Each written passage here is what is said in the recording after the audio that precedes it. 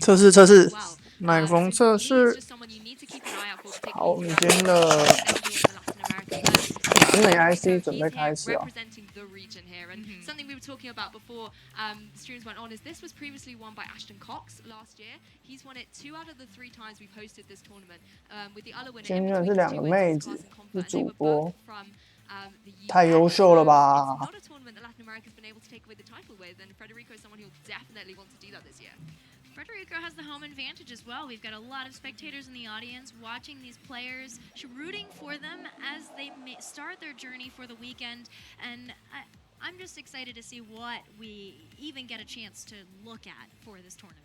Exactly, particularly with the last tournament of the DS, it's going to be the last opportunity for a lot of players to bring maybe that little quirky strategy that you've been thinking about bringing but haven't been too sure. And I know it's such a prestigious international, maybe don't want to risk, but also high risk, high reward. It could be something that nobody else has spotted. Are there any Pokemon on your radar that you kind of think you'd love to see up there? I mean, I can think of some from the World Championships. You got Togedemaru. We had a standout Umbreon. These are Pokemon that are such fan favorites, but haven't really seen a competitive edge. I'd love to see one of those or another surprise factor make great headway here at the championships. I'm so glad you mentioned Togedemaru. It's one of my favorite Pokemon, and it's such a surprising Pokemon. You need to make sure that you use it really well, and it has managed to get some accolades of its own. I believe it's the European International Championship with Sammy Vito managed to win with a Togedemaru there, and most recently in Ultra. Again, people have written off in Ultra, and you're quite right. It needs to make a comeback, and Baz Anderson managed to win the Sheffield Regional Championships using it with a very interesting team as well. But Togedemaru, I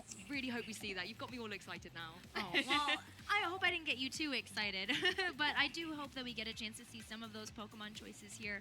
And we have a lot of creative minds that have been hard at work for this last international of the 3DS era just to show us what they've got. So I'm kind of feeling the spice today. I think we're going to see some of those interesting choices. Yeah, we certainly will. Fingers crossed, see some really interesting Pokemon. But for you, those at home who maybe haven't been involved with the format, this is perhaps your first time tuning in, we've got a lovely little video to show you how to play Pokemon so that you can get involved.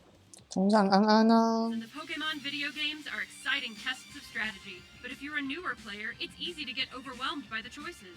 When it comes to training and battling 剑盾 your 破得好 Pokemon, 累 where do you begin? 你是 Here's a 怎 simple 么 guide 了 to 吗 help break it all down. Pokemon, as well as the moves 哪 they 里 attack 卡 with, 关 are 了 split into 吗 different types, such as grass, fire, and water. Each of these types has strengths and weaknesses against each other. So a grass-type Pokemon is weak against fire-type moves, but 加紧 resistant 安 to water-type moves.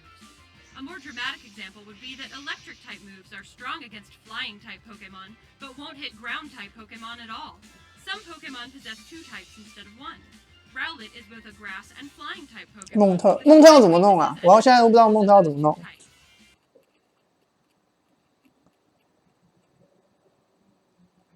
So what makes a Pokemon unique, even from others of its own species? It's a combination of the Pokemon's moves, its stats, the item it's holding, and its ability. 团体战有极具梦特，你说极具团体战哦？ All moves are split into 3 categories: physical moves, special moves, and status moves, represented by the symbol next to each move. A Pokemon's stats can vary wildly 极具团体战有机会梦特， in each Pokemon's unique battle strategy. A Pokemon has 6 stats. 那不知道我 If a Pokemon's 不对，我现在连 HP is 0, it will 关卡都还 be 没 unable 破 to 完， battle 好像 the rest 刷 of the 梦 game. 特没有那么重要。 A Pokemon's attack determines how much damage it deals when using physical moves like Wild Charge or Icicle Crash. Meanwhile, its defense determines how much damage it will take from an opponent's physical moves. Special attack and special defense function similar to attack and defense, but are considered for special moves like Thunderbolt or Ice Beam. A Pokemon's speed stat determines the order of battle. When 2 Pokemon face off, the one with the higher speed will move first that round. Each Pokemon can hold a single item given to them by the player. Some items are consumed by the Pokemon for a one-time effect, and other items have a long-term passive effect. Each Pokemon possesses an ability which comes into effect automatically when specific conditions are met. Rowlet's ability, Overgrow, boosts the power of its grass-type attacks when its HP is low. Certain abilities show a message on screen when they activate. Finally, a brand new game mechanic for Pokemon Sun and Moon players are Z-moves. These are super-powered versions of standard moves that can only be used once per battle. There's a lot to consider when deciding which Pokemon to battle with, especially with trainers being allowed 6 Pokemon on a team. Focus on the basics to start. find your favorite Pokemon and train it to have moves, an item, and an ability that play to its strengths. Then, find some teammates that help cover your first Pokemon's weaknesses. You'll have a solid battle-ready team before you know it. If you want more information on how to train or battle with your Pokemon, you can find resources on Pokemon.com. Want to watch the pros battle it out at our premier tournaments? Watch on Pokemon.com/live. I think that video explains pretty well about how to team 哪 build 个时候要 in the 开档 competitive format 呢？ of the video game championships, don't you think? It certainly does. It gives you all those basic fundamentals so that you can pick up your DS or, you know, in the future that. 照吴正所说，今天 Start building a team 好像 game sort of team and story that you've developed. 有点 But 延 the best 迟 thing。I can recommend is once you've got those basics and you come along to a tournament, make sure that you then do talk to players and get involved in this community because that is ultimately the best way to learn. It definitely got me a lot of experience and confidence that I did not have when I turned up to my first event. Can get a lot of experience, and you can also build lasting friendships. And that's been such a special part of the Pokemon community and one piece that I cherish so dearly. Exactly. That's the one piece that will never leave you as well. No matter what country you go to, maybe you've met friends from traveling through with Pokemon as well, you're always going to have that experience. And being able to travel, see friends, have that community and that camaraderie as well. That's the one thing I love so much about this game. There's such a big team spirit. We've already talked about how there's a big crowd and there's 很正常的一件事 getting 吗？ ready for him to try and take the title for Latin America. But there's that support throughout. Even if he was facing against another player who's a friend, they still have that respect, that handshake at the beginning of the game, and make sure that they commit and play their best. And we can talk about Federico Toronto as much as we want, but I feel like this video is going to tell you all you need to know about that player. Oh, I'm not too sure if it's coming on at the moment. Federico maybe is just... Oh, here we go.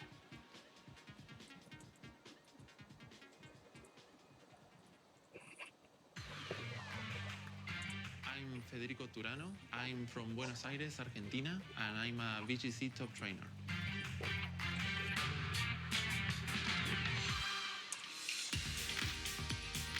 I first got interested into VGC watching Worlds at 2013, watching Arash Omari become world champion. That inspired me to start competing. I started playing competitively back in 2015. I went to Argentina Nationals. I was really nervous because I was competing against Seba Escalante and Federico Andino, which are two of the best Argentinian players. Somehow I managed to top cut and win the whole tournament. Worlds that year didn't go so well for me, but that inspired me to train even harder, and next year I got what I wanted, which was making top cut. Over the years I had different playstyles because I can adapt to any situation. Playstyle that fits me better is the defensive playstyle. I tend to always prioritize making my Pokemons live longer in the battlefield. I keep playing Pokemon mainly because of two important things. I love to see my friends. They are from other countries and I get the chance to see them every time I go to play big tournaments. And the second thing, I want to be the very best, always, and I won't stop until that comes true.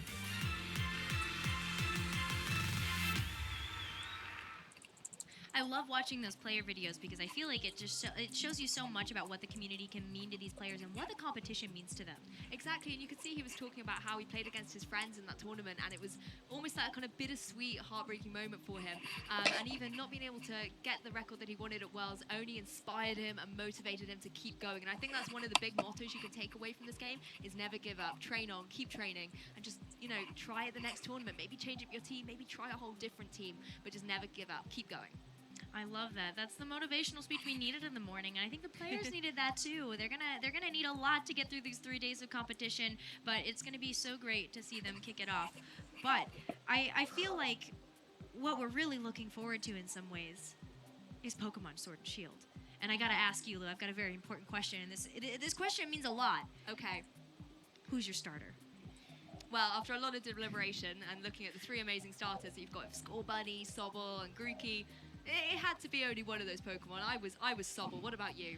Definitely Sobble Squad. Hashtag Sobble Squad. Yeah, we're the sort of team Sobble over here, but it's the game that's going to be advancing into the next sort of season of the Pokemon competitive video game. So we've said a lot of goodbye about the DS, and that's something that we are going to look back on and reflect throughout the rest of this tournament. But we also need to look to the future because Pokemon competitive VGC is going nowhere. Oh no, it's here to stay, and it's here in a brand new way. Pokemon Sword and Shield is going to be, I think, just a breath of fresh air in some ways, because it is new so Pokemon. new Pokemon. 到底哪时候要开打呢？ There's so much to enjoy as a part of that new title, and we've got Sobble. Yeah, exactly. You've got Sobble. He needs a friend, and we're going to be his friend in the game, 100%. Yeah. But yeah, that's going to be out on the Nintendo Switch, so that's where the game is going to be advancing and evolving into going forward. But for the tournament today, we're still giving our big farewell to that DS with Pokemon Ultra Sun and Pokemon Ultra Moon. So we've got a couple of things I feel like we can go over to really give that goodbye to Ultra format. It's a great send-off, but maybe let's talk a little bit more about some of those keys to gaming. Yes. That keys to the Ultra format that we have cherished and loved for so long. Yeah, exactly. You've got your DS, you've got your Pokemon. You need to kind of know a little bit more about how to play the game a little bit more intensely. But one of the things that's been really key so far throughout this tournament, we've talked a lot about having those restricted legendary Pokemon there. So you need to make sure that you use them to your best advantage. Make sure that you've got sort of your key ones that work well together. A lot of the cores we've seen that have been really popular tend to be a lot of the weather Pokemon as well. You always have that weather war with sort of Groudon and Kyogre, but often if your Kyogre you need the rain up so much, you might have Rayquaza as your second. 说玉山家的那个动画可不可以跳过啊？这个问题我们有请强大的观众团来回答，因为我不知道。它有一个，它设定的地方好像有一个地方可以把动画关掉的样子，可是我没有关过，所以我也不确定可不可以把那个御三家的动画关掉。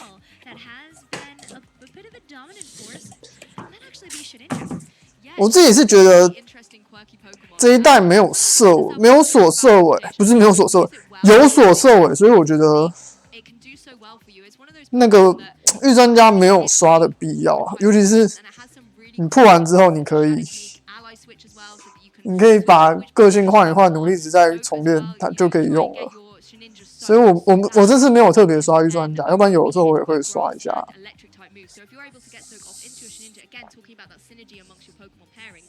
If your opponent has not got a grass or electric type move, then Shininja's just going to sit on the field, go for Shadow Sneak, go for Toxic, and just stall out the end of the game. So that's one of the really quirky Pokemon that you can bring on your team.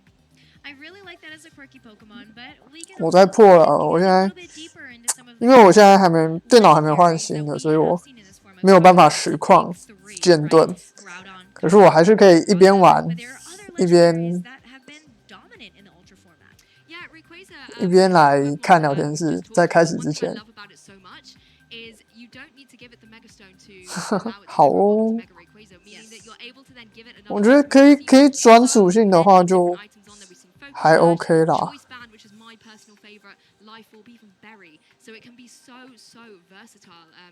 第二矿山不是转属性，转性格，转个性。Ultra Necrozma that has been such a unique Pokemon for the Ultra format. We didn't get a chance to have access to that Pokemon as a part of teams until Ultra came around for this year. Exactly, it was sort of save the best till last in many ways because it's such an interesting Pokemon. But you have to also remember about Lunala and Solgaleo as well. Lunala is a Pokemon that has been really strong and actually won paired up with Kyogre last year when Ashton Cox brought it to the field. And it's just such 电脑运气好的话，明天会到。明天到的话，我们明天晚上的实况就会加剑盾实况，一边剑盾实况，一边实况I赛。好，我们的I赛第一场准备要开打喽。Couple of the Pokemon that we can see, but we're about to tell you exactly what you're going to see. We finally have that match ready for you between Eric Rios and Federico Turano, and it's going to be a good one. Yeah, the players are ready there. You can see Eric on your screen now, ready. 我们已经看到选手就位了。The Latin America International Championships. This is always a tense moment because you've got nothing to lose really at this stage, in the sense that you've just got to get your head down, play Pokemon, and try and win, and keep going through the stages. Winning round one is always crucial. It gives you that kind of adrenaline rush. Exactly, and you can kind of then power through. But if you do lose it, you know, don't panic. You've still got another 6 rounds to go. You can keep winning through it. But it's definitely going to be a game that's going to be really focused between 2 phenomenal players. You know, it's the International Championships. We want to show you top-tier play, and that's exactly what you're going to get from these 2 guys. Oh, absolutely. I mean, we already got 有点面熟的感觉。 journey through 右边的穿着 Eric Rios, we also talked about 20 before that video as well. And 2019选手服 not only decorated, but they are experienced. So you get a chance to really set the stage for the rest of the Latin American International Championships from watching these 2 players. Exactly. This is the standard, isn't it? You're going to see amazing Pokemon play from these 2 guys, and that's going to kind of define the rest of the tournament. This is the level that you need to be at if you want to advance forward, if you want to be making that top cut that's going to be shown tomorrow on Saturday, where only the top 8 players from the Swiss rounds will be able to advance. You can see them there making memories here, getting themselves a little photo. The judge is there is ready, making sure that everything is focused, and they're just going to be jumping into this game very soon. But I love this so much about Pokemon. It's friendship. It's that friendship, that memory, and you know, you're on stream as well. Round 1, representing Latin America, representing Europe. It's just amazing. Yeah, and that's kind of the special part about those international championships is you have players from all over the world meeting up. They're friends. Maybe they had just met online and they're finally meeting each other in person. Yes. It's so special to watch those moments come to life. Exactly. It's amazing, just like you said as well. There's so many people that you meet through the circuit online. You maybe battle together. 还在滑手机，还滑，收起来哦。 Do that, and that's what Pokemon allows people to do, to come together and talk about the one thing that we all have in common. No matter your age, your language, your nationality, you have all come to this event because you love Pokemon, and it gives everyone that common theme. It really does give everyone that common theme. But the camaraderie is over. They're about to battle each other. Oh, they're focused. You can see it already. I think pretty Rico, they're just checking that the selfie was perfect. And that's one thing as well, that you know, you need to make sure that you get out on social media, that you're on stream, you can get your fans, your family maybe back home rooting for you. And as we were talking about earlier, use that hashtag #PlayPokemon. Let us know who you're rooting for out of these 2 guys. And particularly when you see the Pokemon come up, let us know what you think of the teams, and you know, kind of let us know who you think's going to win. Yeah, we want to know your predictions for this tournament because while we have a lot of standout players here and we have a lot of standout teams, it comes down to the support of the community. Yeah, and I'm really interested to see what Eric is going to bring. We talked about his top 4 finish in France earlier, and he was bringing a really interesting team. 2 Pokemon that I don't know if he's going to be bringing them today. It'd be interesting to see. Is he had that Mega Gengar and that Landorus. Now, Landorus is a Pokemon we saw a lot throughout 2015 series. It was so popular, whether it had that Choice Scarf, Choice Band. I've played it a lot. It's just such a good Pokemon with Intimidate, isn't it? Yes, it is. But Intimidate, that ability 两个人在比够。 always throughout Pokemon. You had Landorus, but we have 提前宣布 the best kid Pokemon Go 即将加入 WCS。 has been such a 这样子吗？ standout. I mean, we talked about the legendary Pokemon that have been standout, but it's really those support Pokemon like Incineroar that make those Pokemon so standout in a team. Incineroar just has such a unique kit. It's so variable, and you can fit it into almost any situation, which is why it's been so strong. It's so versatile, and competitive Pokemon, it's not about, you know, water type beats fire type and things like that. You also need to look at your ball positioning. Remember, you've got 2 Pokemon on the field against another 2 Pokemon. And the thing I love so much about Incineroar is it gives you that versatility. It can come in, use Intimidate, and lower the opposing attack, which is always great. But most crucially, it can go for Fake Out, flinch when the opposing Pokemon, if maybe you need to 我们两个 switch 滑 out, 得很爽欸。 board up a little bit, and if not, you can always go for U-turn as well. Switch that Incineroar out to 哦 come back， in, 收起来了 take out another 看 day. 起来要 I'm 开始 pretty 了。 sure we're going to see a lot of that going on this weekend. I think so. It is a couple of 哦 mind 耳 games 机戴上 that players do play with each other because you're trying to 预备完 outmaneuver 毕 your opponent when you're playing against them in a video game championship match. So you have to kind of rely on some of those tricks 哦，转圈了，怎么会这样？ to the trade in order to gain a tactical advantage with your board positioning and surprise factor. Oh gosh, surprise factor is everything. Particularly when we're talking about that Mega Rayquaza previously, you don't know what the item is. No. And particularly in this game 1 situation, it's all about information. You need to be making sure that you're taking notes, that you're really observing the scene and seeing what the items were, what the damage rolls were, so that you can kind of ascertain maybe the items on the opposing Pokemon, make a note of all the movesets. There's nothing worse than worrying that a Pokemon has a move when you've already seen all 4 that they could possibly have, and you maybe make an error predicting that they would have this one move that you already know they don't have. So that's where I think a lot of the experience from these players is going to come in. They're going to stay calm, cool, and collected, and make sure that they're getting all that information. So game 2 and 3, they're going to be able to adapt and try and pull out the victory. We didn't mention it before, all of the players that are playing in the tournament this weekend are playing a best of 3, which means that we're going to see a team preview. These 2 players are going to battle against each other, and then they get a chance to adapt and adjust their strategy in order to potentially come back from a loss at the game 1. Yeah, that again shows the sort of advancing that we've had throughout the DS, because I remember back in the day when it was best of 1. Yeah, best of 1 regional and UK nationals and things like that. So now that we've got this best of 3 situation, it does allow a little bit more adaptability. It allows players to show that extra skill that we've talked about of sort of absorbing, 听说今天 adapting, and that's one thing 南美 IC 人数大概只有90几个人，人数比可能比台湾 Open 还要少哦。所以我们今天的比赛只有7轮，大家可以不用熬到那么晚。Exactly, it's whether they're being bold or brave, and you can often see, particularly if it is something like Mega Gengar, if you lead with that 90几个人7轮， from the shadow tag ability, and you can maybe sort of see 理论上以之前的状况，应该今天就直接取8强就没了。you're going to have to think about which Pokemon 我记得之前澳洲 I 赛 Mega Gengar, and 就取8强嘛， opportunity to then switch of your ball positioning, but at the same time 就是没有人数不多的那一次。 you talk about all those mind games. Lots of mind games for sure. 所以理论上今天应该也是取8强，所以要晋级至少要5胜，6胜稳，5胜 Exactly, and that's one of the things about Eric. I've seen him use 看胜 such 率 a。wide variety of different Pokemon. Sometimes he makes such an amazing medical, and he'll bring 今天的状况应该是这样，可是这状况是我推论的，所以在得到确切消息之前，我不敢保证。只是以之前的状况来讲，应该是这样。那次还有128，这次只有90几。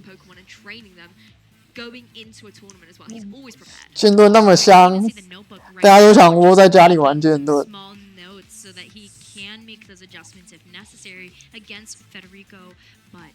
Smiles and selfies are over.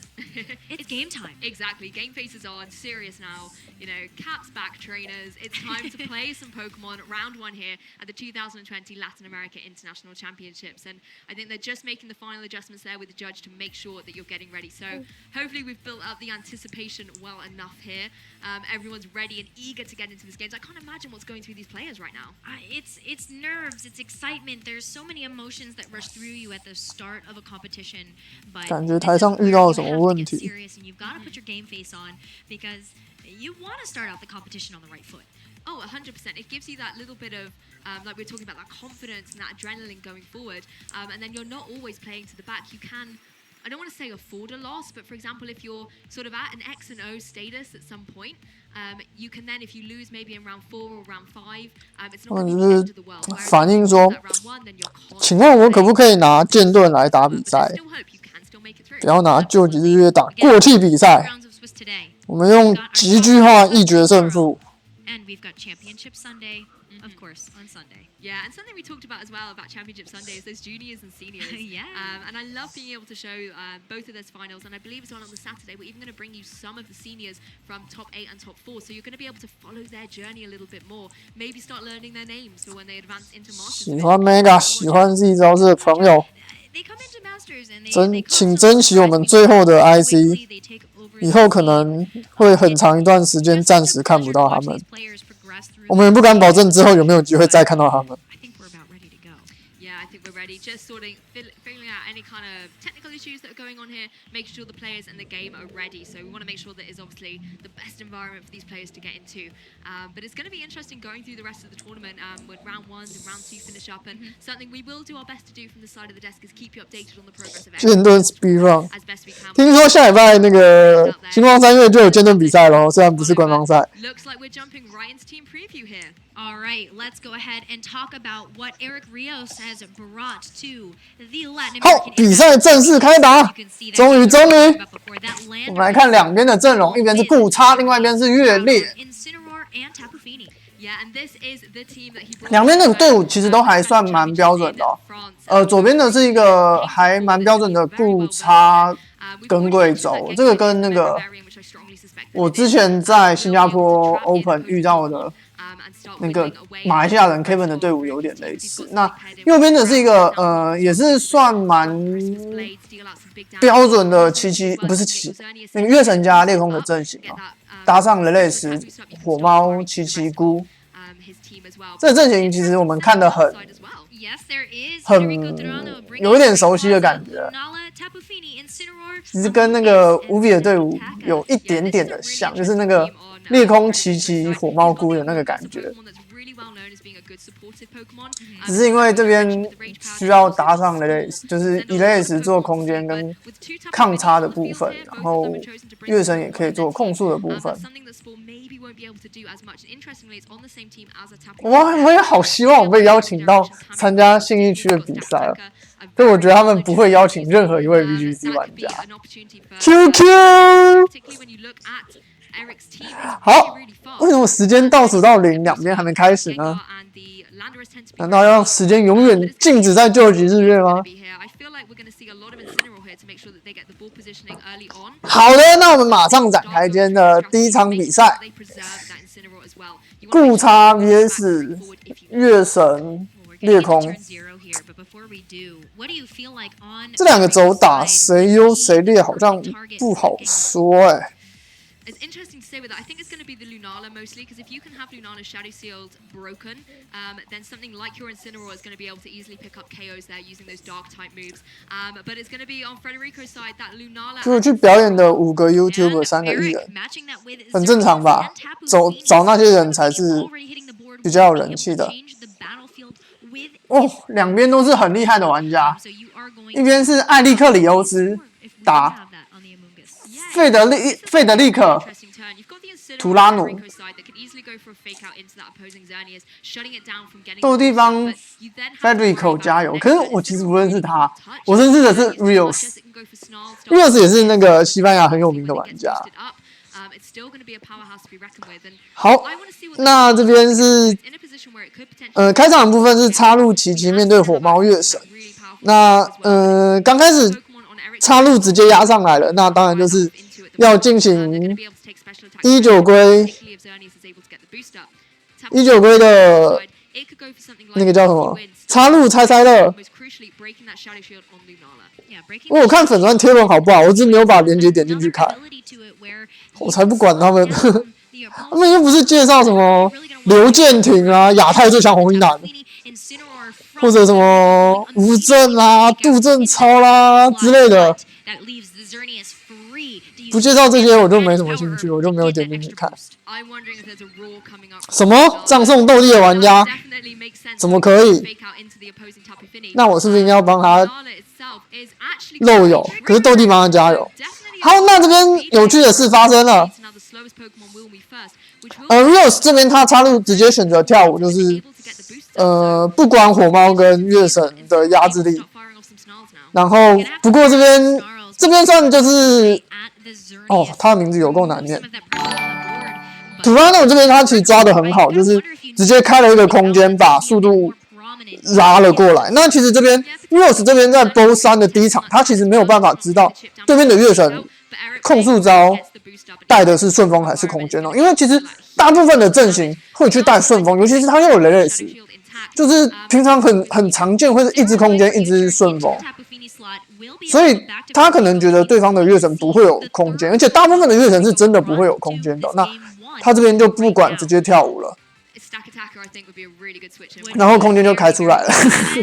好，那这边你不用想，一定是雷雷斯出来要做插入的压制哦，闪的雷雷斯有够丑。那这边就看这个砍半砍在雷雷斯身上，他有没有办法直接把雷雷斯一波带走？有吗？打的是对的，漂亮。这个就变成 Rios 这边抓的很漂亮。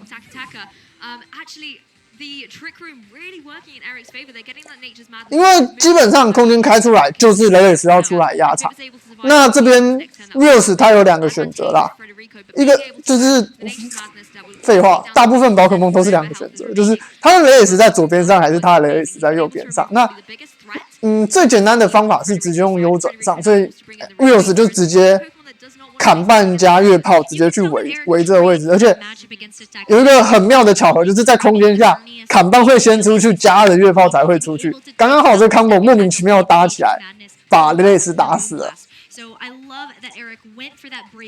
那这边其实空间下，裂空座被逼出来，其实这边虽然开了空间，可是那个Turano 这边其实还是不好打，因为月神加裂空座必须要围才围的插入的，而且没错 ，Rios 后面还有火猫，他只要这边守住上火猫，然后火猫接下来就可以马威打，是有机会把空间直接拖过去的。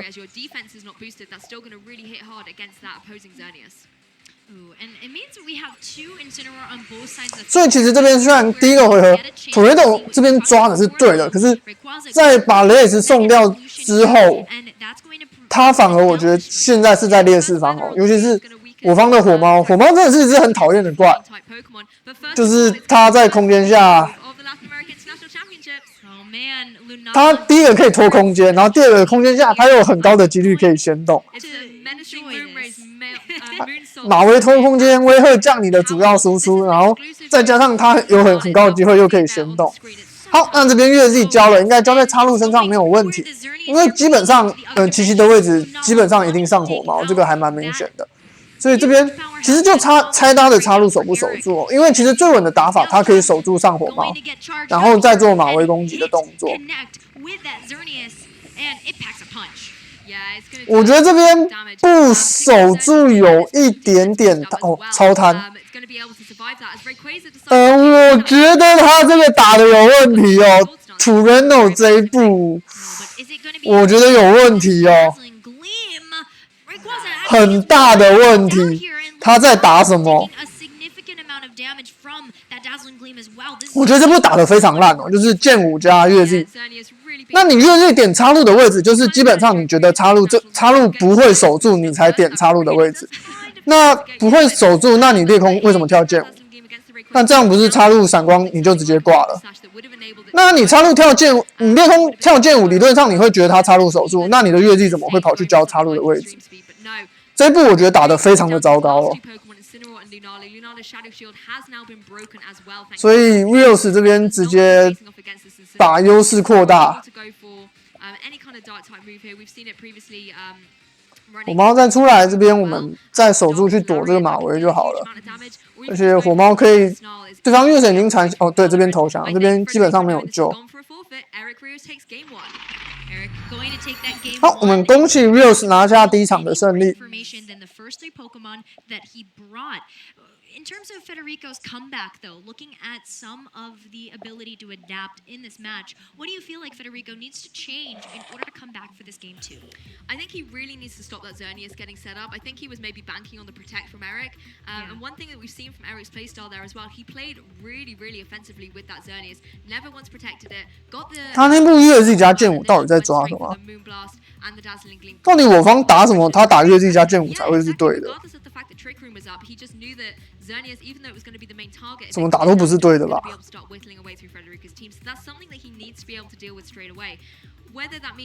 有啦，就是月 Z 要害把插入打死，这一步就会变成是对的。Could give him that kind of mind game advantage as well going forward, meaning that Eric does have to kind of play around it. I think the Sakataka lead would be a great choice for Federico. 我知道，他可能已经感觉到我自己要害了。Eric in the back foot. You know, how do you play around? 结果他的感觉失败。Basically, your team carry. 他刚那边有到一定要拼要害才有机会赢的状况吗？应该也没有吧。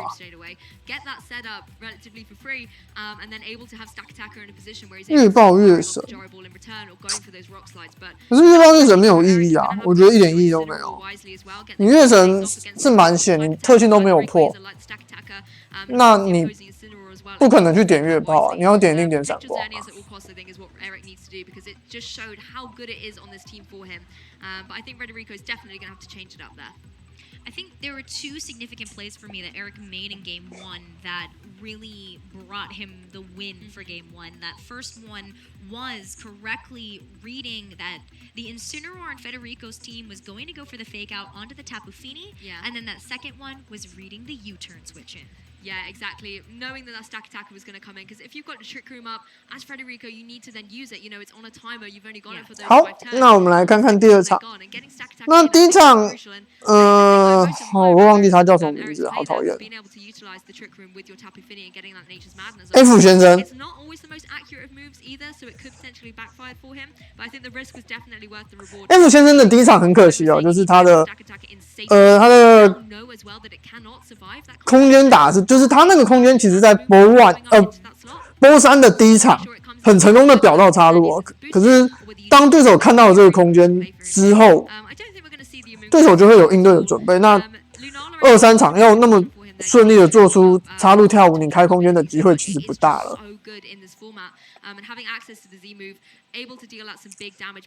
这种有一点点奇袭，再加上就是抓对的东西的局没有拿下，其实你后面2场要拿下会变得很困难。setup teams. We have a lot of teams that like to run tailwind. We have a lot of teams that like to do both just to cover their bases. But controlling the speed of the match really can put you in the driver's seat for the game.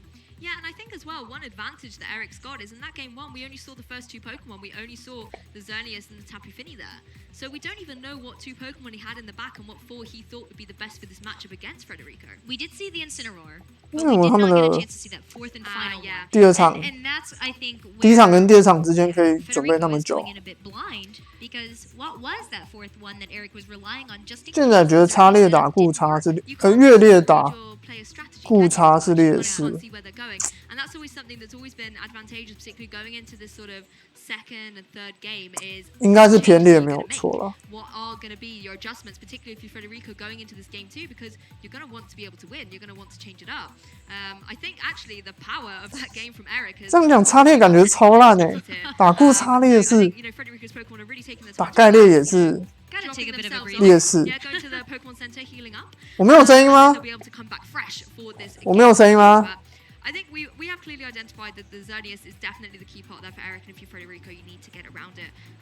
喂，没有声音吗？我麦克风有在跳欸。Wasn't able to kind of get off the damage that Federico wanted it to be able to do. But I think still the lead that he had out there with the Incineroar and the Lunala. 吓死！我看我麦克风一直有在跳动，咕叽咕叽的跳动。如果这样没有声音，那就完蛋了。Like we were talking previously, you talked a lot about turn 0 and how critical it can be, and we saw exactly what can happen when it all goes wrong for you. 白痴哦，你哪有波3、波1跟波2中间可以隔那么久的？我已经气到想把剑盾打开了。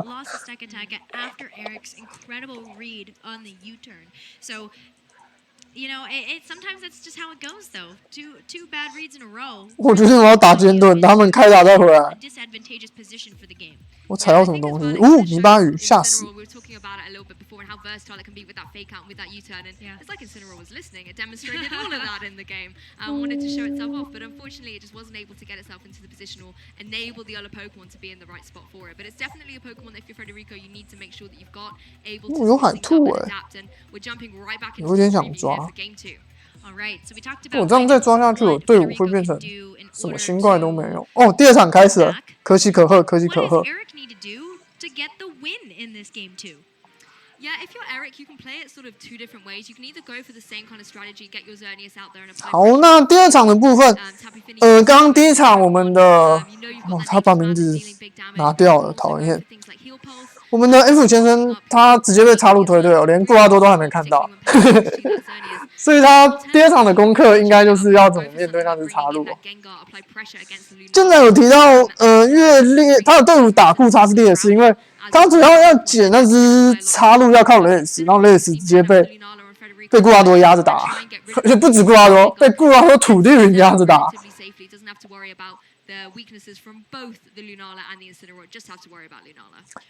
所以这样变成他要突破那只插入会有很大的困难。我们第一场看到，就连开出空间也没办法阻止插入杀全家。所以他第二场很大的课题应该就会在怎么处理插入上，不止怎么处理插入啦，还有插入后面的固拉多。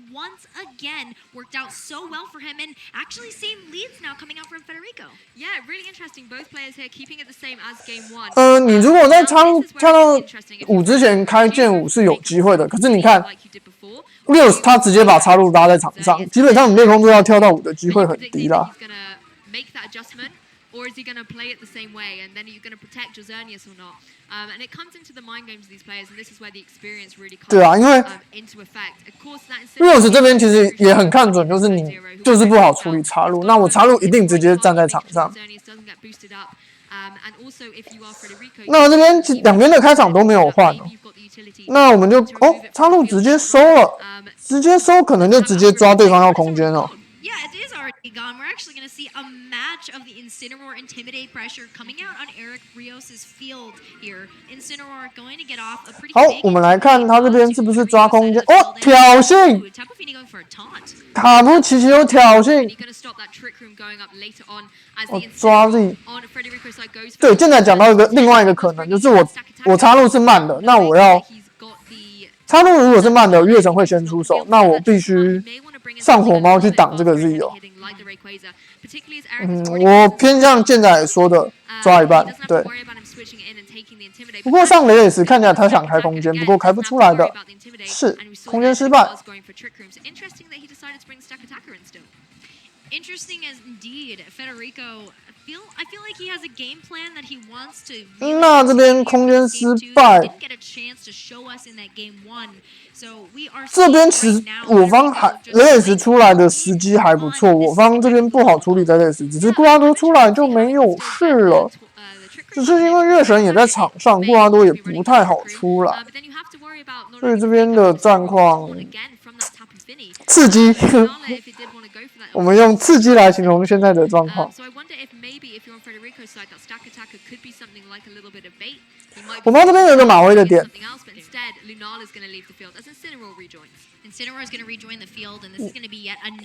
火猫上来，感觉想打一个马威加空间。不过马威空间如果这个回合固拉多出来，就什么都没有了。挑衅的也是。绝对防空间，然后优转拉固拉多出来压场。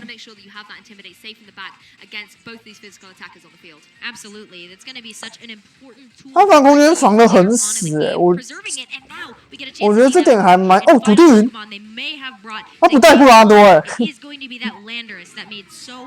且固拉多对手太烂了，用固拉多太浪费，我用小固拉多就好。炎帝来了，炎帝来了。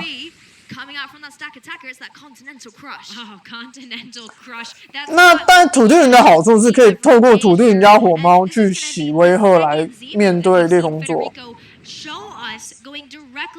这个炎帝原本想交在火猫上，不过交在土地人身上就不会那么痛，可是还是很痛。这是吃了威吓的炎帝打在土地人身上，土地人快死了，雷斯火力超痛。But interesting enough, the Continental Crush, a really good choice on Stack Attacker there.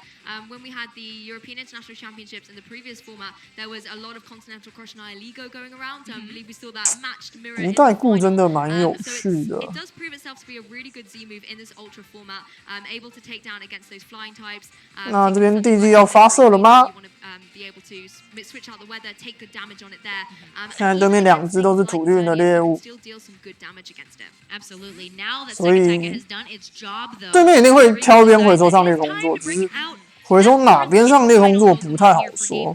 虽然我也觉得收雷斯的机会比较大，因为雷斯必须留着去面对后面的那只叫什么鬼插入。好，这边琪琪吹到了东风，对烈风座造成了还 OK 的伤害。那这边就是看神速不神速。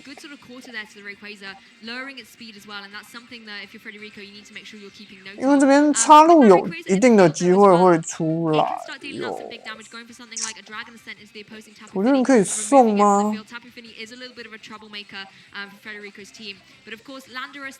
很大的机会插入要出来呀，烈空座了。然后那只烈空座现在减1，感觉是果子型的烈空座。刚第一场确定不是命带。然后我觉得也不像背血哦，不是背心啦，他有剑舞，所以也不可能是背血，所以应该是果子的烈空座。好，这边没有意外把插入拉上来，保土地云顺便用插入直接对减1的烈空座做速度减1的烈空座做压制。那这边烈空座方就要看有没有猜对了。他这边有机会可以直接用画龙点睛对插入造成伤害。好，这边琪琪吹到第2个东风，虽然第2个东风就没有那么重要，因为基本上减1就够了。第2个东风再加减魔血了。好，这边点的是画龙，只不过点的目标是卡夫琪琪，有点可惜哦。因为卡夫奇奇应该不会死，会跳果子。是的，卡夫奇奇跳了果子，果子确定，道具确定。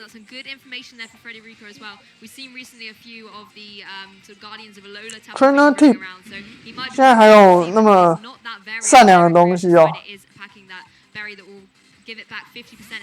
打到一半还冒出 Corner tip， 来教你一些内容。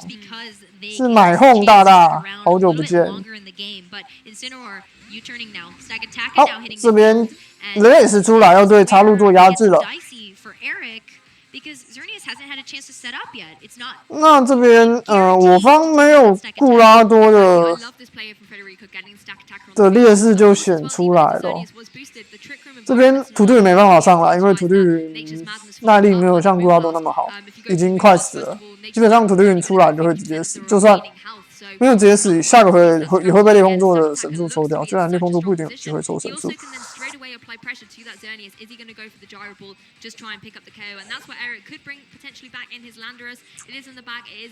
这个雷雷斯现在就对 Rios 这边来讲，头会有一点点的痛。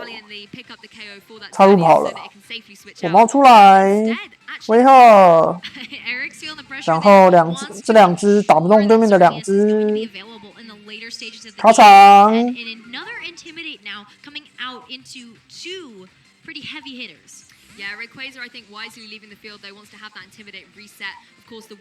火猫出来，一起卡场，不会，对面不会卡，累死在。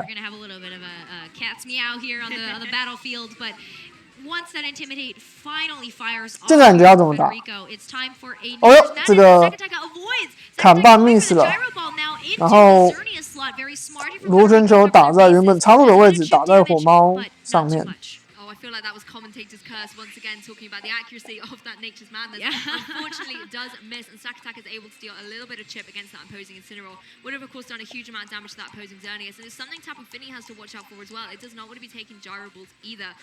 守住上土，守住上土云吗？守住上土云，土云被打掉，会不会出？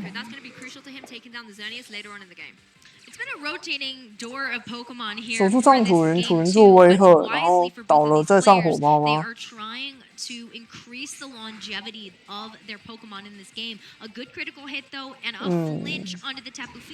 对，守住上土云就可以做马尾跳，只是这样子你会继续拿那，就是那只累死你解决不掉。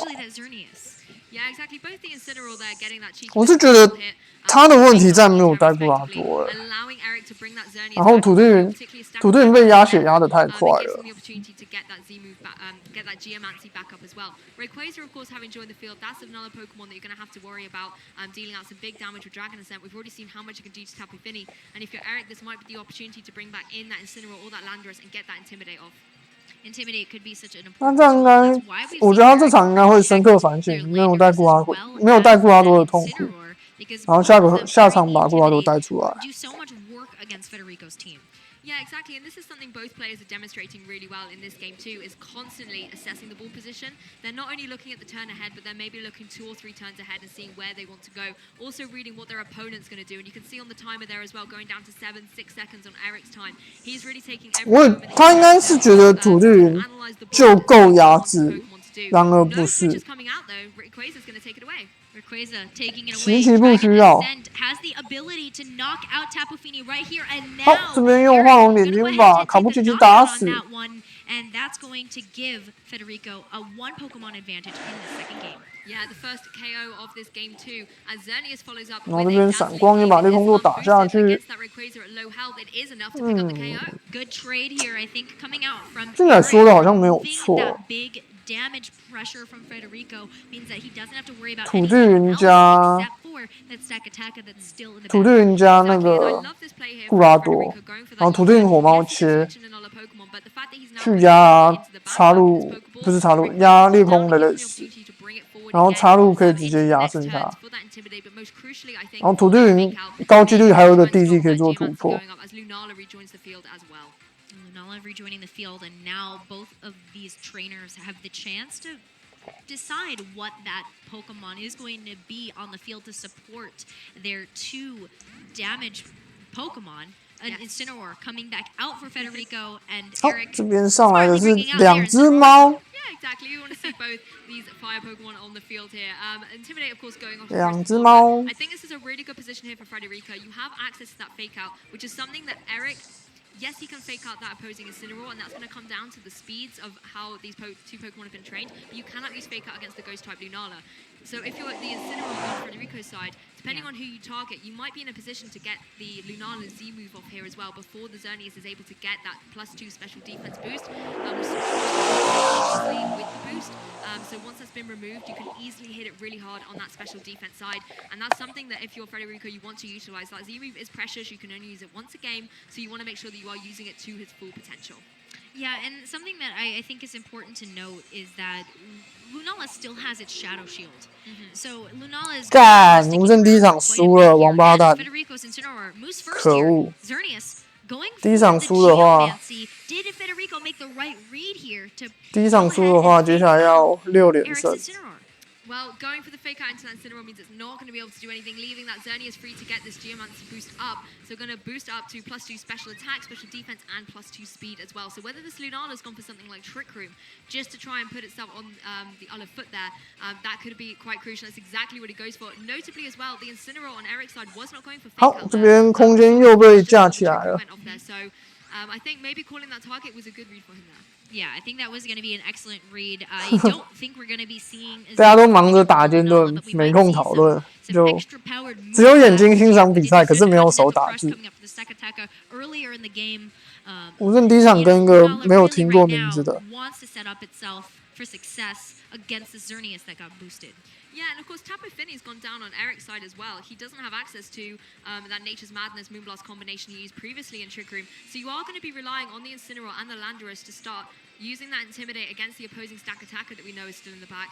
Incineroar doesn't really do too much against Stack Attacker. It does a lot against this Lunala though, so that's something Federico has to worry about. But if that Landorus is packing a ground type move, which we almost always see it do, that's a good pressure you can apply to both the Incineroar and the Landorus. Well, we're going to see a double protect here from Eric. He wants to stall this out just a little bit. It will remove one Trick Room, and we're also seeing that 然后火猫还保护， into the Xerneas slot gives 他的火猫有保护 to Eric about what Federico is trying to target. Yeah, interesting as well. Knockoff on the Incineroar on Federico's side. Not 这个倒比较出乎意料。 just because of all the sort of orbs and Z moves running around and mega stones that cannot be knocked off. It has dropped in popularity a little bit. 锁喉出现， interesting move here is the 戳月神， onto the opposing Lunala does a good amount of damage. 在特性下戳这样而已。 Yeah, no roar here. 打落把火猫的果子打掉，一次打掉它1半多的血。 Now though, time for the Lunala to show us what it's 然 got here. 后 When 推 there's 插 no 入， double protect on the board, Moongeist Beam hitting into the 然 Xerneas 后 slot 推不 with 太 that 动， extra 一个烂， defense boost, helping it out so 这真的一个烂，他 much. Firing back will get a knockout on the Incineroar, barely missing it on the Lunala. I would have loved to have seen the Lunala go for its Z move at that opportunity, particularly as it's got its Shadow Shield broken. 他这拿来推插入真的一个烂的。 And with the Xerneas being boosted up, you want to get that big damage out as 赶 well. 快雷雷斯出来了， Could have been able to 雷斯再不出来一点机会都没有。 damage off there, but we have already seen a Z move on there, haven't we? We have 24号是那个叫什么 that's coming back in. We 活 got 动的 chance 比赛， to 不是官方赛。 crush. So no Z move again for this game. As a reminder to those of you watching at home, 1 Z move per game per trainer. So the only person that has a chance to show us what they have as a Z crystal would be Eric. Yeah, exactly. And that's Takataka rejoining the field as well. It uses Continental Crush earlier. It does now apply a lot of pressure in this Trick Room environment with something like Rockslide. Not only can Rockslide deal some good damage, particularly to that opposing Incineroar, but it does have that chance as well. Does give me some nightmares back to the Oceania International Championships. But 我觉得他的类似晚一个回合登场，刚刚 U 转，刚刚 U 转上类似，他火猫打了2个打落。 Landorus here for Eric is a really good play for him. Landorus isn't going to be hanging around too much, but if you can get that Intimidate off, maybe dodge a Rock Slide or two.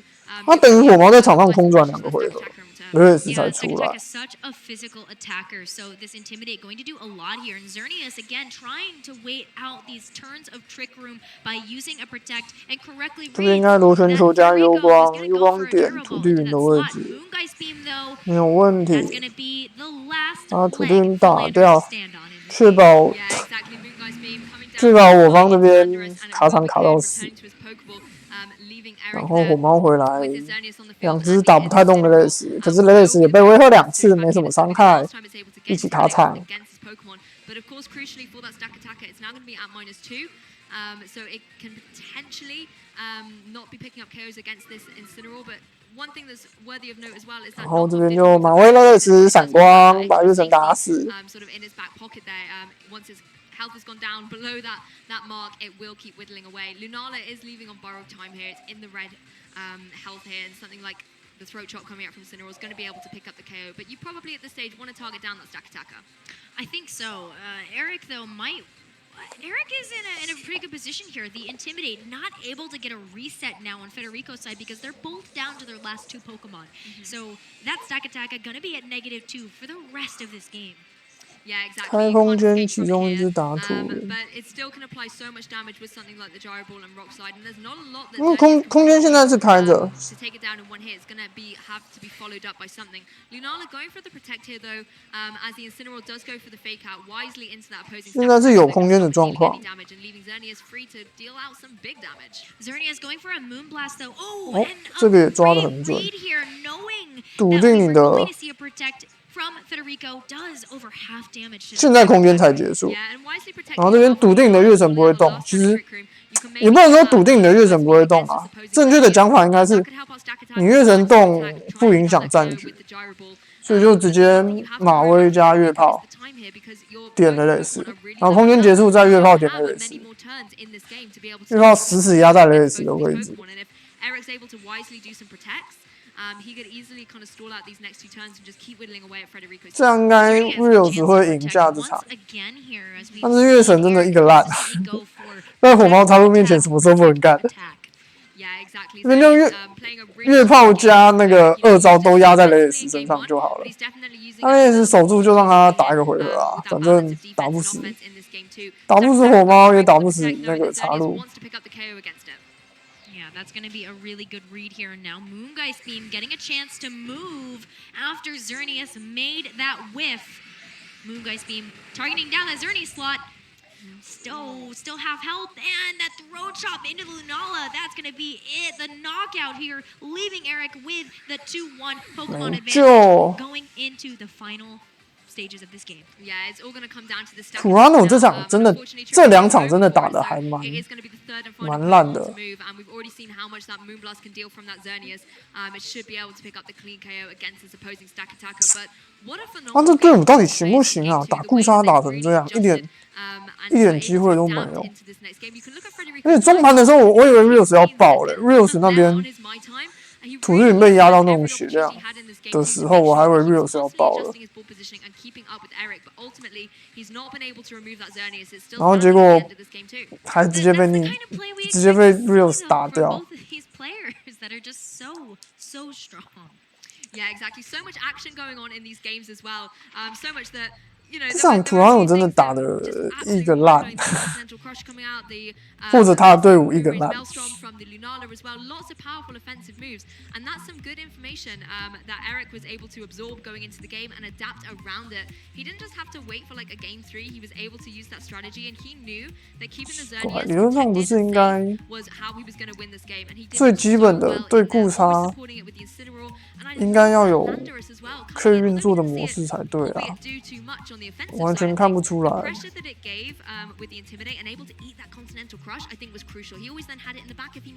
Yeah, the way that Eric played with those intimidates to ensure the survival of those damage dealers at the very end was so critical. And this is what you expect to see from these 2 veteran players. 这一场的讲评部分我就不知道要讲什么，就是一个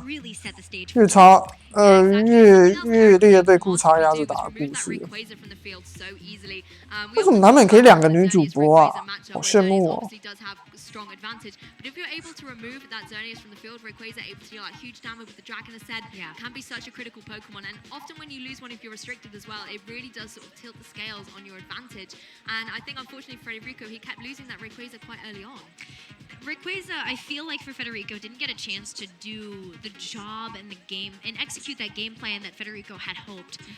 I obviously think that Federico made some incredible adjustments for that game 2 that prolonged the game to the point where he had 6 seconds left on his My Timer.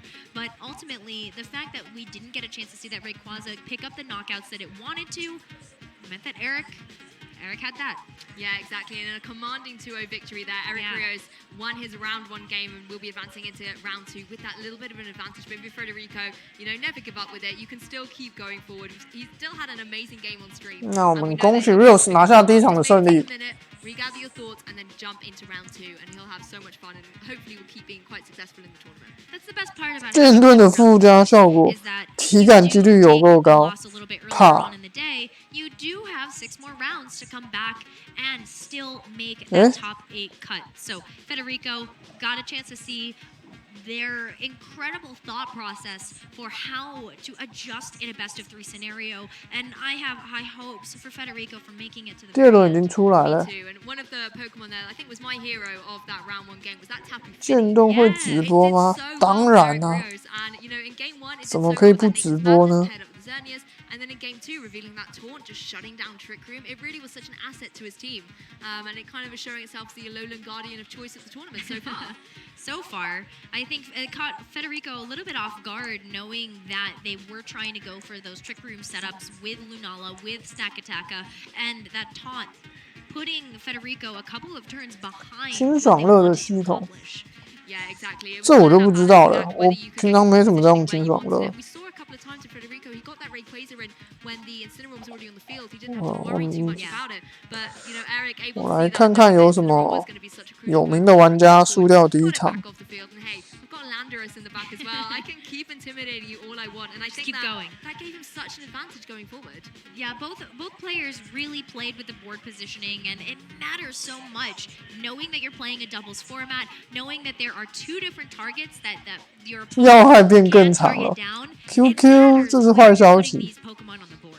Yeah, exactly. You need to make sure that you're looking at your ball positioning, not just against the 2 Pokemon against you. And you talked a little bit about the speed as well, and I think you're quite right when you say how critical it is in that game, whether it's coming from the Trick Room or even something like Ashton Cox 第1场就输了。 Pokemon sit in that 1 to 4. Who's going to go first? Who's going to go next? Yes. And see that order of events and make sure that you plan them out in your head. There's not a lot of time between these games, so it is a lot to ask between those turns. But ultimately, that's what makes the top 2 players so amazing. Because you could see how Eric took advantage of that for himself. 我们的 AKA 第一场也输了。 That moon blast to really secure that knockout early on. In game 真的希望只是破关的时候。 Federico should have taken the advantage from that, given how slowly trained their Pokemon were. Yeah, exactly. I mean, he wanted to get that stack attacker in, and being able to have that Incineroar that also does quite like Trick Room as well, having the U-turn, getting a little bit of chip damage off is also really advantageous. It's really good for him. But as Eric was able to expertly demonstrate, he called it coming in, and even if it wasn't a stack attacker, I'm pretty sure whatever it was coming in was going to go down.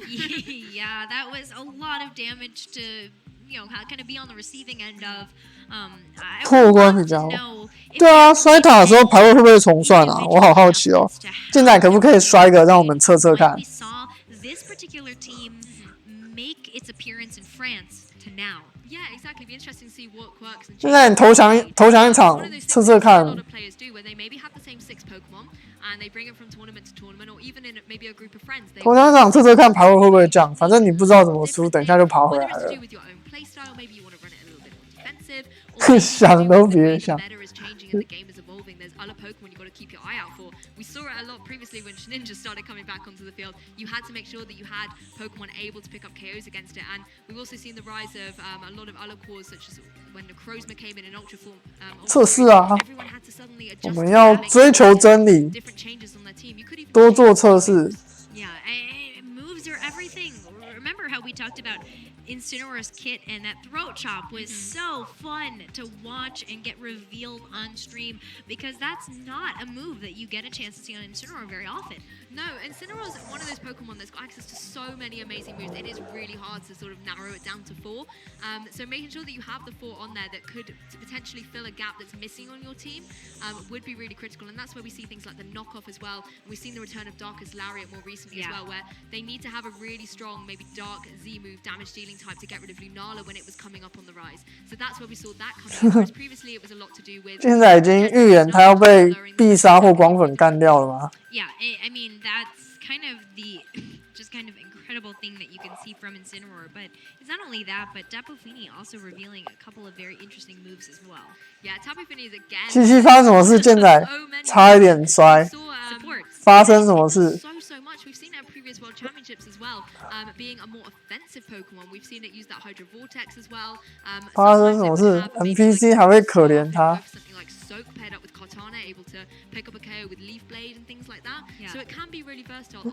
近战电闪塔克他躲开，光粉查克。 Big damage. I mean, Nature's Madness taking 50% of a full HP Pokemon could be so advantageous. Really, especially because when you're looking at maybe some of the Pokemon that don't get a chance to have an attack or a special attack boost, it can help those Pokemon get those knockouts in critical situations. And you love to see it. Yeah, I mean, I can't wait to hear from Eric myself either. I want to hear what he says about the game, and I believe he is ready and waiting on the stage. So you've heard enough from us. Let's hear it from our round 1 winner. And we are here with the winner of the first round in the video game tournament, Eric Rios. First of all, congratulations, of course, for winning that game. It was a matchup against a team with the Rayquaza and the Lunala. Was that a matchup that you were confident in?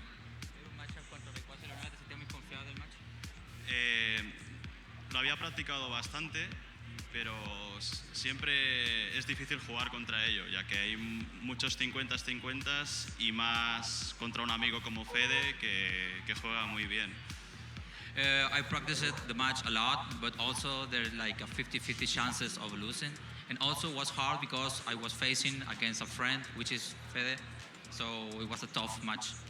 Yeah, a tough match for sure, but still, you were able to win it in just 2 games. So in the first game, you made an amazing play where you went for the Nature's Madness and the Moonblast, knocking out the Stack Attacker. Was that something that you had kind of prepared, or did you just come up with that in that moment? Muchas veces jugando con amigos y tal, 第二轮都出来了，你这边还在做采访。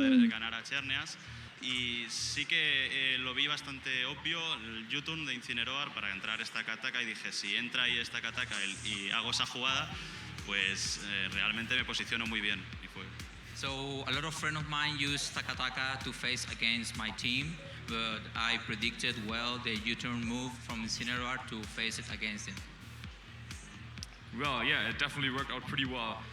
So, for those of you out there who are not that familiar with Eric, you're really a player that has a lot of great achievements.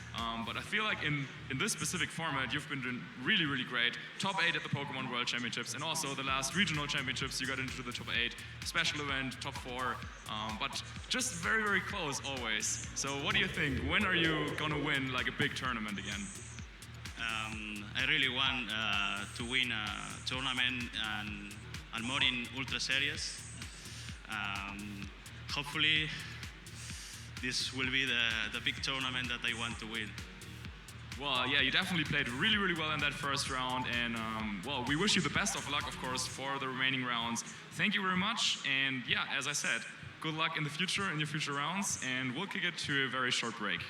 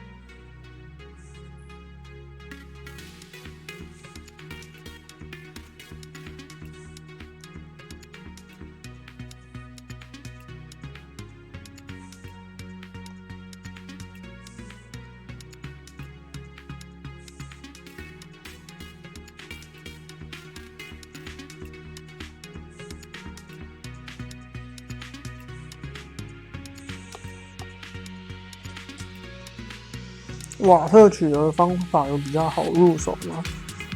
铜球，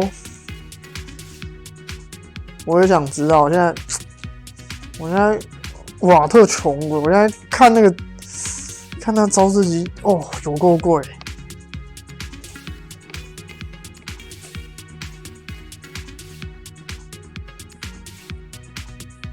不过我暂时觉得他那个叫什么？旷野的极具对战奖励还不差，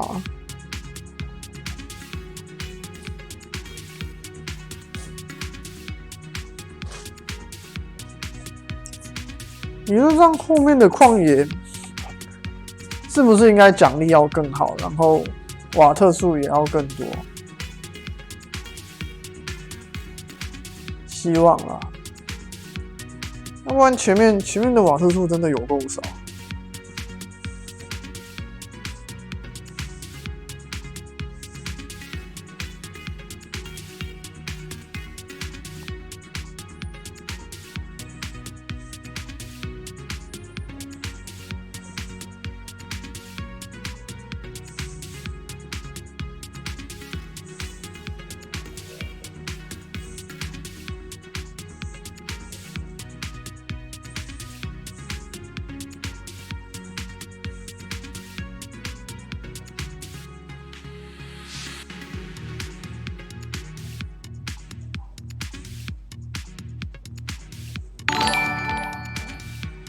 听到追随的音乐响起来，嘟叮叮叮，感谢追随，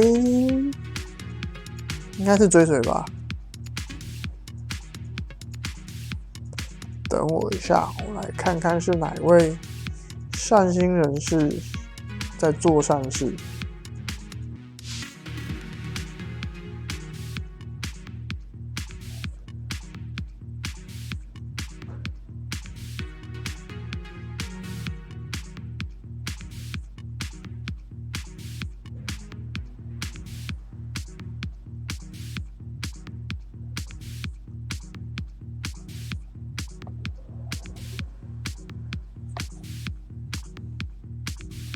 哇，光注2000呢！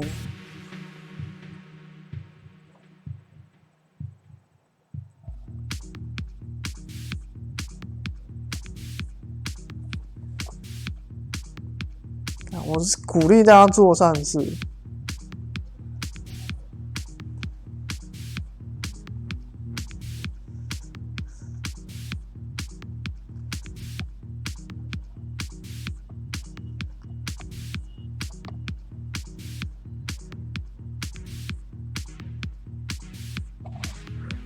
我看到了2位追随的不等式跟 Dumpling 0，感谢追随。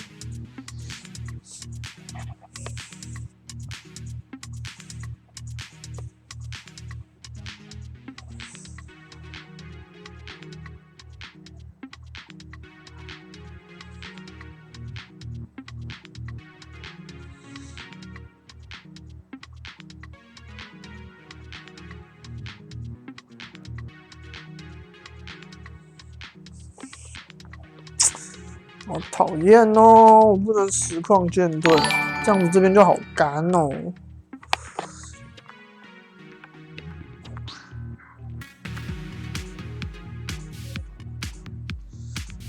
赌乱熊，感谢追随。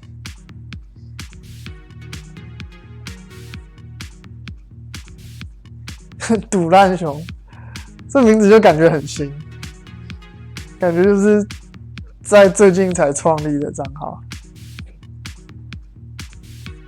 没有问题，教大家玩宝可梦。佳姐，你可以做比追随更大的善事，就是你最常做的，你每个月都会做的那个，你可以推广大家做功德。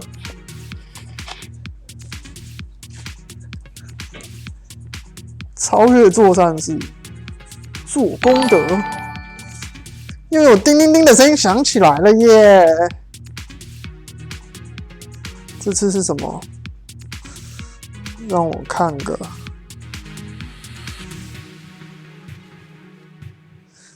天兵，感谢追随。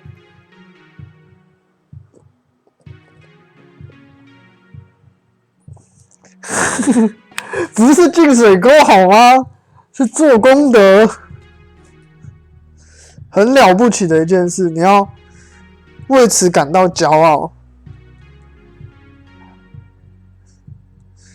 现在你真的实验摔塔，你应该是输了吧？就是被 NPC 霸凌。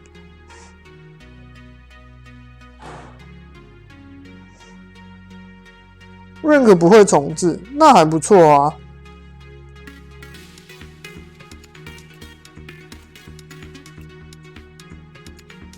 不行啊，老人，做功德是一件好事，我觉得你应该要继续做功德。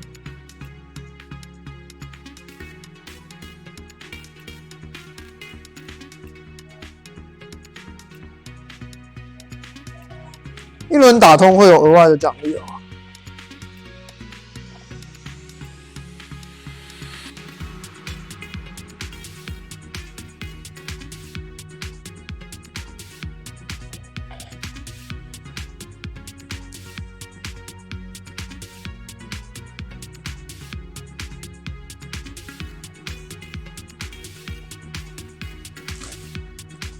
现在你怎么知道？你是有看到别人的文章哦。还有，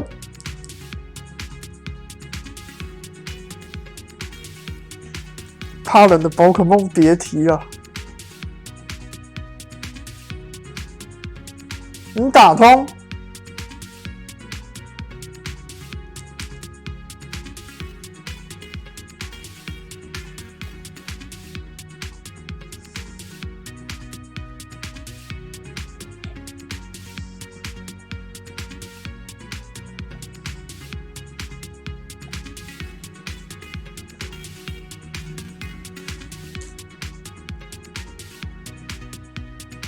算了，我觉得应该我自己赶快把它打通，赶快去爬它比较实在。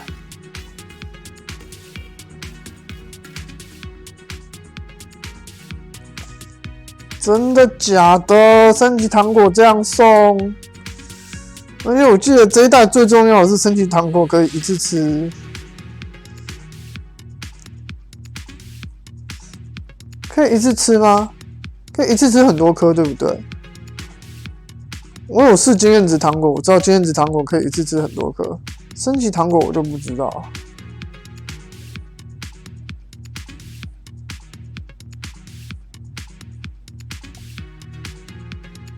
啊，到顶之后就没有了，所以有办法有办法摔 rank 吗？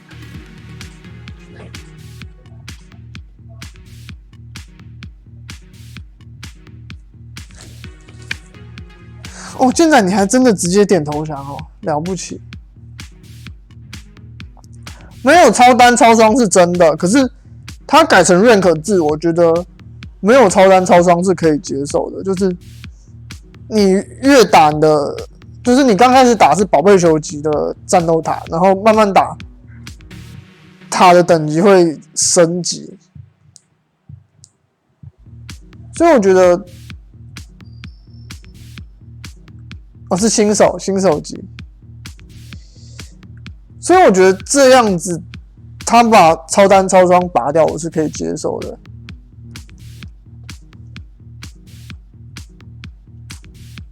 只是没有战斗头目，这个就比较难过一点点。毕竟以前打完战斗头目都会有50点，会有比较多的 BP。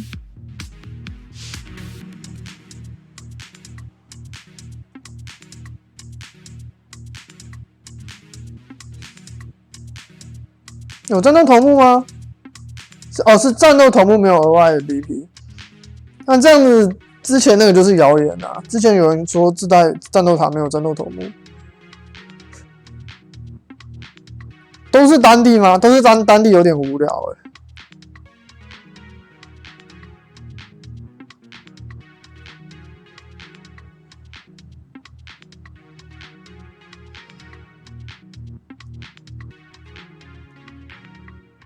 都是单地。好啦，那这样说没有战斗头目，我觉得好像也是。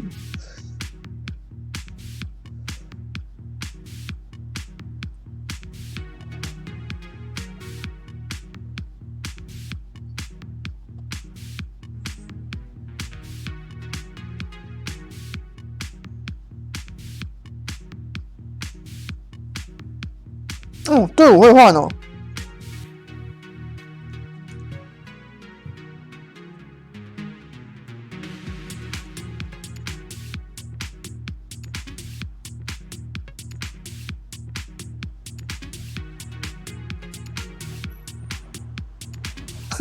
一定有喷火龙，一定集聚，然后一定被打死很烂欸。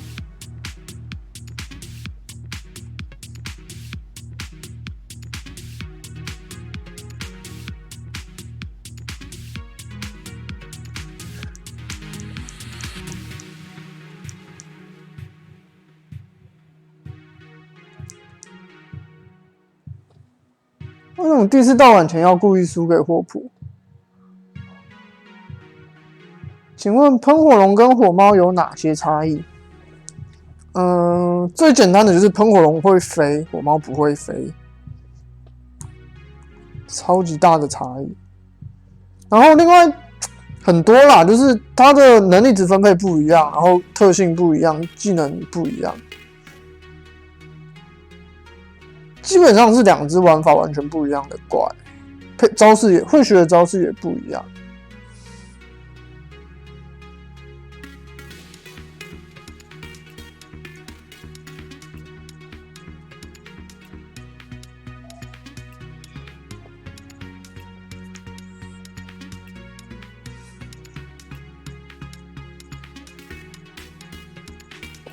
宝可梦很少，就是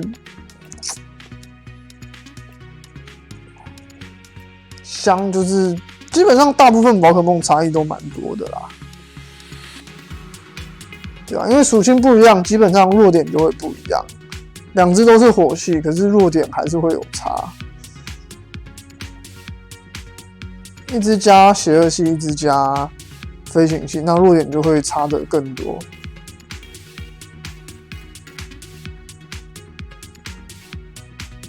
然后招式部分，因为能力值的分配不一样，会导致他们选择的招式也会不一样。像吓死人！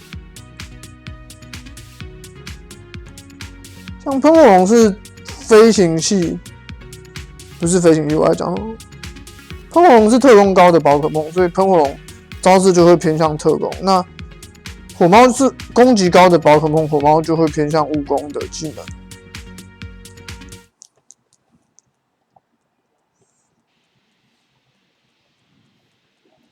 Welcome back, everybody, to the Latin American International Championships. My name is Rosemary Necker-Kelly, and I'm here with Lou, the Pikachu. Yeah, that's me here, back in action at the Latin America International Championship. 那你从哪里生两个女妹子主播啊？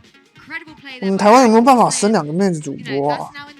We're moving forward to round 2 here, and it's still everything to play for. Yes, I even no matter how you did during that round 1, you still have rounds 2 through 7 to look forward to come back and make that top 8 cut. That top 8 cut, the important part of getting more championship points and making it. 如果我们官方赛是 Exactly, and there's a lot of amazing players that have gone through. 如果我们官方赛是正妹主播在主持，然后赢的就会可以接受正妹主播的采访，是不是可以激励更多的玩家参赛，然后激励更多的玩家向上？好不切实际哦。 Showing that same kind of standard as the competition goes on, as you go through round to round, it's just going to get higher and higher, that standard of play. It does get a lot tougher for some of those players as they continue through the competition because it means you're playing against the best of the best. So it means you've got to up your own game, you've got to turn on your brain and make sure that you're playing those mind games and outmaneuvering your opponent in those future matches. But we have a couple of round 1 results for you. Yeah, we've had a few players already getting through to the next game. 对，正妹对女性玩家就没有用。台湾也有不少女性好手。 and he's made it through to that next game. We've got Barris Akjosh making his return from Germany. He's 1-0 as well going forward. There's a few other names as well on that list. Yeah, we've got Graham Emity that won their game 1 as well. 我们应该要找一个 So they will be 帅气的主播跟一个正妹的主播两个一起， where we're going to expect to see those players make 才行吗？ in today's tournament. Yeah, our reigning champion Ashton Cox lost his round 1, but 什么？ I know Ashton. He's going to 丁先巨巨1月14就要回来了， always got his lucky. It's the pineapple, isn't it? That's his lucky talent. 所有仙粉要站出来了。 All those championships. I'm sure maybe it's just a little bit sleepy in Brazil at the moment, and maybe we'll be waking up going forward into the tournament. But we're going to have an amazing game for you going forward. Yes, we are. This is going to be where we just kind of get a chance to see again. 第二轮，我们看见了一个全身穿红色衣服的男子，熟悉的红色衣服，熟悉的红色裤子。 他到底是谁呢？ Ashton last year, Jeremy was running the same team, and they built that team together, that Lunala Kyogre combination. And here we have Jeremy on our screen here for round 2. So he's a player who did phenomenally well last year. He's always doing well across the American circuit as well. So he's definitely going to be a player to be recognized. 那是那个人，那个男人出现了。不管是在美国，还是在澳洲，还是在南美，还是在欧洲。 那个男人可能会晚到，可是他从不缺席。是那个男人，红色的衣服是他的招牌，红色的裤子是他的标志。灿烂的笑容，强力的实力，传说中前任亚太最强红衣男。 没有，实况是说，就是他不会在，他可能不会在实况刚开始的时候就出现。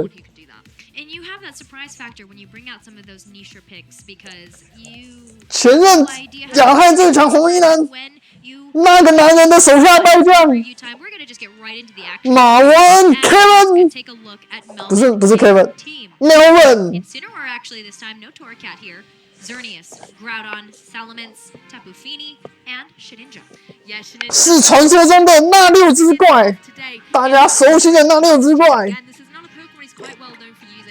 跟着大家从哪里？从欧洲到美国，从台湾到新加坡，屹立不摇的那6只怪。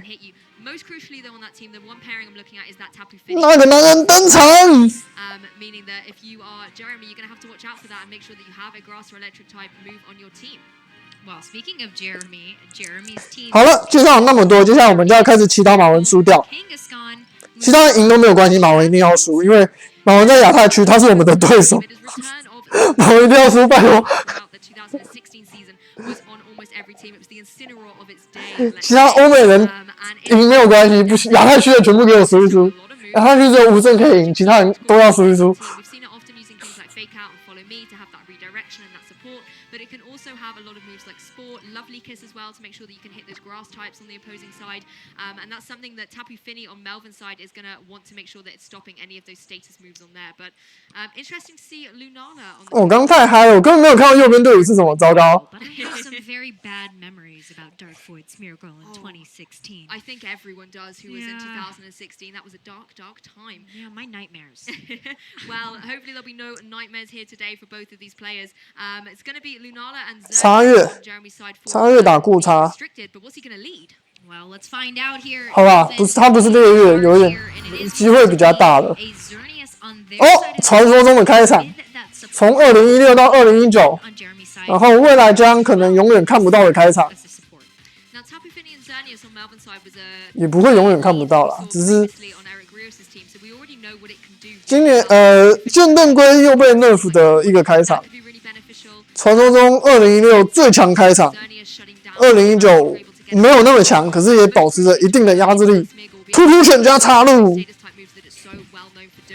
小道消息指出，未来的那不是我行我素，那个叫什么？那个叫什么？心意不定。未来的心意不定将不会提升跟下降命中率跟回避率。最可怕的回避上升突突拳已经消失了。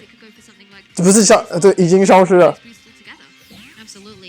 好，马文这边选择直接回收插入，上库拉多来对插入加突突拳做压制。那马文的77大家都知道有，大家都知道吗？应该说我们知道，我记得啦，有带黑雾，但这边是不是就是直接一个黑雾加上库拉多，然后库拉多直接对插入做压制？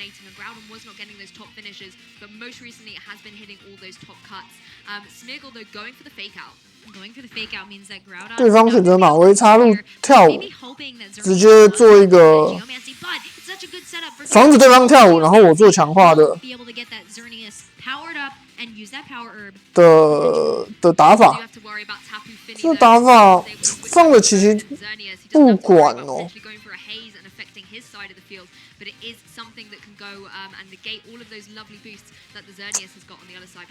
砍半。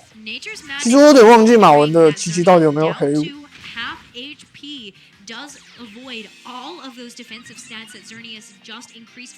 因为马文的77是迷之宝可梦。不是。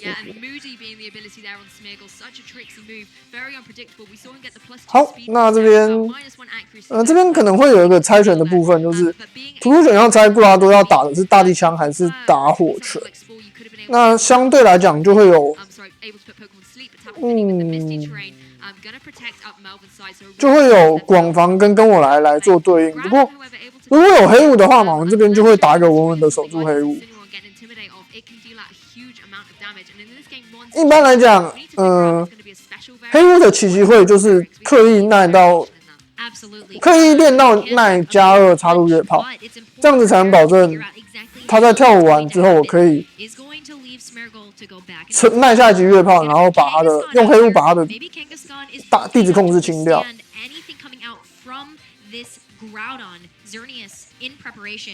黑雾，对，我就记得马文的奇迹有黑雾，他的对面的打法就是完全的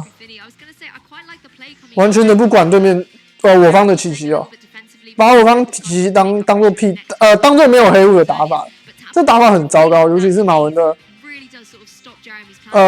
奇迹其实马文很久没有换队伍了，那他的奇迹有黑雾，应该很多人都知道。那我们就知道对面的这家伙他没有什么做情报收集，可能比较没有他可能都在现场打比赛，比较少看比赛，对马文的怪没有那么清楚哦。那这边地址控制被清掉之后，而且重点除了地址控制被清掉以外，还有一个很大的是，他地址控制完没有做到任何一次输出就被清掉，这个很伤哦。接下来就要直接被马文的布拉多压着打。这个要害。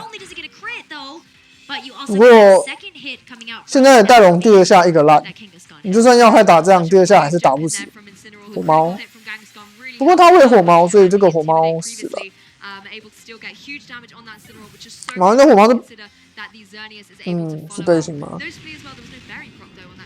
算了，我有点忘，先不管。好，那这边插入只打了8滴血，他是把一只8滴血的火猫打死，然后就挂了。一个凄惨。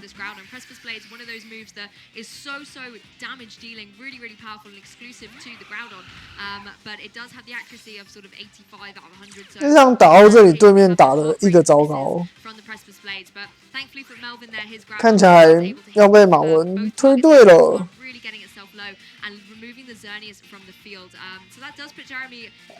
这边虽然对面有一个越地的机会，可是他越地交在固拉多上面也不对，交在插入上面也不对。交在固拉多上面插入跳舞，交在插入上面固拉多打地枪，他两个都吃不太起的。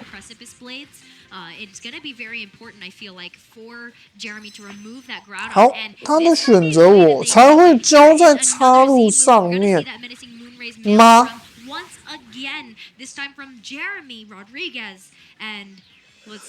因为他最后一只是突突犬，所以基本上他这边戴龙掉了，他就没有伤害了。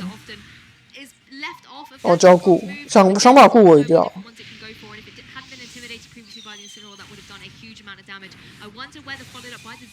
Still going to be enough to maybe try and pick up the KO. I feel like low kick might have needed to do a little bit more, but depending on how the Groudon is trained, if it's got some special defense investment, this could deal a huge amount of damage.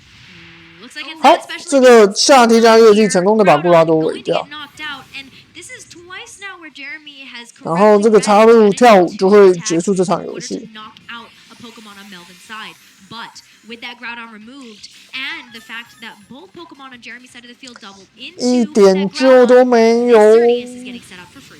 Yeah, exactly. Xerneas looking in a really pretty position here, able to get itself boosted up, and it doesn't have to worry about Xerneas on the opposing side of the field. That's something Melvin's already been able to take care of. It does mean that on Melvin's side, you are now down to your last 2 Pokemon here. So Tapu Fini will be rejoining the field.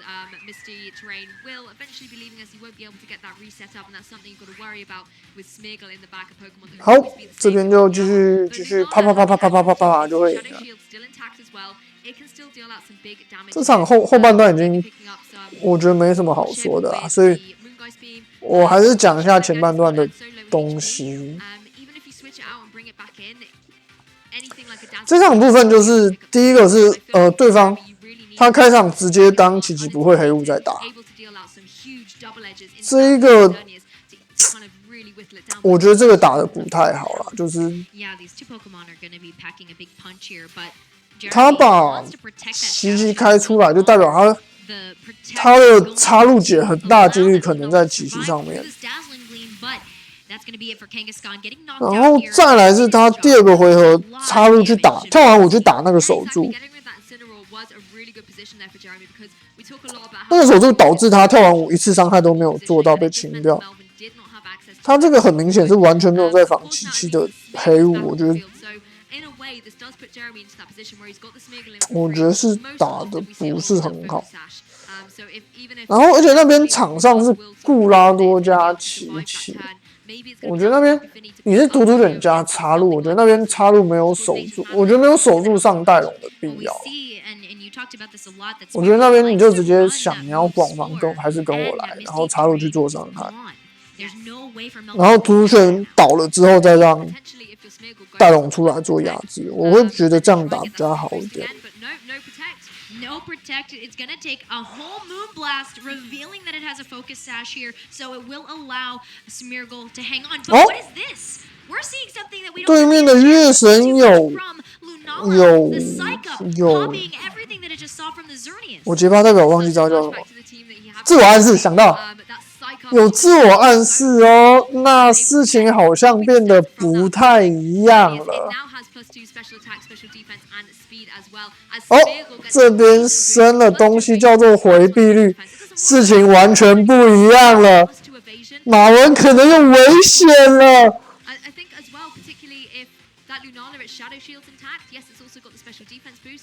这个自我暗示应该打的马文出乎意料哦，超了插入的特攻特防速度，然后特性还能破，再加上金冲是可以直接打穿插入的加2的特防，直接打在他比较痛的物防上面，然后再加上他是突突拳，升了回避率。现在这个局势马文开始危险哦，这个金冲确2插入，哦，要害，拜拜，马文拜拜，马文拜拜。拜拜！这个超好笑，真的超好笑。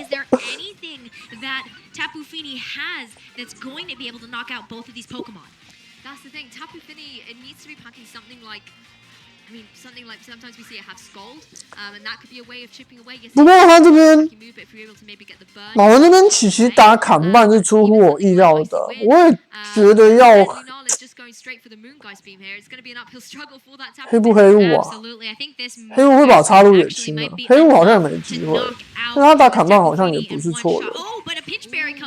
Yeah, that's a bulky Tapu Fini there. Got the Pinch Berry, able to regain some health here as well using its Wiki Berry. And Smeargle able to just go straight for that Spore. It did like it did previously. It was able to switch out and reset those stats quite wisely as it needed. 自我暗示表到，完完全全被自我暗示表到，这场就是完完全全被暗示表到。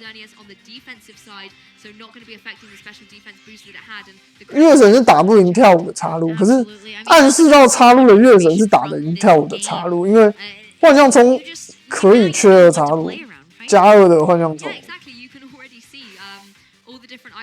然后插入的加2月炮打加2的月神不一定有办法缺，尤其是刚特性没有掉是不可能缺2的，要3下。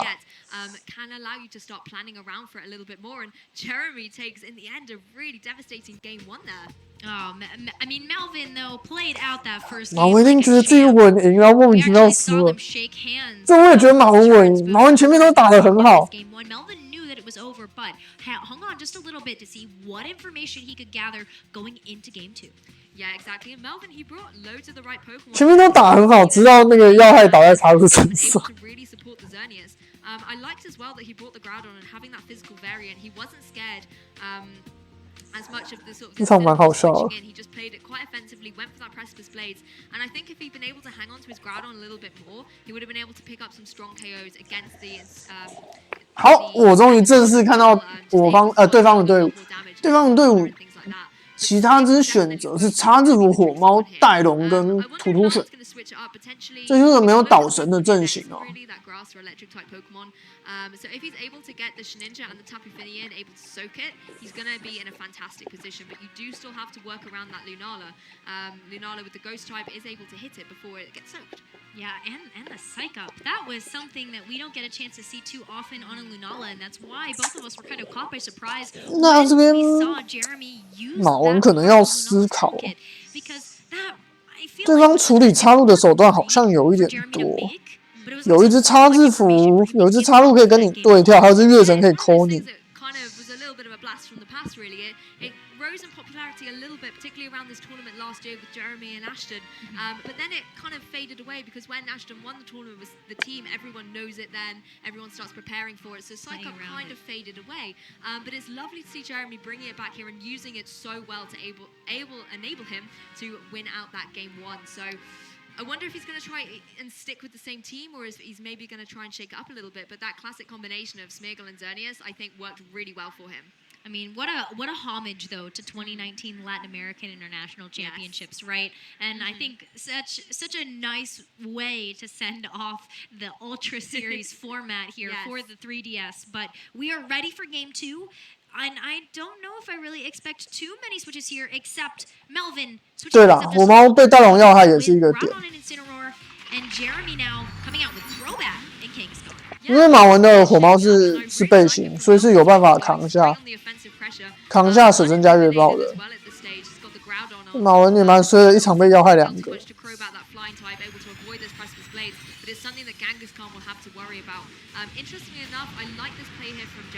然后火猫掉了，就是会让对方有更多的机会去做那个最后的那个暗示。好，那对面那边这个开场感觉是要抓插入的，不过马文就直接拉古拉多出来了啦。就像我刚刚讲的，就是对面对付插入的手段很多，那我们插入就休息吧。不会休息啦，可是不要那么早出来跟对方决斗。所以这边直接上来的是插字符跟戴龙，火猫加固拉多打插字符加戴龙，我觉得没有明显的优劣势。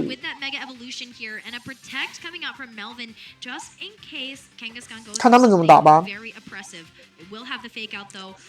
哦，这个马威抓得很准，马威在火猫身上，这个固拉多守住就是被马文抓到了。哦，马文抓一半，也不能说抓一半啦，我觉得马威火猫不是固拉多守住火猫不知道打什么，马威吗？应该对 U 转，我觉得这是没有问题的啦。Instead going for the super fang, which is kind of its version of Nature's Madness. It would take it down to 50% on the Groudon side, and it's going for it again. Oh wow, actually gonna go for it. Will 来了，刚刚嘉玲提到的门牙加舍身的 combo， 不过这个 combo 是打不死戴龙的，尤其是所以他说又要害，超帅耶！这戴龙特性是打火猫，舍身打火猫必定要害吧？这个很糟糕哦。这个对马文很糟糕哦。接下来固拉多进入门牙加舍身的射程了。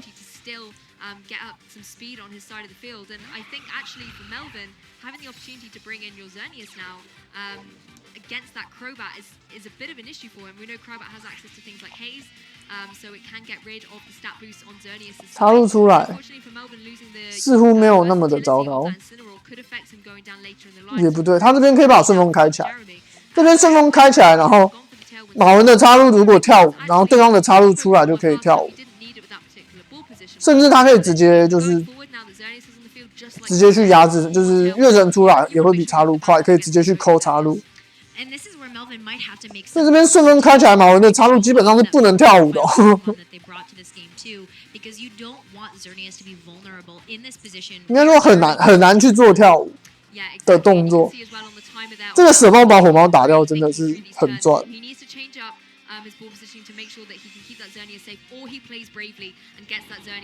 没有错，这边把顺风开出来，基本上插字符已经做到他该做的事情，可以退场。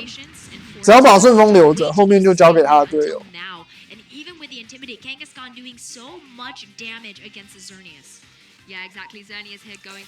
马文这边选择直接闪光加火拳，应该是火拳，是可以直接双收对面2只的，没有问题。只是你双收对面2只就要开始面对他后排的插越了。插越这边应该就是跳舞加越 Z 直接干。跳舞加越 Z 马文就很难打回来了。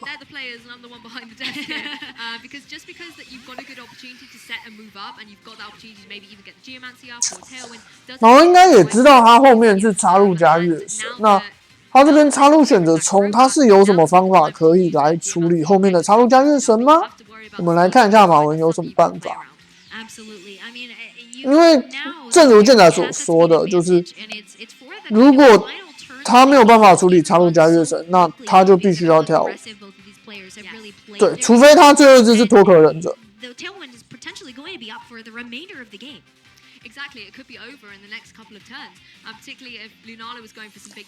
一只如果是脱壳忍者，把特性打掉，然后脱壳忍者就可以隐袭，直接把月神打，不用隐袭，按银爪把月神打死就好了。毕竟脱壳忍者是命带嘛，可以吃一下月光不是幽光，然后暗影爪把月神打死就 OK 了。So I'm looking forward to what Melvin decided to go with for their turn in this game because it looked like a critical moment for him.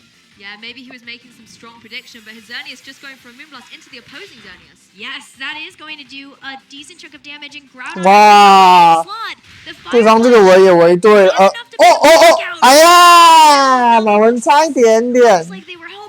对，是托克直接赢了，就是因为你有命带，所以你先那个暗影爪，然后再那个影袭去戳就赢了。你有命带，你可以吃一下。所以我觉得这个月神的守住有问题，非常有问题。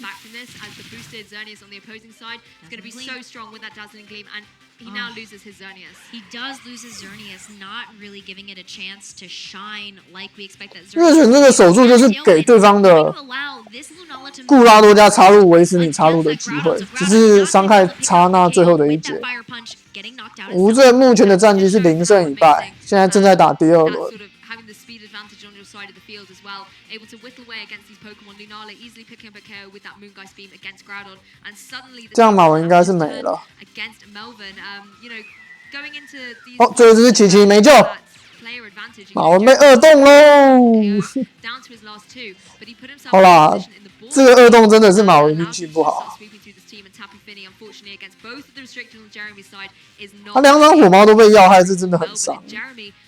Able to take this game too in such commanding fashion. No, Melvin really needed the knockout, and unfortunately going to show us that Melvin knows the game is over. 帮马文 QQ 输2个要害。Congratulations to them. Now 2-0 in the Swiss rounds here for day 1. Exactly, and you're quite right. He needed to get rid of that Xerneas, particularly as we know the Lunala has Psych Up. And once you get rid of the Xerneas, you don't have to worry about the Psych Up so much. But it definitely was unfortunate for him that Fire Punch wasn't enough. But of course, having those boosts up as well, Xerneas' side of the field with the special defense meant that the Xerneas on Melvin's side wasn't able to get the damage that it really needed to do. But amazing play from both these players. Absolutely. A little bit sad to not see Shninja make an appearance. I feel like that could have been quite a quirky adjustment for Melvin. But at the same time, 那这2场的赛后分析，其实也没什么好分析的啦，就是马文很随，被他的火猫很烂，他的火猫超烂，被要害了2次。火猫就是一只这样的怪，火猫一倒，常常就是你的队伍运转就会出问题，然后很容易直接崩盘。Adjustments as well from Jeremy, like in that game 1, kind of going through that nostalgia route with the Xerneas and the Smeargle, playing what a lot of people see as kind of a flowchart game a lot of the time, particularly when you go back to 2016 when everyone was using it, you kind of often will have a strategy against that lead. You know that it could be a possibility and how you might play against it. And you can kind of predict what your opponent will do. And then coming back into that game 2, bringing out the 还不差，基本上打的都对啦，只是那2个要害就真的没有办法。Especially because you called it. Jeremy had such a good moment to set up that tailwind, but actually waited until the exact right time to finish out the game with that speed advantage, and that could have also thrown Melvin off their game. Yeah, exactly. I mean, getting the tailwinds up at the beginning was relatively free, but you would have just burnt through your own tailwind turns while you had relatively speedy Pokemon on the field as well. Kangaskhan as well, a Pokemon that is worth of note. We've talked a little bit about 2016 and reminiscing about those days on the DS, but Kangaskhan was another Pokemon that was very popular back then as well, and it's certainly making an appearance as the DS goes out. It's coming back into this Ultra Series format. Yes, a very good homage to our 今天的运不在马文这边啊。Jeremy, I can't wait to hear kind of what he has to say about just how he built the team, why Crobat is such an integral part of making this team function, and why they decided to wait. Because we can speculate all we want, but it's not the same as getting into their head and really understanding why they made the decisions that they did. Yeah, exactly. When you're actually the player there as well. I mean, I'm always quite impressed when a lot of the players come into the interview and they can talk so coherently about the game, because I don't know about you, but a lot of the time I'm like, whoo, that's over, what happened? And it can be that amazing sort of professional experience as well, where you can really recall every detail of the game. You know the plays that were risky, you know the ones where you had to take the extra time, the extra seconds, and able to kind of build on that as well, adapt, like we were saying, from game 1 to game 2, but then going forward into the tournament, if he faces a team very similar to Melvin's later on, he's got that experience and that knowledge about how it can work a little bit, and vice versa for Melvin as well. The mirror matchup is so important to have a good understanding of when you come into a tournament with a specific team, and that Xerneas versus Xerneas matchup, you could tell, was very important for both of these players, rotating their Pokemon, making 好啦，又到我们的 Geomancy 大家玩剑盾的时候 a 了。 little bit better for Jeremy. Exactly, and when we talk about that Xerneas mirror as well, we have to again talk about Crobat. This is something that could easily have happened in this game where you see the Xerneas power off against each other. Crobat's got things to shut that down, such as Taunt or Haze. And on the other side with Melvin, you've got that Tapu Fini, again, who can use Taunt or Haze. So able to shut down both of these Xerneases could easily have been the ball positioning that would have been the stuff of nightmares for the Pokemon, the trainer that was having these moves used against them. But in the same way, they both were able to adapt their teams and make sure that they kept those Xerneases protected to a certain degree, able to make sure they knew that that would be what they needed at the end. And that the only thing that we really got a chance to see from either of these players' support Pokemon was that Tapu Fini on Melvin's side did have Haze. 马文输， Really reveal anything, which means that 马文 opponent 2场火猫都被大龙要害、蛇爆要害，一起打下去。 about what that Crobat's 2场都被大龙减1蛇爆打死。 Dealing lots of damage. Tailwind. Yeah, exactly. And then it just got KO'd, able to let him bring in some other Pokemon, and that's something that's quite interesting as well as a concept. 马文打的 Lose a Pokemon and you 没打的还不错啦，理论上应该都要赢的， Yeah. 只是2场都被 I think that's something that 关键被要害打死， in our game 1 that 然后就直接崩盘。 attacker, if it could 第一场其实没有崩， switch in, 第一场原 a 本 whole different game. And 感觉要赢了，结果对面的 opportunities that come up, 月神有自我暗示，暗示了马文的插入，然后再送给马文一个插入，一个金冲要害， now, 然后马文插入就挂。 get those win conditions in play, and that's exactly what he did. Well, we got a chance to break down the analysis of this game 2 in our Swiss rounds. Now let's hear from the man himself. Let's hear from Jeremy Rodriguez. Thank you, Lou. Thank you, Necra. I'm standing here. 第一场马文的对手，我觉得真的打得没有很好。 Jeremy, welcome to Brazil. How does it feel? 第二场我不知道他打得好不好，因为他的要害太快了。 Feels kind of stressful. I did quite well last year, and so it feels like I've set a really high bar to live up to. And I'm still a ways from 马文 achieving 的 that again. 对手第二场第2个回合就要害把马文的火毛打死。 Last year at this event, right? Have you had some special preparation for this tournament to do a similar run again? So somewhat. 快到我无法判定。 Noticed that my team from this year is actually incredibly similar to my 判定 team 他 from 打得好不 last 好 year in Sun Series. The only difference is Toxicroak is now a Kangaskhan. I feel as though the SpaceX, so Xerneas and Lunala archetype is uniquely suited for international metagames just because it covers so much so well, and the preparation I've had has been very much the same as last time. To give some shoutouts to Melvin as well, like he brought a very unique Pokemon in Shedinja, and he didn't bring it to the match, but how much of a mind game has it been to what do I do against it when you saw it on team preview? So in team preview, I wasn't too concerned. Lunala, as a ghost type, is able to hit it with Moonguy's Beam. Moonguy's Beam is actually special in that even if he was to get a soak off on Shedinja, it ignores abilities, so it'd still be able to KO it. However, Lunala is 4 times weak to Ghost, Shedinja has Shadow Sneak, and towards the end of game 2, when I protected my Lunala and Melvin capitalized on that by doubling into my Xerneas, the reason I protected Lunala was because I was terrified he had Shedinja in the back. So even though Shedinja never hit the field, it did have an impact on the match. Oh yeah.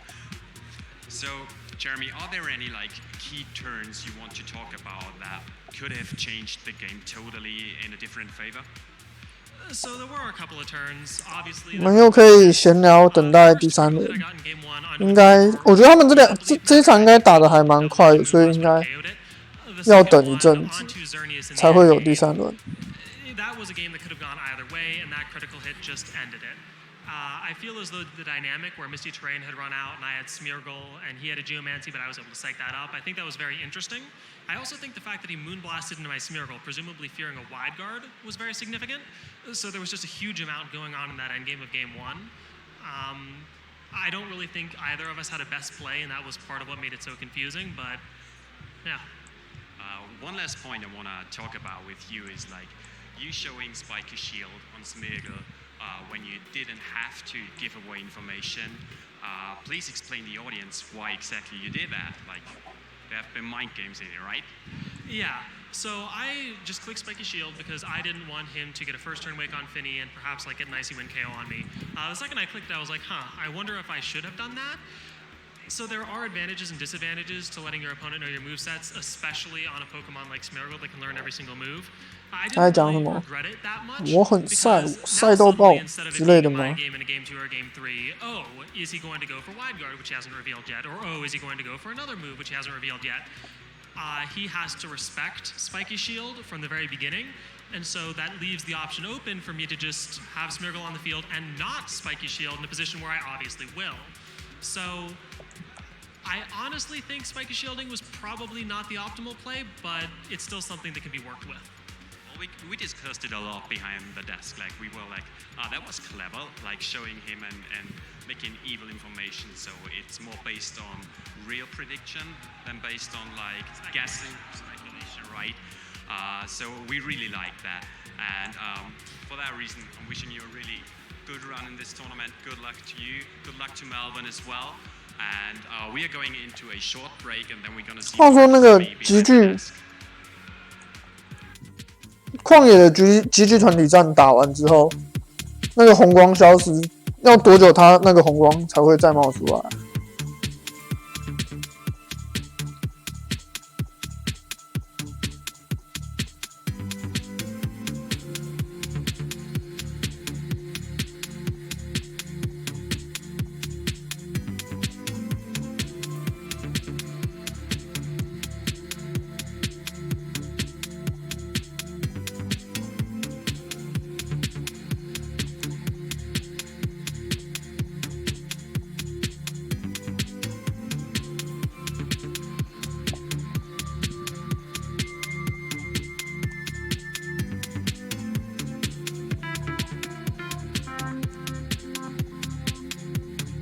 不知道，好哦。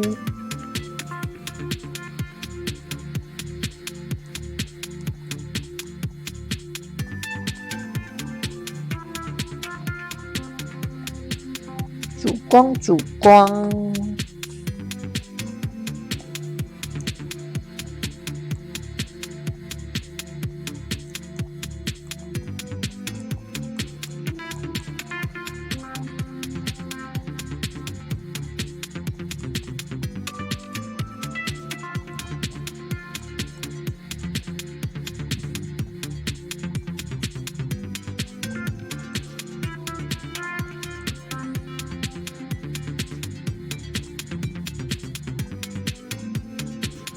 哦，我看到结果了，吴震赢了，1胜1败。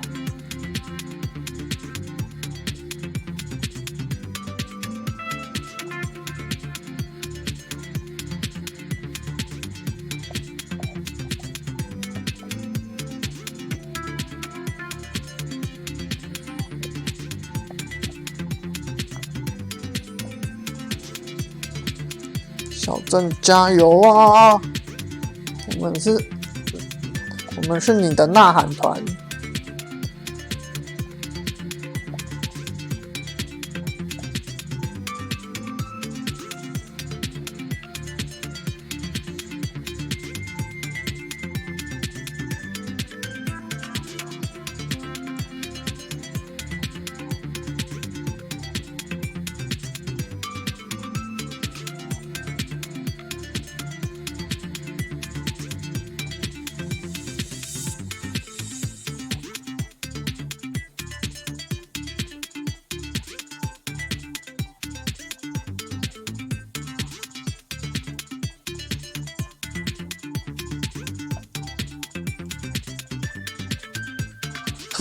黄令怎么会玩得很痛苦？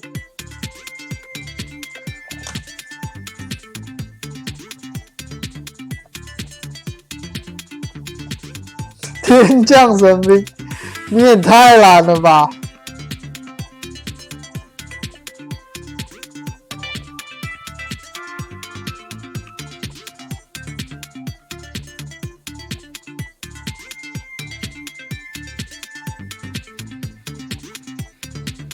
现在怎么气死了？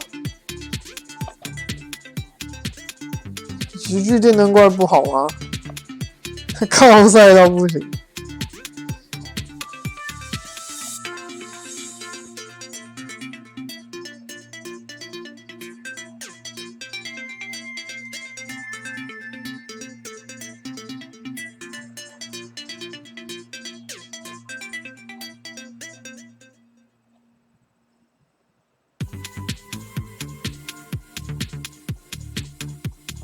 什么叫白痴？我知道是哪6只了。你就要空降去找舰载啊！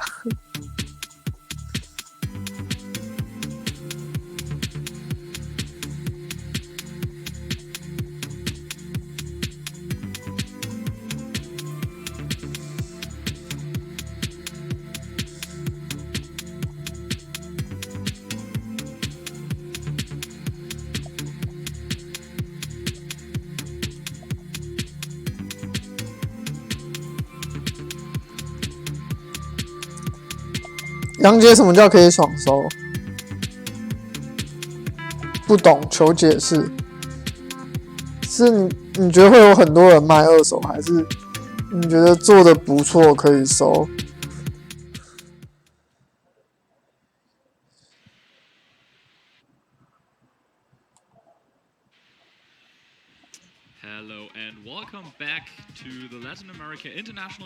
白痴哦，怎么变2个男生了？滚哦！拒看，怎么变2个男生在这？Yeah, it's a really lovely city over here, for sure. And of course, it's a really packed tournament. We got so many good players competing for the title of this. 我能不能只赛品啊 event, not in the ring, you know, especially when definitely. 你以为是梦子？ Yeah, it's the end of an era. The 3DS and Ultra Sun, Ultra Moon have really been a part of the journey for quite a while. And but well, things change, and of course, everyone is also very looking forward to playing with the new games and the new console in the future. Yeah, as you said, this is like one of those special events you want to be at. 为什么会可以爽收啊？其实我觉得做的不差哎。 I started playing. 你为什么要抓瓦斯弹呢 Yeah, on the DS. I don't know when you did. Yeah, same. I think I attended my first tournament back in 2010, and even back then, I mean, we were on the Nintendo DS, like regular, 3D and so on. But still, the same concept. You flip it open, you have the 2 screens and so on, and yeah, that will be gone. So really, I think the way that we play Pokemon is gonna change a little. 期待太高，感觉被背叛吗？ Yeah, like some great features and so on, but I will definitely miss that. I can feel you, like especially you had. 可是我觉得他做的不错啊。 16, which is a pretty similar format to the one we are playing at. That's why I'm really happy and glad you're sitting next to me. 邮局，很少用邮局。 你是巴哈吗？跟巴哈订的。 Kind of to some of those legendary Pokemon that we might not see for a little while in the upcoming formats, like the Primal Kyogre 标准太高。 and so on. So, 宝可梦标准就那样吧。 really say farewell to those.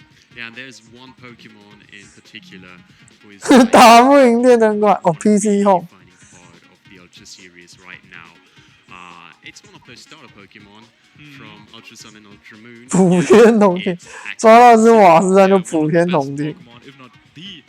most common Pokemon, at least in the format. Really so versatile with so many supporting options. We've also seen it in both the first and the second match for both players all the time. So 五星 BOSS 一会儿会打很多招，那么讨人厌。 It just has so many options to really bring those strong legendary Pokemon, like for example the Rayquaza or the Xerneas, into position. And just one of those Pokemon where even if you have like a Primal Groudon or a Kyogre or even that Landostherian that we have also seen by Eric, even if you have those Pokemon, Incineroar is just so bulky, so it's even with super effective hits, it's tough and difficult to take it out. Yeah, and if we have a look at like the popular moves, like Incineroar as a Pokemon that is mainly used defensively, can use 放电 AOE 狂麻痹， like obviously fake 强力宝可梦电灯怪，现在还不练一只。 really strong. Like we have seen Hitmontop being one of the best VGC Pokemon. Almost every format it was in, and now Incineroar took that title away. And then it got like Flare Blitz, Knockoff, it got Throat Chop, it got like it's Snarl, Darkest Lariat, all of really aggressive attacks, and then we got loads of utility moves like U-Turn, which lets you bring in Pokemon for free. We got Roar, which is usually used for like getting out a 下一轮出来了。 to boost. We got Knockoff to get away of like berries. And, certain key 我们 items. 来看看。 Particular move we got on this list, Marcus, and it's Protect. And there are really cool uses of Protect. Do you want to give us some insights when to use Protect on Incineroar? Yeah, and Protect is one of those moves where usually a lot of Pokemon, like for example the Xerneas that we're seeing on the screen right now, they usually 猜他盾牌，什么叫猜盾牌啊？ Sure, Protect really allows you to buy a turn for your Pokemon. If you predict correctly what your opponent does, then Protect really helps a lot. But with Incineroar, it's a Pokemon that has so many other great options that sometimes people decide to not use Protect. But yeah, Xerneas, of course, the bread and butter of this format, really centralizing in a way that you really have to keep this Pokemon in mind when building a team, because if it sets up that Geomancy, it's just so strong and powerful and can sweep your team if you're not prepared. And it can even start like attacking early when 被打到特定 HP 比例的时候发动。 Tapu Fini using Haze, for example, is one of the ways you get away with a boosted Xerneas or a well-placed draw. And there are a lot of people who 伤害无效。 start just straight attacking with 所以 Moonblast paired up. 有机会可以一局直接把 BOSS 打死，不会发动盾牌吗？ Yeah, for sure. It's really one of the, as we said, strongest Pokemon in the format. Though, hold the thought, as I got some information about how some of our players at this tournament are doing here. 90% 减免， Saying there's a lot of the best 那就几乎跟无效一样啊。 Sao Paulo, Brazil, to participate here in, as we were saying, the last international championship that is using the 3DS and Ultra Sun and Ultra Moon. So, for example, we have Graham Amity, who is coming off of a second place 电力跟画龙。 championships. He's coming from Australia, and he's 皇 currently 帝想直接开电力打穿他。 both of his games, really one of those fan favorites. Maybe we might want to see some more of him on the stream in the future. He will be playing against Rogerio Cartel from Brazil, who's also 2-0 in that third round. And then just some more players, just so you guys at home know how this tournament is going. Andre Fumes from Brazil, he's also at a 2-0 record. He's going to play against Jeremy Rodriguez, who we just saw in our last stream match. So unfortunately, we will not stream this match, but we will have a game of the 2018 Pokemon World Champion, Paul Ruiz. And do you want to know who he's playing against? Let me guess. Let me guess. Oh, did you already see it? Yeah, you're smiling, and it's a personal favorite for us too, I guess, because he's from Germany as well. Definitely. Of course, we won't be biased here, but he's going to play against Barish Akshos. So, yeah, the only German player I think that has made it to the event. But yeah, that's going to be a great game that we have coming up for you guys. Then some of the other records, we have Ian McLaughlin from the US at 2-0. He's going to play against Jean-Paul Lopez, who made it to the top 4 at the North American International Championship. So also one of those players who comes from this region, but did really well at one of those other tournaments. And yeah, in the past 3 times that we have had this tournament, every single time a player from the United States has won. So we're really eager to get to know whether that trend will continue, or if the Latin American community can finally claim their home tournament. yeah, it's definitely going to be interesting. We have a lot of strong players from the US once again, but also, yeah, the strongest players from the region here are at this tournament as well. Yeah, I'm really looking forward to 剧情太久，皇帝我也同意你 players over here. 这一点。我很期待哪时候宝可梦出一代把剧情全部拔掉，我会很开心。 Since he got world champ already, and I'm really curious how Paul Ruiz is doing, but his opponent like Barry. 我懂皇帝的感觉，真的不懂，有剧情就代表剧情太久。 Yeah, that's usually what he does. And yeah, as for Paul Ruiz, he's really one of the key players that we have had in this generation of Pokemon. So in Sun and Moon, in the 2017 World Championships, he finished in the top 4. And then the next year, he won the title. And then also at this tournament last year, he was also making a pretty good performance where he also finished in the top 4. So throughout the years, Paul Ruiz probably the most accomplished player in the Sun and Moon setting, and then Ultra Sun and Ultra Moon. So yeah, he's definitely giving it his all at this tournament, and he probably also wants to end on a high. Yeah, I think so. I'm really excited. I can't wait to see the teams they're using. Well, I kind of have a feeling what Barish is using because we did some testing and stuff. Okay. But I didn't know what he locked in for this tournament. So I'm really excited. I can't wait to see that, and it's a really good showcase of how the Pokemon community is being really friendly to each other. Like Barish, for example. 好了，每个人都有自己的看法啦，那这就大家按照自己的看法行事吧。This is what I really love about how he approaches the game. Like he gives tournaments to players at his area and is a well-known organizer there. So that's really cool. Yeah, there's a lot of different ways to participate, of course, in the Play Pokemon program. Of course, you can be a player and play for yourself, win some great prizes, and maybe even qualify for the Pokemon World Championships. But then also, we always have to give a shout out to all of our judges who are volunteering at these events and really making sure that everything is going according to the rules and that everyone is having a great experience. Yeah. So before we jump into that next round's match, I have some more results from the previous rounds. Eduardo Cunha, one of the best players from Europe, who also has won an international championships before. He currently is also at a 2-0 record, and he's going up against James Beck. Finished top 4 at the Pokemon World Championships. Yeah, as you can already see, like with all of those players, or at least like most of them, they have such great results already, and so we really only have the best of the best at this tournament. And yeah, that is also would be a great game to follow along and to watch. Then at 2-0 we have some more players from the United States. Quentin from the United States, who recently aged up to the Masters Division, now also is at 2-0 here. Then Javier Valdez, a player from Chile, I believe, so also from the region here. He's also 2-0. He will play against Juan from Argentina.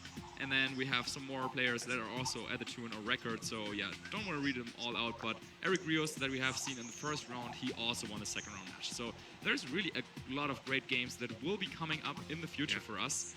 But yeah, as we were saying, we now have Paul Ruiz against Barish. So with Paul, I was already saying how great his accomplishments were in this, in the Sun and Moon circuit.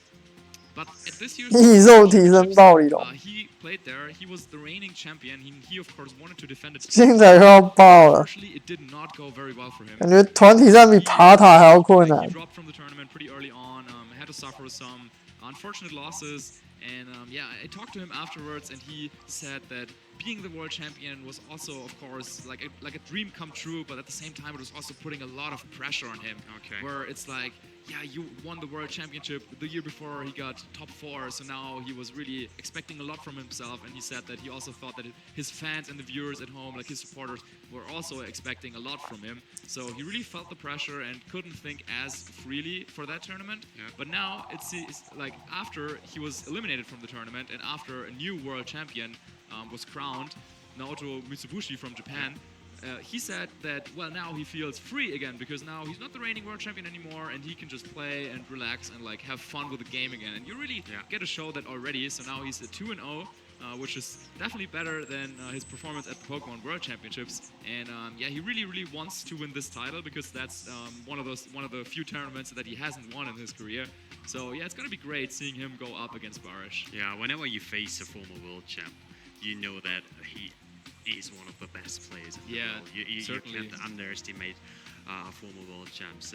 But on the other hand, he shouldn't underestimate Barish as well. He's one of those players who like almost always top cuts at big events when he's attending. I remember the run he had when we had the European circuit where he top 4 two nationals. Yeah, in 2015, back in the just day. in some weeks. Yeah. 队友14日 the Pokemon World Championship, you kind of like build teams together, and you obviously Wolfie and Barish, so you used the same team and maneuvered it all into top cut, which was amazing as well. So he's one of those players you have to watch out for, and I think it's coming down to a lot of mental games, like being focused and predict your opponent really well, and how he plays and how he tries to predict and stuff. This is going to be really interesting in this matchup. Yeah, for sure. The one difference that I can really see between Paul and Barish at the moment, at least, is that like Barish has had some great success, as you were saying, top 8 at the Pokemon World Championships. He has done well at nationals back in the day. He has done really well at regionals, but most of his success is a little bit in the past. So his last like big year was in 2017, where he finished in second place in the championship points in Europe. So he had really had a lot of great back-to-back performances, like a top 8 at the Oceania International Championships, and so on and so on. But then the last years, as we were saying, he shifted over a little bit, and he's now more like judging, like organizing tournaments, organizing like ways for others to enjoy the game. But now at this tournament, he's back. And he has not made a big secret out of the fact that he wants to try and qualify for the Pokemon World Championships again. Yeah. And so it's really going to be like a cool thing seeing as Paul, who's really like playing a lot now and really active. And I would say he's probably going to be the favorite going into this match, but not because he's necessarily like way better than Barish, but just because Barish hasn't really had a great like tournament performance in at least recently. So we need to see how good is he at the moment, how much has he practiced. But so far, I mean, both of them are 2-0. And yeah, I think players are already getting ready on stage, but it looks like it will be just a little bit until we can bring it that game. So you're saying that Barish hasn't had a really good finish since the introduction of Z moves, Marcus? Oh no, in 2017 he has had some good tournaments results, but I think it was 2018 he struggled a little bit, but he wasn't really playing that many tournaments. I remember in 2017 though, he has had the team with like Arcanine, Kartana, Tapolele. Oh yeah. And yeah, he really enjoyed that format. But then, yeah, as the format opened up a little bit, we had more Pokemon that could be used, and now, of course, all those legendary Pokemon, the Mega Pokemon, everyone is now allowed in the Ultra Series for a great, as we were saying, farewell to the 3DS era. Yeah, now you really have all the options, and yeah, now you can pick whatever you want, basically. Speaking about picking, Marcus, what's your favorite Z move? 你要跟谁抢怪啊，皇帝？ Like, if I can speak for myself, I love having Z moves on my restricted Pokemon. Yeah. So I got all resources in one slot, and I usually tend to pick that one and pick some. 我白痴，你在打第3道馆。 Similar route, or are you building differently? Yeah, I know what you mean, because if you have 白 like 痴。 Lunala with a Z move, then of course you're bringing Lunala. 我觉得干掉他没有问题啊，他也会打我，我觉得你打他很正常啊。 For most of the matches, whereas if it's say like a Tapu Koko, then there's some matchups where you don't really want to use it, and so then maybe you don't get to bring your Z move. But yeah, for this year's format, I really like using some Pokemon that do not necessarily carry Z moves. Like for example, Rayquaza. Usually, well, it wants to Mega Evolve, so it does not have the Z move there. And then also Xerneas with a Power Herb. Usually you cannot really afford to go with a Ferium Z there. So yeah, a lot of those very strong legendary Pokemon usually have already some different builds. But yeah, I also really like using Lunala just because it's so powerful. 打队友，他的经验都一样，打队友先。 Pokemon for neutral damage. It's not super effective, but it's still neutral, and well, it has a lot of base power, so it will do a lot of damage. Yeah. Oh yeah, and we've seen some great Lunala teams already. What I do really like as well is like using Ultra Necrozma because it's like so versatile when you can use it as a base form. Like on this screen, we can see the Duskman Necrozma, which can be really defensively. Like it can have Trick Room and usually run Sunsteel Strike to deal with Xerneas, but on the other hand, you can go like really aggressive, super speedy, and special offensive trained, which is really interesting. But there we go, we see a Lunala. Yeah. Not yet. Sorry, guys. Yeah, Necrozma definitely one of those Pokemon that carry Z-moves a lot, and it's also one of those few Pokemon that can like transform during the battle, which usually only Mega Pokemon can, which is another one of those things that now with the new games we will see a lot less of, I would think. So for this time around, let's have a look at what the Mega Pokemon are that are commonly used in the Ultra Series. So yeah, we do see the camera wrapped up in 你被暴龙赶出去第二次。 most common choice, but yeah, the Pokemon on the bottom here, we do have a Gengar with the Shadow Tag ability, definitely one of the strongest Pokemon in this format. We haven't seen it yet on stream, because Eric, he has had it on his team, but did not bring it to the battle. We have seen some of course, with the parental bond, bringing the baby out of the pouch and then attacking twice in a single turn is just so powerful. Oh yeah. 我原来打死队友的也算哦。那我真的太客气了哎。Mega Rayquaza, we got some niche picks as well. Like if I were to play here, I plan to bring a team with Mega Manectric. Oh wow, okay. I really like shuffling intimidates with. 我好像又看到熟悉的面孔，你们说是不是？ Aim to your Rayquaza or something, which could be really interesting. Yeah, definitely. Manectric, one of those Pokemon that is not super powerful, not super strong, but with the supporting options, it's a little bit similar to Incineroar actually. Both of them have ways to switch out, both of them have Intimidate, and then both of them also could have Snarl, so you can really reduce special attack and regular physical attack. Yeah. And we already see the players seated. On the left there we have Barish, and on the right we got Paul. Both are kind of nervous. 是不是看到熟悉的面孔呢，各位 Play at a high-level tournament like this one. Yeah. I think there's always a bit of nervous feeling around. Yeah, for sure. Yeah, I think for Paul, like he's in his home region. I mean, of course, he's from Ecuador, so he had to travel a little bit as well. But he has won the Pokemon World Championships. He has a lot of supporters here at this tournament, so he must feel confident. And at the other hand, I think Barish is really looking for a way to redeem himself again in the game, because as we were saying, he hasn't played in that many tournaments. 是那个传说中说奈克洛兹玛强无敌的家伙，救急奈克洛兹玛强无敌的男人。他今天是否继续相信他的奈克洛兹玛呢？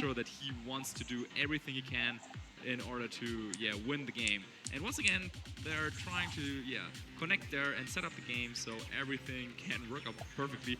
Barish, of course, 曾经在 WCS 前讲龙奈强无敌的男人，最后在 WCS 直接吞了3败被踢出去。今天还会相信他的救急奈克吗？没有，他 WCS 真的用爆发奈克，只是他直接3败被踢出去，3连败开场。 Make sure that everything works fine, but nope. Now they have connected, and we're just waiting to jump into. 他 WCS 用固龙奈。 We have seen Barish's team on screen already. You guys at home haven't. But I can tell you that it's going to be a Lunala and Xerneas team once again, just like what we saw coming out from Jeremy, and it worked pretty well for him there. Barish has some different options. We're not going to see another Smirgle. Instead, it's going to be a Ditto, which is also a 噔噔噔，我看到固拉多加歪鸟。 有人不相信他的奈克洛兹玛，背叛了奈克洛兹玛，选择用歪鸟扛着自己的奈克洛兹玛。他秒选呢，不过他的歪鸟放了一只青铜钟会比较少见哦。其他的耿鬼啦、明明啦都是蛮常见的配置。那另外一边的插越的部分也还算 OK 的配置，百变怪、明明、火猫、带龙。the Gengar and the Bronzong, so you got ways to deal with that. And like Lander's Terrian plus Gengar is a pretty common. 好，那我们今天终于看到比较不一样的宝可梦出现了，歪鸟。要不然前面都是月神固拉多插入裂空座，前面2场只有这4只神兽，我们现在终于看到歪鸟登场。On the other hand, like Barish got Lunala Xerneas, yeah, paired up with 2 fake out users, which is 歪鸟成功抓到月神，只是被插入压制。红蓝安安啊。 Usually it's a lot about setting up the Xerneas, getting into a strong position, using your double fake out Pokemon. But seeing as Paul does have that Bronzong, which is not something that we see that often. Usually these days it's Stakataka if you want a Steel type that sets Trick Room. But Bronzong, of course, has some other options, like for example, the Levitate ability. So he could avoid being hit by Earthquake from his own Landorus. And we'll see if that is something that Paul decides to bring. So far though, we are seeing a Tapu Koko and Gengar lead for Paul. 开场部分，耿鬼明明对上戴龙插入，那这是一个传说中的双200速开场。那这边账面上好像耿鬼很压，可是比打这边他后面有一只固拉多吗？等一下，固歪打月叉哦，没有固拉多，没事。那现在就是耿鬼的局啦。放弃思考，电自己带龙，独弹插入。没有啦，看这边两边要怎么拆啦。他的带龙还是有一个马威可以做。 尤其是大龙的马威是可以马威耿鬼的，没错，他马威有耿鬼。那这样子，如果你电力打带龙，然后他插入跳舞，那就有点糟糕哦。不过这边他选择的是挑衅，挑在插入上面，成功阻止了 Geomancy。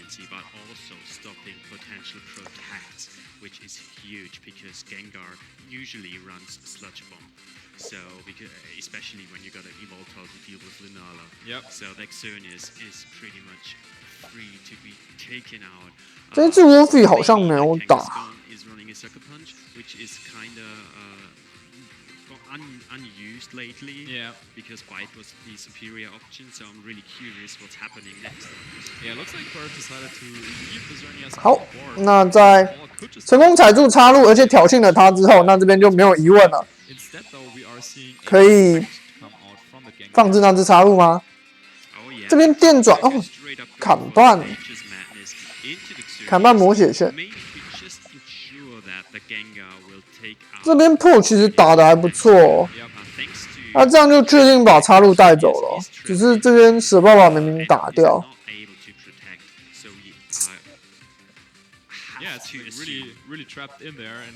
换血 ing，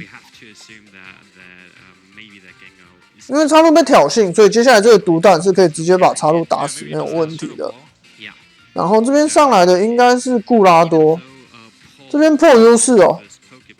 他这边固拉多上来就可以直接断剑，毒弹断剑去把带龙跟插入双手，然后插入死了，对方后面是月神，然后破这边后面应该是歪鸟。 就是变成歪鸟可以压月神的局面。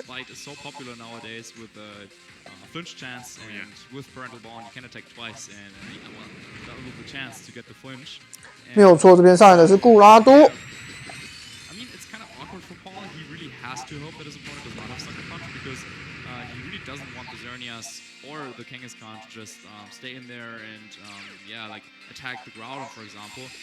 But Groudon, on the other hand, also resisting Xerneas' Fairy type attack. So 现在局面其实，在破的掌控之下。啊，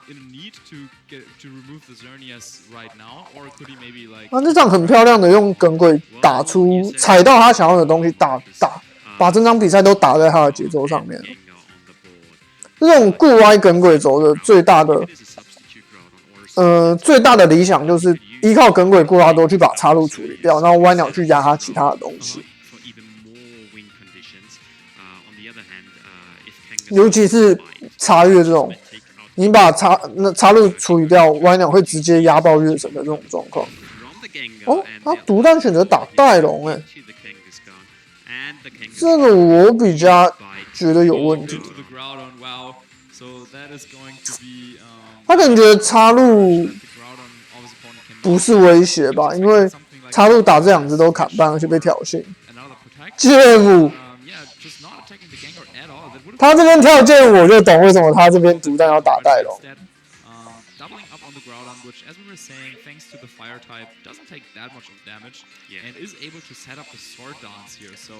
有点小贪心，他为了赚这个剑舞。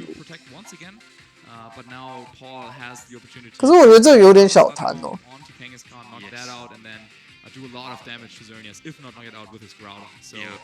而且最重要的是，刚对方带龙点的是瑶瑶，靠赛带龙，用瑶瑶让你畏惧。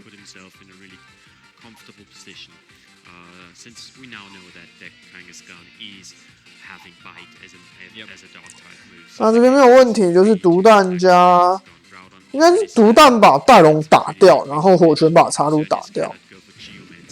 对，因为插入打这2只都砍半，所以独弹选择收带龙，火拳来收插入。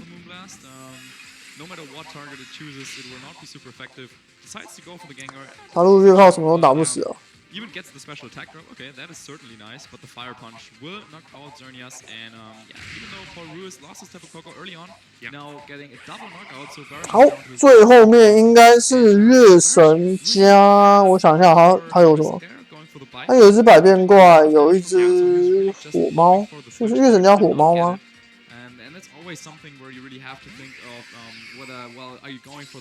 射尾月神不是很好看，百变怪。哦呦，那这个有趣喽！你看，瓜都是加2。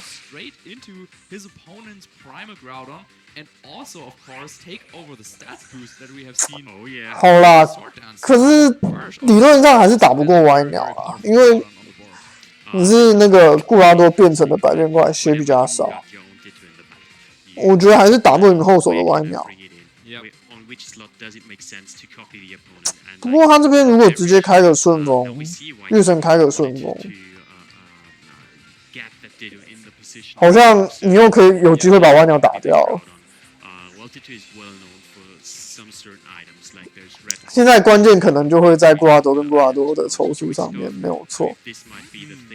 收根贵上刚中，他没有带歪鸟那这个是不是要结束了？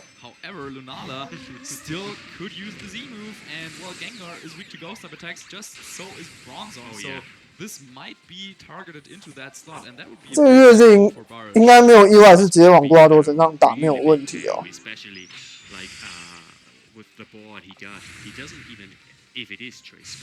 就是想透过月镜直接把固拉多收掉。干，这东西我是不是要挡啊？可恶，后军屠城不对，排序引到最上层哦。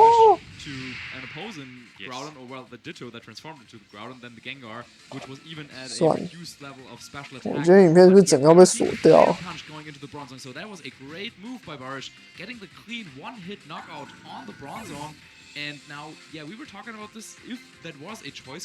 那最后这是青铜钟的话，呵呵。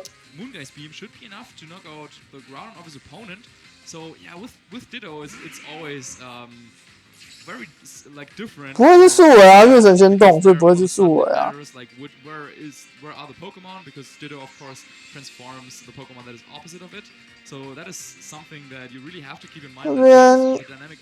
这边没救吧？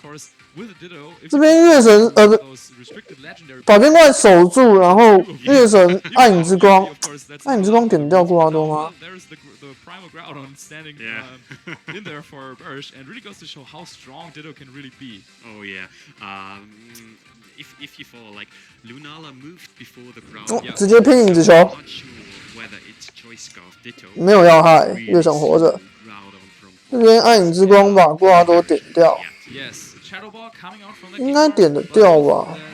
Shadow Shield ability, Lunala is able to withstand that move, even though it is 对，点掉，然后火拳把瓜都打掉。 gets the knockout on ground of his opponent, and then the fire punch comes out once again, and Barish beating 结束第一场， from 2018. 我觉得 Pro 代怪有问题，他最后一只怎么会是刚中？ We see him celebrating a little bit there. Yeah, that was a good game that he played. 他最后一只是歪鸟，他会赢， With the taunt, he really got stopped. 可是他最后一只是刚中， Strategy significantly, but there 是刚中就没有。 knowing that he beat a very strong opponent in that game. But 歪鸟爽到笑出 I 来， think Paul Ruiz could do for the second game. 瓜都加二，直接炸气往他头上点。 Well, I really like to see Voltal. This is one of the restricted Pokemon you're not that scared too much. 他那个剑舞很贪啊，我觉得没有必要。然后我觉得不但歪鸟也有点奇怪，他前面打的局很像他后面有歪鸟的感觉。 Just copies every stat besides HP, and Voltal is a Pokemon that got a really high HP stat, so you can take out that one a bit easier, especially if we see that Barish used the Lunala. 这样子他前面在那边感觉好像有空到场，其实根本没有。他后面没有歪鸟的话， On the other hand, so 我觉得这场 Pro 打的还蛮不好的。看吧，他第二场应该会把歪鸟带出来 I 的。 do like the full Pokemon, but now he knows like that Ditto is really putting in some Yeah. work, and Yeah, it's kind of Perfect tough. setup. It's kind of tough with Ditto because usually you want to select your Pokemon based on where your opponent has. But if they have a Ditto, it could be any of the Pokemon that you bring to the battle. And now that Primal Groudon happened to be a Pokemon where Paul didn't have a clear answer for it. I mean, Tapu Koko, Mega Gengar, Bronzong, like neither of those Pokemon really like facing against a Groudon. But yeah, as you were saying, if Paul somehow managed to bring his Yveltal in and have that Ditto of his opponent copy the Yveltal, then he could also say use his own Tapu Koko to knock it out. Yeah.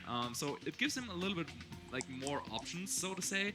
But yeah, at the same time, Ditto just really opening up a lot of possibilities in those games. So yeah, let's see for the second game, Barish going for the same lead. 好，第二场， He has switched up. Pro 这边没有换开场，是跟第一场一样是耿鬼明明。 yeah. 那Barris 这边换了开场，他原本开的是戴龙加什么？ Wait, actually, in the first game we saw the Xerneas. Now we have Lunala coming out for Burst. 他原本开戴龙加 This is something you all will have to bear in mind when you 加插入，想起来了，然后插入就被踩住，一个想不起来，旁边那只怪存在感太低，什么事都没有做。 stuff like that. 他四肢插，他什么事都没有做，他四肢插入。 Now we see that Kangaskhan Lunala mean, which is a pretty classy one. 那他这个月神开出来就很明显，他要直接对耿鬼做压制哦，就是直接抓那个破第一场的那个耿鬼开的状况。 Stuff like that by 尤其是月神，他的日是可以直接贯穿明明。 in now. Not both. Yeah, Lunala so can switch out since it's a ghost type. Ghost type. While the Tapu Koko is able to taunt again. But if he wants to 这样子 in front 破那边就比第一场 Yeah, one thing that 第一场破就很顺利，直接把想踩的插入踩在场上。那其实现在 like a perfect partner. 月神开好处，我觉得月神开好处很多啦，就是暗影之光可以点掉耿鬼。那就算你没有点掉耿鬼，你的月神其实是可以直接随时都可以跑，因为月神是不会被踩住的。 Solid duo to open things up. He does take the Shadow Ball once again, and now is 好， able 这边开顺风 As you were saying, the speed control in his favor. His move of choice here is Tailwind to do that. Now, all Pokemon of Barish will double in speed. 开完顺风， Turns. Oh yeah. Barris 这边是100万的状况，直接舍爆加影之球，不是舍爆加幽光是可以直接把对方的2只打掉的。不过，对面也有上后手的 And one other thing, because Paul does not 机会哦，所以这边 he does not have Barris 是攻击方，可是他可能要猜一下对方会怎么打，然后决定要怎么做攻击。 Variant form on the team, but we did not see that in the first game. So maybe Barish can just go for like a lot of strong attacks, go for like the Z move with the Lunala and double edge into the other slot. And there's not that much刚 Paul 中 can do to stop that. Yeah. Like Barish. 刚中一点帮助都没有。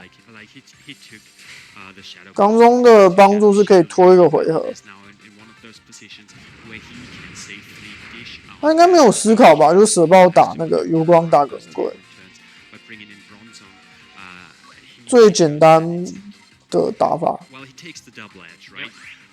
But that Kangaskhan can just go for a bite into the Gengar slot or the Bronzong slot, and so can Lunala 应该Paris 这边的优势很大哦。 slots again. So like Paul is on the back. 这刚中他不带 Y 很奇怪，非常奇怪。 Doing really clever switches. Yeah, for this turn, he didn't take that much damage. Bronzong resisting the double edge was a nice switch in, and then also Gengar going for the protect.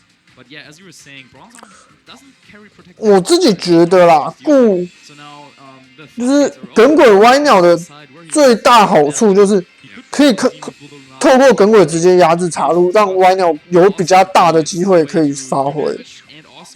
所以他这样子不带 Y， 我还蛮讶异的。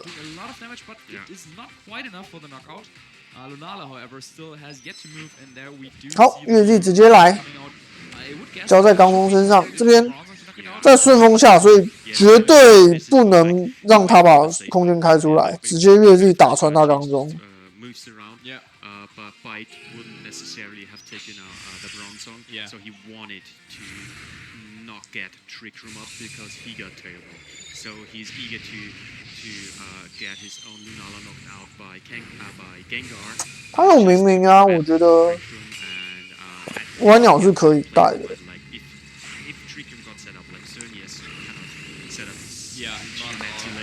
应该说，我觉得刚中在这场对战没什么帮助。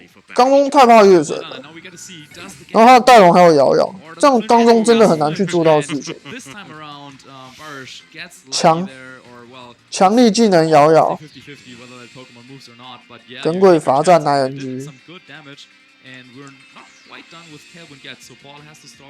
a little bit longer to even up the speed again. And with Tapu Koko and Gengar, two Pokemon that naturally are very, very fast, but at the same time they're not that bulky, as say the Kangaskhan and the Lunala. But yeah, with that Tailwind, Burst Pokemon are faster. They're like have more. 继续在顺风下被压着打。 And they're also pretty bulky and can take attacks.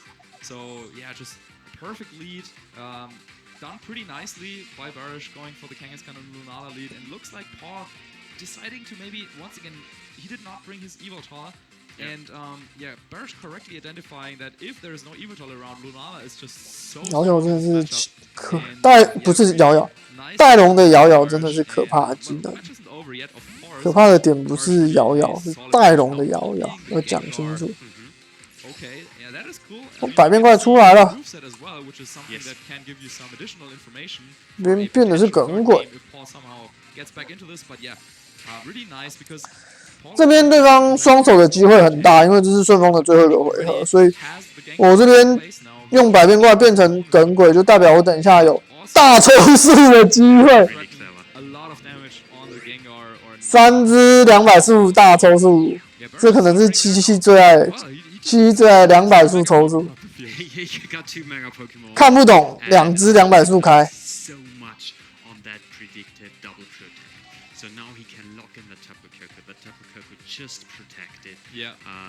Then Paul's Gengar can usually not take out Barish's Kangaskhan, so he can freely attack into the Gengar slot. So Barish is pretty much free to take out at least one Pokemon. Sludge Bomb coming out, knocking out the Tapu Koko, yeah. And you 好 were saying 这边直接独弹把明明打死，是不是素尾？我们在这场比赛看不到，看不出来到底是不是素尾。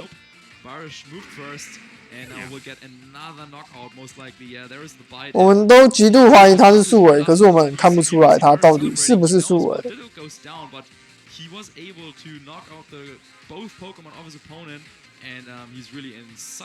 好，那这样子打掉破胜，最后一只没有问题，应该是固拉多。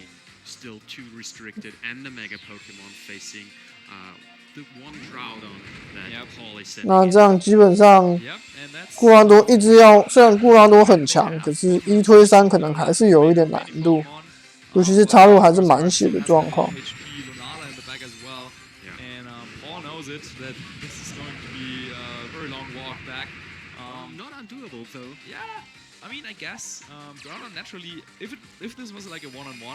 Groudon could beat all of, well, he could beat Xerneas 1v1, could beat the Kangaskhan and the Lunala, but well, it's just like too many Pokemon on Burst's side. He can just probably go for like say Bite and Geomancy this turn, maybe get another flinch there, set up the Geomancy, and then start attacking the next turn. And yeah, we've seen Paul's Groudon is slower than all of the Pokemon that he has left.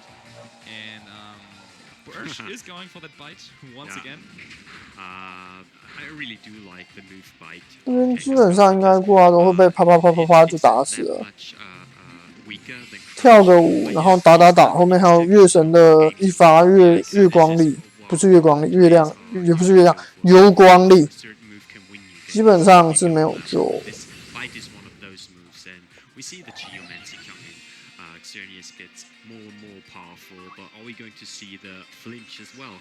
Nope, this time it's going to be precipice blades. Kang is 他咬的开心，咬的快乐，然后就被断崖惩罚。虽然这个没差啦。第一眼咬的开心，咬的快乐。And yeah, I think, yeah, Paul really probably needed to go with that Evo Toll, or well, on the other hand, Bursch. 我觉得 Paul 这2场打的蛮差的哦。我觉得他带怪带的不好，然后没有一个 win condition， 没有一个胜利的计划。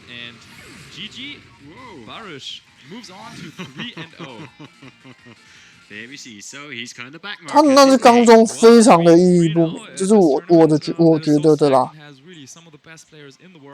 Is really nothing to laugh at, and there he is, cheering with his fans or with the crowd, and yeah, he's really excited about this win. And Paul Roos, on the other hand, well, he's knocked out to 2-1. He still has the chance to move on to top cut if he wins his remaining games, so he's not out of the competition. But Barish now also with a flawless match record, by the way, so he hasn't dropped the game yet. 2-0, 2-0, 2-0 so far. 那对手的我方那边其实我觉得没什么好讲的，他打的就是中规中矩。只是在破这边，我觉得有比较多可以讨论的点。没有，我觉得这跟 Y 是不是耐力没有关系。强攻的 Y 我也觉得要出。因为他的耿鬼是可以很有效的去压制插入的，那只要把插入压制掉，那我觉得歪鸟可以发挥的地方很多。强攻的部分可以直接压制月神，对方的压力也会很大。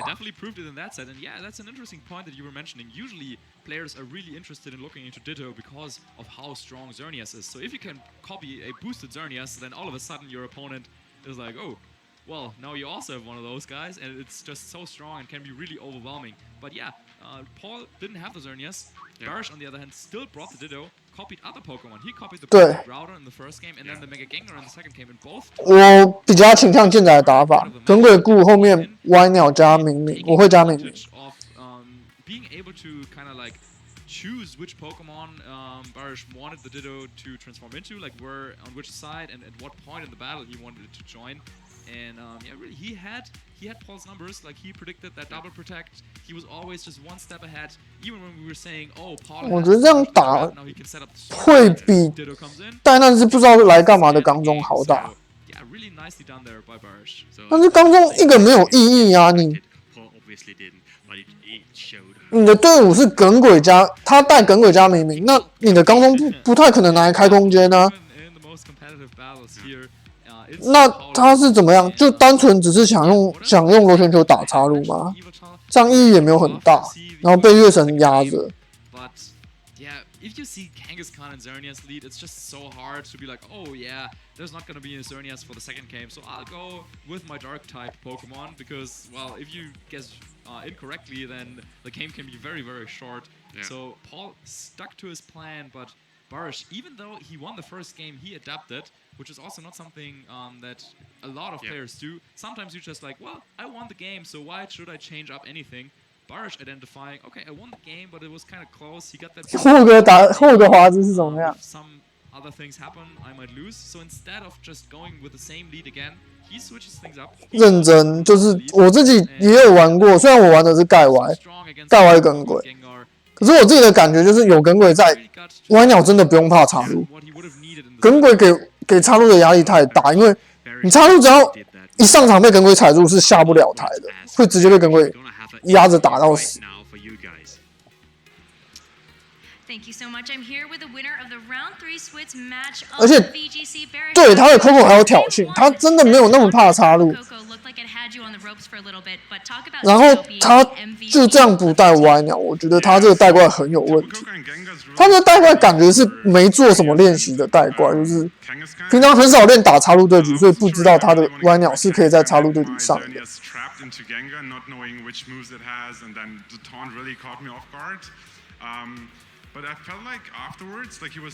对，然后他整队被月神压着打，人家平常都在爆发。王弟讲的有道理。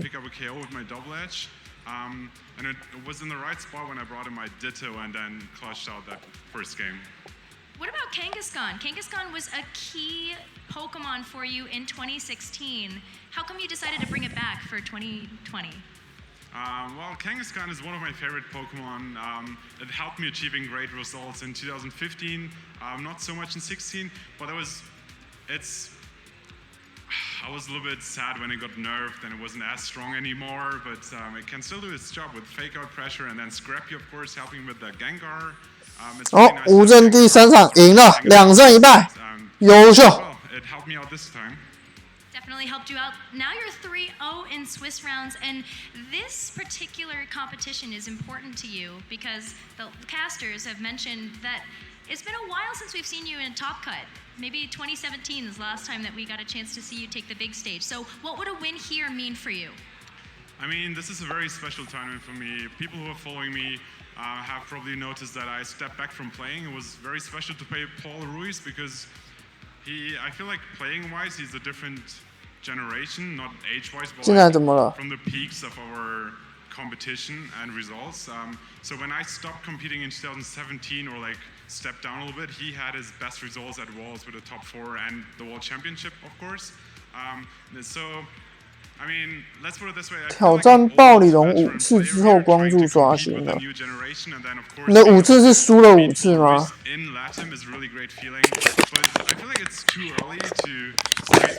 这样也很奇怪。这样那如果都赢的话，要怎么样才能下去？ Thank everyone here and at home. First of all, my family watching, my friends watching. It's really nice to have you all back. And then I also want to thank Kopak for organizing this event and for also reminding me last year that there's more than just organizing and staffing events. So I stepped back into playing again. And of course, 没有啊，极具团体战你可以无敌。我还，thanks guys, you're all doing an amazing job. It's a great show. Thanks to you, thanks to having you in our community. I'm really happy to be here and 3-0. Let's see what the next rounds bring. Well, thank you so much, Barish. It was great to have a chance to talk to you, and congratulations again on your round 3 win. One more question for you. Anything you're looking forward to while you're here? I mean, now that I'm 3-0, I can probably point out against. I have a few players on my list that I really want to beat. I don't want to name too many of them now, but I haven't played Yuri in a while, and I feel like he has really done well, so I want to see how I can compete with him. And then there's Ashton Cox, 2 times international champion. So as I said, like it's a generation gap between us, and I want to see if I can compete on this high level again and maybe clutch out a top cut here. All right, well, congratulations. I think we're all going to be looking at you to see if you can clutch out that top cut. And there's so many other amazing players to watch. 跟塔塔比起来，我也会比较想去刷几局。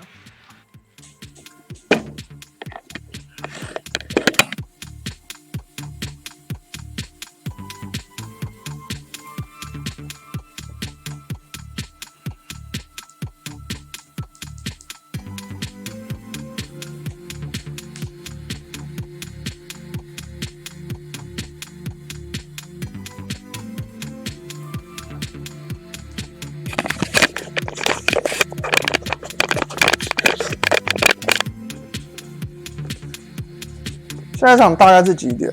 不知道，不会太久吧？它倒数是4分钟24秒。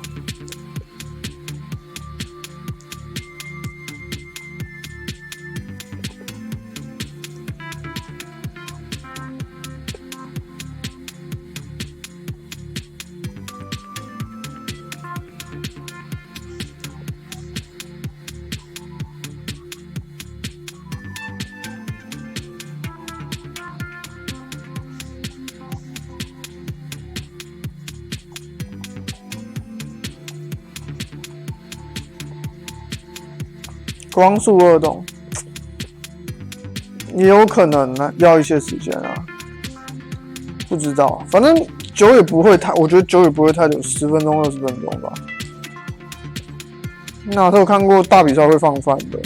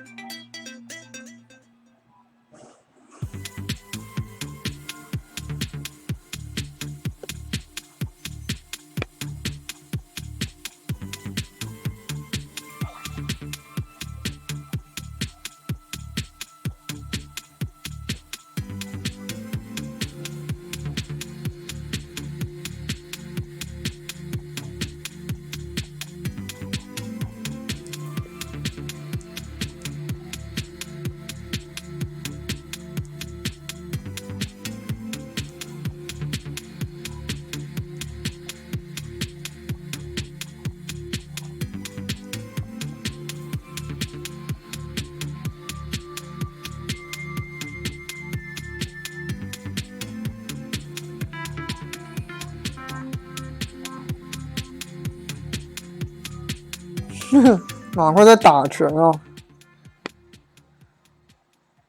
Still, it's definitely what he's digging for. Okay. 哎呀，怎么是 TCG？ Win condition for him if he's like he wouldn't still be playing unless that's what he's 可 doing. 恶！ Yeah, that's right. It was probably just something else I saw discarded instead. And yeah, that's Lily. Does Here's he... the first 5. 我现在 Switching outs are still good outs. 还没有 Stellar Wish for more. 办法带大家看 TCG， He's got himself 等中文版追上 and Dead Change. 外国进度，我就可以带大家看 TCG 比赛。 Essentially, it's an 11-card dig. Yes. He can tag call more cards out of the deck, I think. You are watching a TCG stage match. VGC will return shortly. OK， 他等一下 VGC 会回来，那我们就暂时挂在这。 See that switch here. It'll be a Dead Change for a fresh 6 and then dig even deeper. Maybe a few more cards that he can play down, but nope. The hand's going to be thrown away. Yep. 6 fresh cards, and then 5 more after the Stellar Wish if he misses this. It'll be to Dene, it'll be Actually, gutted I up think for the there's 5 game. cards in his deck. I think he's got it guaranteed. Well, he's looking through. 丢抓一个 tag team， There's a cherish ball. Can he thin any? 丢二抓一只 TT 听起来很 It 厉 was the 害。 top card. 东东鼠 It's always the way. 听说是强力宝可梦。 Oh, I mean, but so yeah, it's not guaranteed now, but agonizing Stellar Wish here. 抓对手的抓出来 Two 哦 that are in the bottom of the deck, so he's Can got he to find avoid it? that. He Great gets catches it! there, and he's able to simply bring up the Dedenne GX on Connor's board and take 3 prizes with Ultimate Ray. Crazy turn from Pedro, insane prize cards. Absolutely, and 哦 Pedro 狗狗也出现了。 draws like a bunch of cards. 吴正现在2胜1败，再赢4场就可以晋级了。 Congratulations to Pedro. He's giving a massive sigh of relief there, and who can blame him? He had to take some calculated risks. He went for the promotion of Keldeo to go down to a 0-card hand just to heal up his Keldeo, so he was a bit more safe from random non-GX attackers from taking the knockout on Connor's end. That meant that Connor guaranteed could not win the next turn, saying that if my prize cards are good here, I could be able to just push for game myself the following turn. Expert play from Pedro. Yeah, and again showing why he is hands down one of the best players in the whole of Europe. So many accomplishments behind him, and it is going through plays like that and his thought process like that that enable him to have the success that he's had. And it's kind of what we said earlier. It's that pre-tournament. Pedro with a heavy tag call engine, relying on didn't even see much because he was not able to. Well, he didn't really need to. He was allowed to be given himself time by the heavy Malo and Lana account that he played. Amazing mirror match tech, which obviously was something he was expecting this tournament. It really did help him. But he had those slower turns. He was undoing a lot of damage. He GX attacked, then he fully healed, then he allowed something else to absorb a hit. He just bought himself time. Crept up. He knew that there was a Rayquaza as well as a Dedenne on the board ready to be taken as long as he can use that great catcher to great effect. Yeah, absolutely. I'm not going to lie, I am still a little bit sad we didn't get to see the Misty and Lorelei being used, but, winning the game is more important, and regardless of that, Pedro was able to make all the right plays to make that happen, just for that great catcher dig at the end. And like you were saying, his list is obviously built in a way where he knows exactly how to answer any single threat that an opponent poses, and especially in a mirror match situation like this, you can tell that he's just so favored because he has access to healing off that initial damage from the Ultimate Ray. In the same way, like we even mentioned before the match started, that Pikachu and Zekrom, it places that initial pressure with full blitz, the 150 damage, but the Malo and Lana healing it off just makes it so much trickier to actually turn that into something worthwhile. And you apply that same logic in the mirror match, and it has the benefit that you see here. Such a big tempo swing. It's undoing a turn of your opponent's work. It's really, really a big card, especially in combination with Jirachi. Just similar to how we saw Guzma. It was even better with Jirachi. Archetypes were built on going Guzma after Guzma after Guzma, just because you also buy yourself free cards with Stellar Wish. So making Jirachi one of the strongest cards in the game even stronger. As if it There's needed no that. downside to using the Malo and Lana. Yeah, there really isn't. And I mean, also discarding 2 cards, who cares, right? I mean, there's so many, especially after you've done the first end resolve, there's, so many things to discard. Celtic Swells aren't relevant in every matchup, so you can discard those. It's, it's really, there's, like I said, there's not really any worthwhile mentioning drawbacks to using that. Yeah, that's the beauty of the simplicity of his list. Like you said, he's playing Ends Resolve, so he's already content with some cards are going to go haywire. I'm going to discard some cards here and there. That's the nature of my deck. So if I have even more discarding cards, as long as I'm getting my attacks off, as long as Ultimate Ray is getting my next attacker ready, a lot of the things are sort of superfluous. Extra Ends Resolve, not really helpful cards. No. Get rid of those, thin out your deck, stamp-proof yourself at the same time. It's like benefits on benefits all the time. It's fantastic. Yeah, it really is. And like we were mentioning at the beginning of the day, there was, it's one of these Arceus Dialga Palkia. It's one of these new archetypes that have come out of Cosmic Eclipse, and we were a little bit surprised to not see it at first. But in that matchup, you could really see just the power of this Arceus Dialga Palkia GX card. Yeah, I think it's going to be an archetype that's sort of around to stay. Players are experimenting with different lists. Maybe we will see more of the Rayquaza GX sort of energy switching build. Maybe End Resolve is what more players sort of lean towards. I think going into the tournament, that was the one that was sort of more popular. Yeah. Trying to take advantage of the tag call engine as well. Obviously, it's such a huge deal. We got to see it so well that game. Just being able to thin the deck as well. Just those sorts of little things where it's a 2 cards for 1 for free. It's just it's a really, really good trade-off. So that sort of engine being sort of combined with a phenomenal GX attack. It's similar to how we've just seen Beastbringer just be used in the Ganadel and Guzzlord thing. They can do it once, but Arceus, Palkia, and Dialga, the whole game. Yeah, they really can. Now, pun intended, cards on the table. Do you think that Arceus Dialga Palkia has a chance to take it through the whole and win the whole thing? I think the power level is there. Yeah. I think naturally a bunch of energy acceleration, meaning that you have an army of attackers ready to go in every situation. That basically stamp-proofs yourself in a lot of situations. Keldeo, such an awkward attacker to get around for a lot of different archetypes. Especially with Celtic Swell not being a thing. Especially with Swell, exactly. Just such a big buff. Taking extra prize cards is a really, really powerful effect. So it has the combination of cards it needs to succeed. I think one of the biggest things that will hold it back and hinder it is the amount of Mallow and Lana being played in other decks. Yes. Because its natural damage output isn't that high. I think we see Pedro's tech of the Misty and Lorelei almost to directly counter that and be like, well, guess what? I actually have a one-hit kill option when you didn't think I could, and I've just closed the game out of nowhere. So Misty and Lorelei is like that 1 in 5 games sort of like match winner kind of card. Very you don't much so. see a lot of like use out of it all the time, and you'll sort of draw into it and shrug and be like, this is useless right now. But it'll also be that card that just wins an unwinnable game. So that's a really interesting tech card from him, and I wonder if anyone else has sort of gone down that route. Yeah, it'll be very interesting to see. And now, who better to perhaps explain all that than to hear from the man himself? So let's go over to the main stage to hear from Pedro. Take it away. Thank you, casters, and I am host Sway Cribs Rojano here with the winner of the round 3, Pedro Eugenio Torres. Pedro, my first question to you is, how nervous did you get when you could not find that great catcher at the end? Yeah, I was like super nervous because like, okay, I can't whiff the great catcher if it's the last 2 cards in the deck. So I was like, okay, I need to thin the deck as much as possible. So tackle for Lucario, bench it, Dedenne, Jirachi. I was so close, but I finally got it. Yeah. So super happy, yeah. That's great. Pedro, were you expecting to be facing a lot of the mirror match in this tournament? Yeah, I expected ADP, like the Arceus Dialga Palkia deck, as really popular. So we really touch against that possible mirrors, like the Baby Drampa. It's really good against Keldeo, against the Dene. We played 3 Malos and Lanas to heal against the mirrors when they Ultimate Ray. So I definitely prepared the mirror with this kind of touch. Yeah. And what do you feel is going to be the key to winning this mirror match for not only you, but other players? I guess to win the mirror, you need to GX, because I guess Connor could GX with the Arceus Dialga Palkia, but he preferred to go for the Sonic Edge.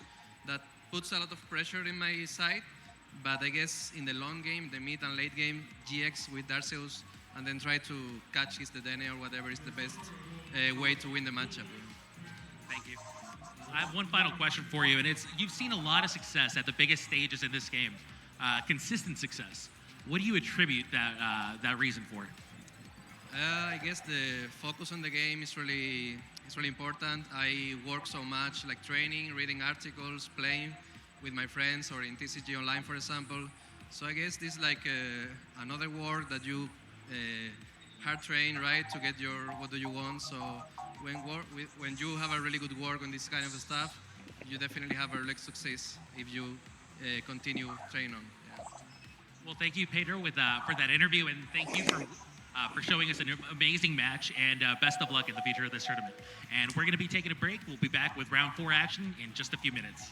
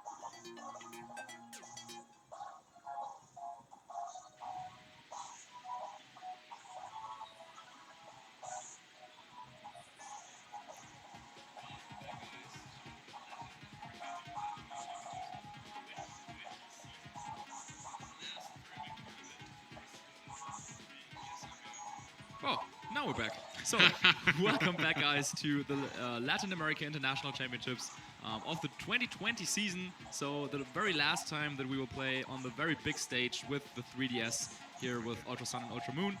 Yeah, we're here for round number 4. I'm joined still by Sebi.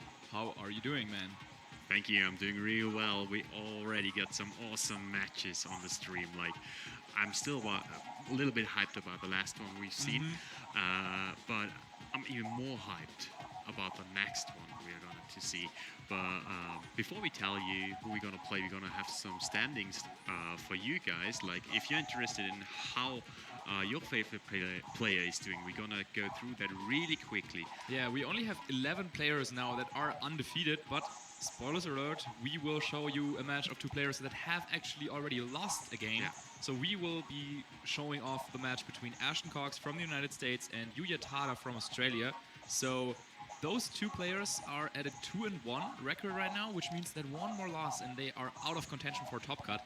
Yeah. And Ashton being the 2-time Latin America international champion in 2017 and 19, in the 19th season, of course, we had to show him, and we had to show what team he brought to the table here to win the tournament for a 3rd time to defend his title.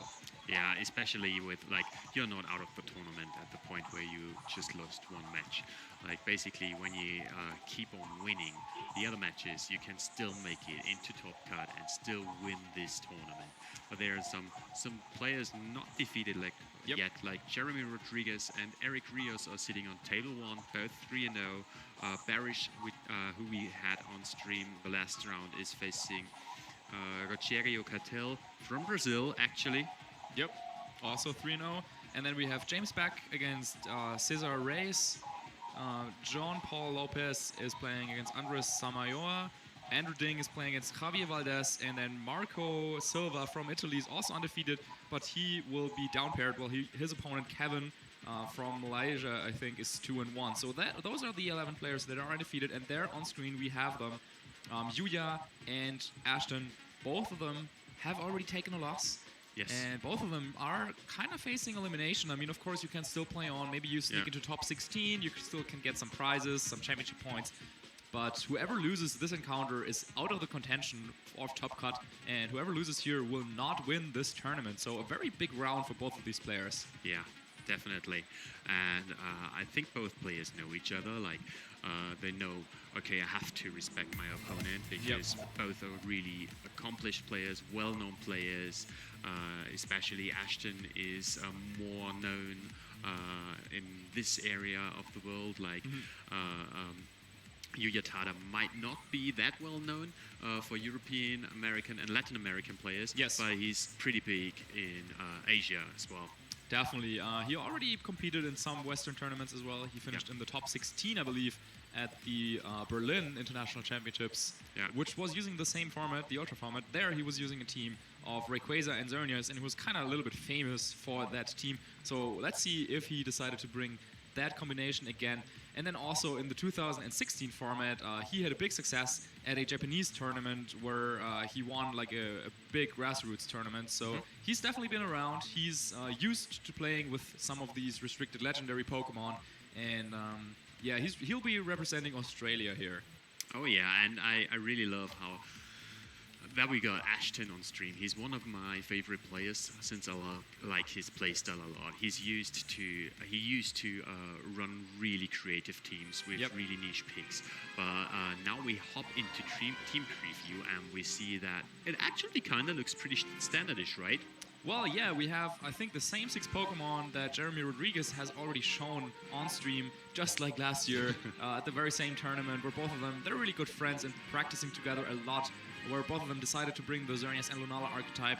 Ashton got first and Jeremy got top 4 at that tournament, so they're really trying to repeat success. So far, Jeremy 3-0, still undefeated, and Ashton, as we were saying, already took a loss. And yeah, his opponent, Yuya, will be using that Xerneas and Rayquaza archetype that I was talking about.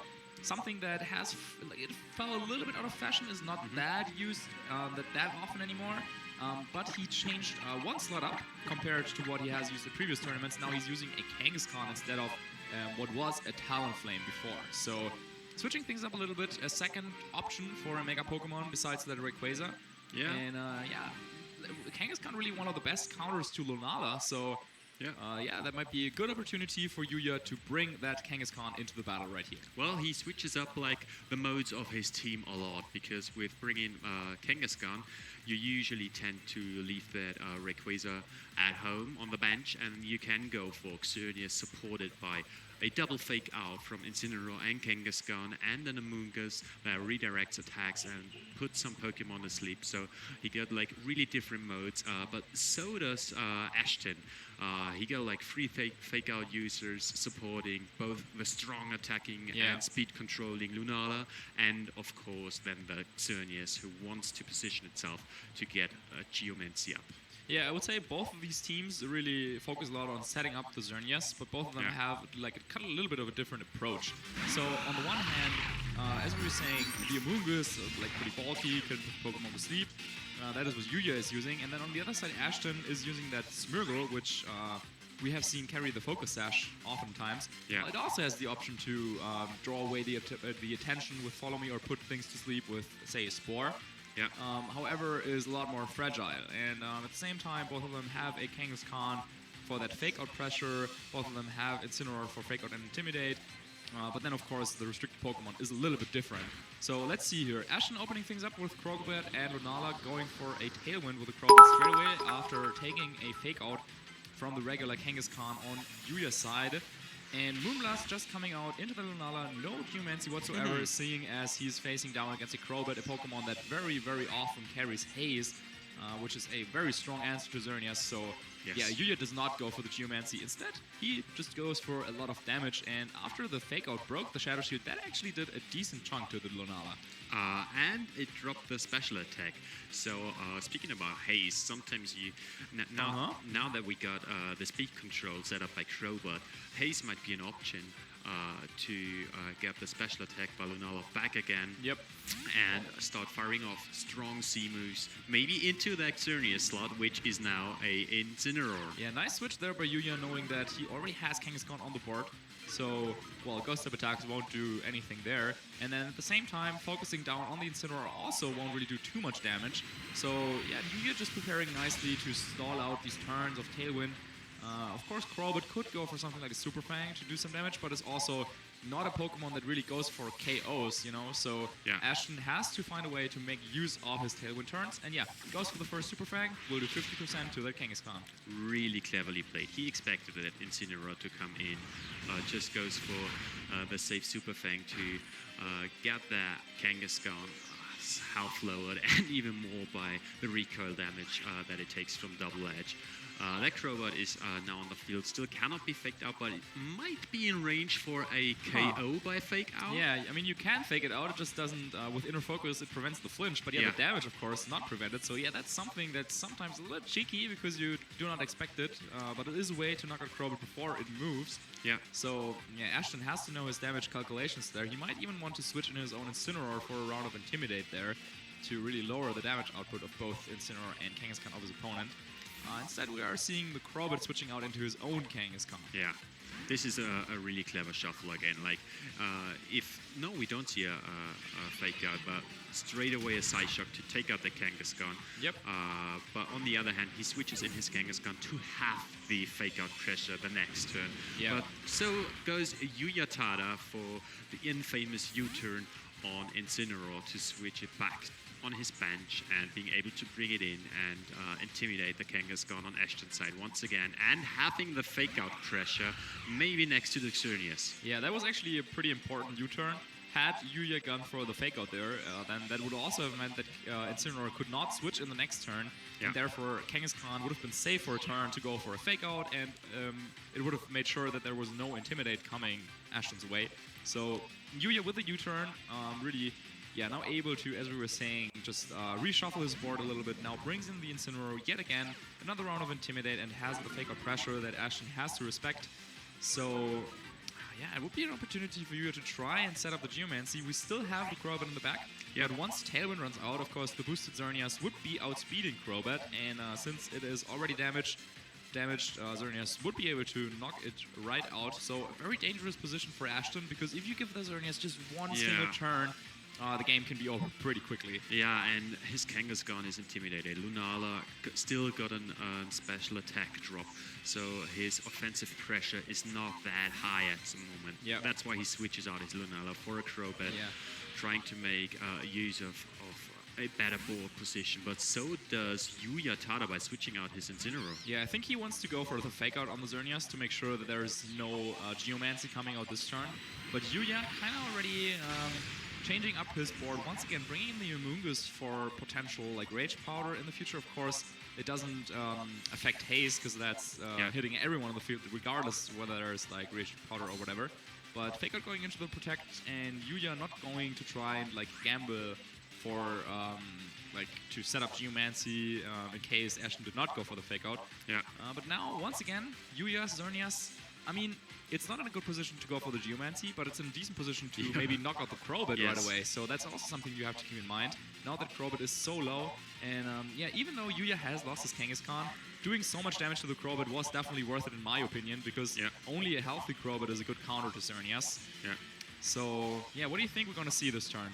Well, I do like how Yuya Tada positioned himself into a position where he just doesn't need to set up with Xerneas to get the knockouts. Like, he's threatening the Kangaskhan. Kangaskhan now is once again intimidated, lowering well, the pressure it provides really well. Crobat is going for the Tailwind. But yeah, Yuya Tada, I think... Oh, the Bite coming out. That is, of course, a way... he's going into the Amoonguss, though. He wanted to stop Amoonguss from sporing. But now let's see. Okay, it's actually just a Dazzle game. For a second I thought, well, Ashen might be in a little bit of danger because like Fake Out could knock out the Crobat, so he could have even gone for the Geomancy, but no. Yuya just wants to get the KO first, and knowing that he still has the Amoonguss in the back, for the next turn, what he could do is protect his Xerneas, bring in the Amoonguss, and the next turn go for Rage Powder and Geomancy. And it's really, really tough for Ashen to stop that now that his Crobat has gone down. We have yet to see what the last Pokemon of Ashen is, but if it is his own Xerneas, he really doesn't have any like clear answer to a boosted Xerneas either way, and it's one of those situations where it's like a race to whoever gets the Xerneas boosted first is probably winning the match. But we also haven't really seen any like tech moves coming out from that Incineroar. We have talked about that before. Yes. Players tend to use moves like Snarl or Roar specifically for their Xerneas matchup. And that is something that Ashen still has to find out about his opponent's team. Well, since we see the Amoonguss as well, I doubt there might be a Roar on the Incineroar. It might more be like a Snarl or even a more offensive approach to deal with Lunalas, for example. Speaking about Lunala, Ashton sends in his Lunala. Maybe he wants to set the field with speed control first before he sets up his Xerneas, and then later on deals with the Amoonguss for Yuya, right, Marcus? Yeah, but both of his Pokemon are only at like just below half HP. So the Xerneas, even though it is not boosted, can KO either Pokemon. And yeah, it is going to be Xerneas, so that is like the last Pokemon of Ashton. So we were correct there, and that's probably also the Pokemon that Yuya expected. But once again, not going for the fake out. Instead, it's just a hard switch into Amoonguss, setting himself up perfectly for this next turn. Yeah, I'm expecting a Protect, and that is exactly what we see from Xerneas of Yuya. And now for the next turn, he could go for that Rage Powder, draw away all the attention, and then set up the Geomancy that way. It's going to be tough. That is hitting in the Protect probably, so just doing a little bit of chip damage to that Xerneas.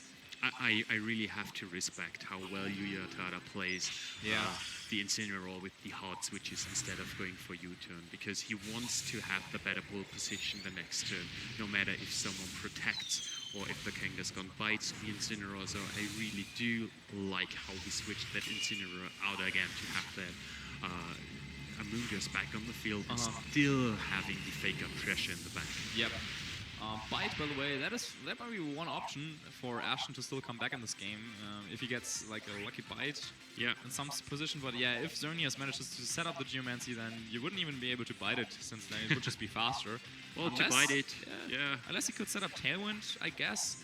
But yeah, it's pretty difficult. Ashton having lost the Crobat, which is his one Pokemon that does so well against Xerneas, just makes it very difficult. And Yuya really identifying the threat there, kind of sacrificing his own Kangaskhan in the process of getting rid of Crobat of his opponent, really showing that he made the right choice with that.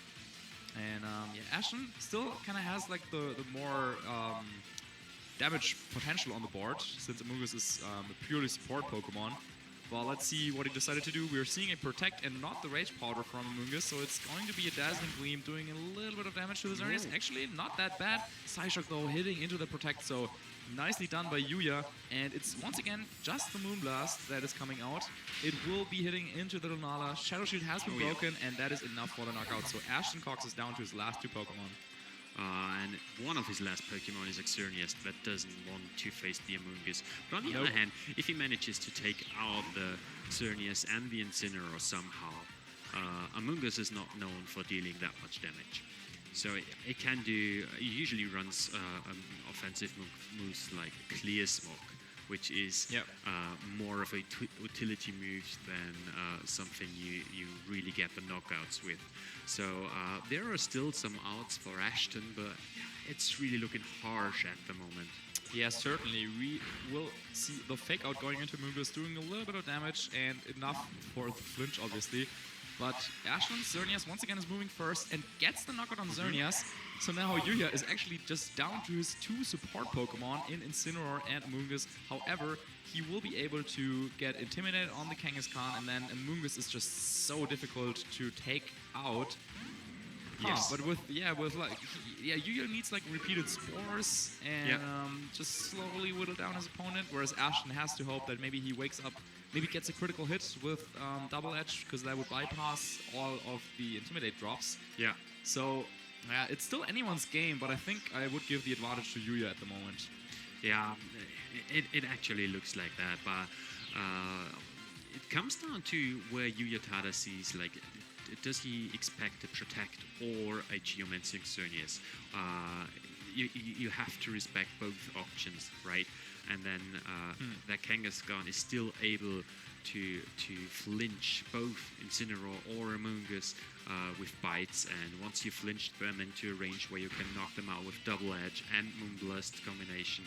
And there we see Incineroar goes for Fake Out into Kangaskhan, and Ashton's Xerneas is able to get off a Geomancy. Well, of course, usually Geomancing in front of an Amoonguss is not that clever of a play, because most of them will carry Clear Smog, so that Amoonguss usually can put it to sleep first with the Spore, then go for the Clear Smog and get rid of all the boosts. However, in this particular situation, Yuya had to choose a target, and he decided to go for the Spore on Kangaskhan, so now Xerneas now might have one turn where it can really use all of the boosts that it just acquired with Geomancy. Had Yuya, on the other hand, Spored the Xerneas, then Kangaskhan could have gone for the Bite the next turn to try and flinch the Amoonguss and stop it from moving.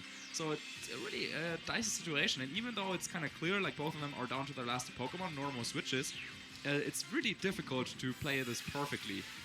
Moonblast coming out into the Incineroar, it will not be enough to get the knockout.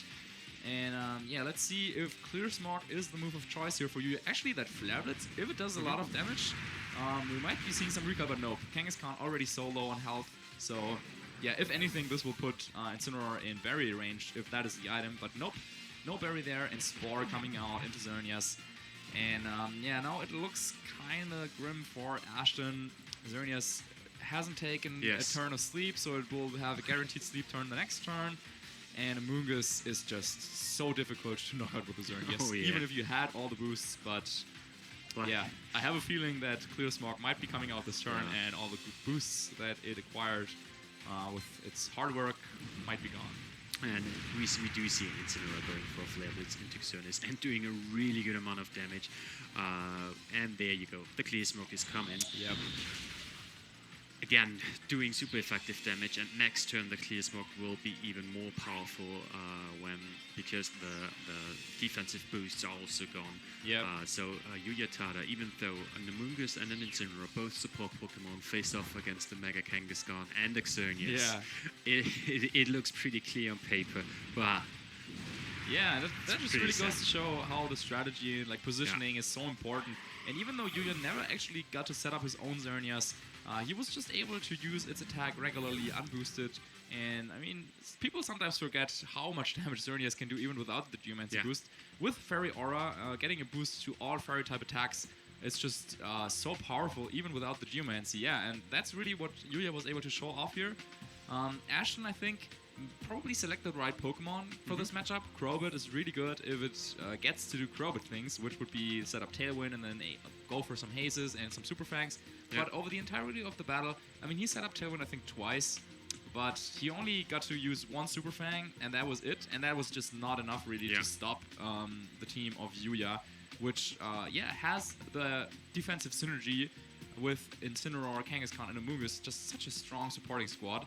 And Crobat is a little bit of a hit or miss kind of Pokemon. Like either it goes really, really well if you manage to like stop your opponent from setting up and you set up yourself, then it's an easy game. But Yuya just never really allowed that to happen. So I wouldn't be surprised if Ashton switched things up significantly. We could be seeing maybe the Smeargle. Yeah. That's one Pokemon that can really switch things up a lot. With Moody Boost, you never really know what's going to happen.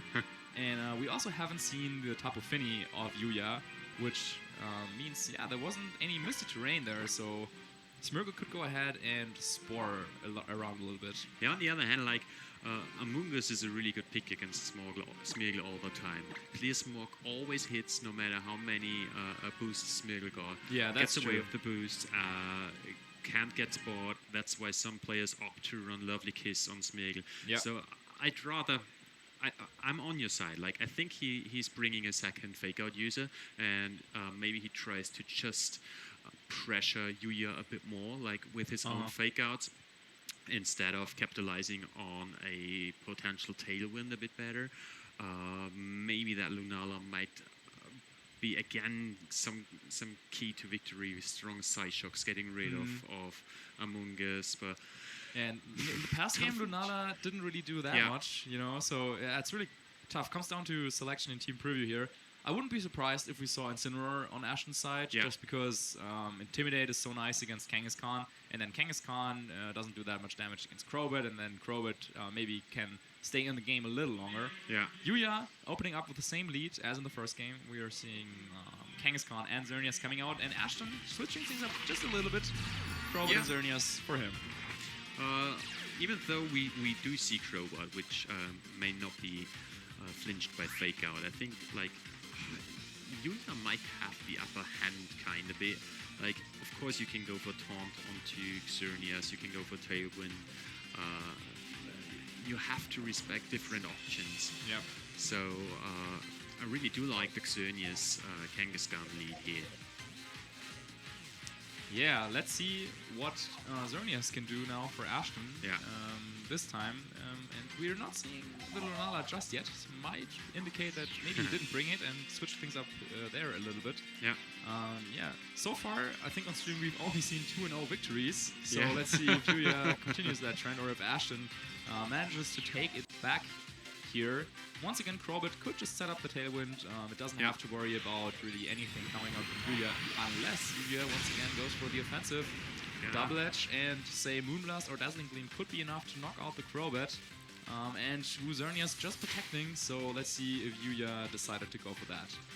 Well, taking out Crobat pretty early was like kind of the key to victory for Yuya in the last match. And we do see the same strategy again. Yuya straight going for the double edge into the Crobat. Nicely done, nicely done. And what does Xerneas do? I would be very surprised if this was a Geomancy. Nope, it is Moonblast into the Crobat. And you can see it on Ashton's face. He is not happy with how that went. He could have just gone for the Geomancy unchallenged, really. But nope. Yuya, as we were saying, doubling up into the Crobat, taking it out already, and now you really have to think, oh, well, was it worth it? I mean, he set up the Tailwind, he has the speed advantage, but at what cost? He lost a Pokemon, and Amoonguss doesn't really care about speed advantage. Amoonguss is slow and can take any hits from Xerneas, no matter whether it's super fast or double super fast, so... But speaking about the Amoonguss, like, I really do like that Incineroar is now on the field. Because Amoonguss doesn't want to switch in, and we got the immediate pressure of Fake Out onto the Xerneas. Ashton's Xerneas can go for a Geomancy, as we see, but we do not even see a Fake Out. Do you think that might mean that there is something like a Roar coming out from Ashton? That is not something that we've talked about on his side, but yeah, he brought the Incineroar this time around. As we suggested, maybe instead of the Lunala. So if there is a Roar, that could be an option for him to get rid of the boosts or potential boosts that we might see if Yuya decides to go for Geomancy, which is what he does. So that's a big question here. That will really change the thing. Like, you don't expect an immediate draw after you set up Tailwind. Yeah. And that Fake Out was kind of an obvious choice on the first side. But Yeah. if you think about it, it's really hard to predict that coming a Raw instead of Or is there Fake Out. a bite coming out by Kang? No! It's actually, Incineroar outspeeding the Kangaskhan here, going for the U-turn, getting the critical hit, but if that Kangaskhan has Roar, then, then I think the game might already be kind of over, because then Ashton is left with not many choices at all, Power Herb being used, or maybe it's just the Tailwind. No, there is the Roar. Oh. Yeah, big play by Yuya. Oh yeah. He really showing off that, well, you have the Crobat, that is one Pokemon that can get rid of all the boosts, but well, I have Kangaskhan, and he found room for that attack move, roaring away his opponent's Xerneas, and yeah, you can really see it on Ashton's face. He is not happy with how that went. Oh, and yeah. the chances for him to get yet another victory here at this tournament that he really loves are getting slimmer and slimmer. Yeah, Roar on Kangaskhan is more popular than people might think. Yeah. Like, it only ever needs like Fake Out, Double Edge, and Bite, and then you go for another option like Low Kick if you really want to hit Stakatas and something. You can go for Sucker Punch. But Raw is a really interesting option, and we saw that Raw coming on the wrong side of the field. Oh, well, yeah, if you're in Ashton shoes, then certainly. And we're also seeing Bite now. So, okay, going for the Kangaskhan, I thought for a second that this was going into the Incineroar, because now it's also revealing Roar. And yeah, Bite would have been one way to maybe have a chance of preventing that from happening, but all of a sudden, okay, playing field is even again. Yeah. Well, very even. We're seeing Incineroar and Kangaskhan for both players. And both of them also have Xerneas. However, Yuya has one more Pokemon in the back, whereas Ashton's Crobat has already fainted. So this is really interesting now. It comes down. Ashton doesn't want to give up just yet. Yeah.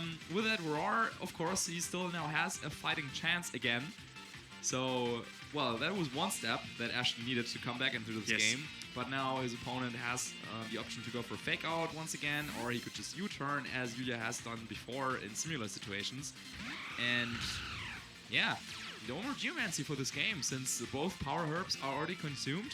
Yeah, this is a little bit awkward. This is really awkward, and now we are going to see like loads of Fake Out and redirection plays. So if I were about to play it, try to take out one of the Fake Out users as soon as possible to just get rid of that Fake Out shuffling immediately and to deal damage with the Xerneas. Xerneas is now the main damage dealer for both players on the field, and they want to have it stay healthy so that it can deal damage. But this is going to be how we see a U-turn from Incineroar again into the Kangaskhan. Yuya might bring in either Kangaskhan to have more Fake Out pressure. Yeah, he does, and to get off the free Spore now. Yep. Which is like really interesting. Yeah, Tailwind is over now for Ashton's side, and since Crobat has fainted, there's no way for him to get that back in the game. And the last Pokemon that Yuya has that Ashton does not have is the Amoonguss. So that is really one way for Yuya to get further ahead in this game. Just put some Pokemon to sleep, and then over time you will naturally come out on top because he just has one more Pokemon. Yes. But on the other hand, if Ashton like keeps attacking more than Yuya does, there's always a chance to land some critical hits. So if he by somehow lands to take out one or two Pokemon with boosted Moonblast or Double Edges, this might be the chance for Ashton to come back. But yeah, as you said, on paper, Yuya's got the same lineup plus Amoonguss. Yep. And Yuya is not really overextending here, just protects the Amoonguss because he knows, well, there might be a Fake Out coming. That is exactly what Ashton tried to do, but now Yuya got his one Incineroar in, just as Ashton did, so now they could trade Fake Outs once again. But Ashton, as soon as one of his Fake Out Pokemon goes to sleep, it will be very difficult to keep on this game of switching in and out, going for the U-turn. But actually, we're just seeing the bite.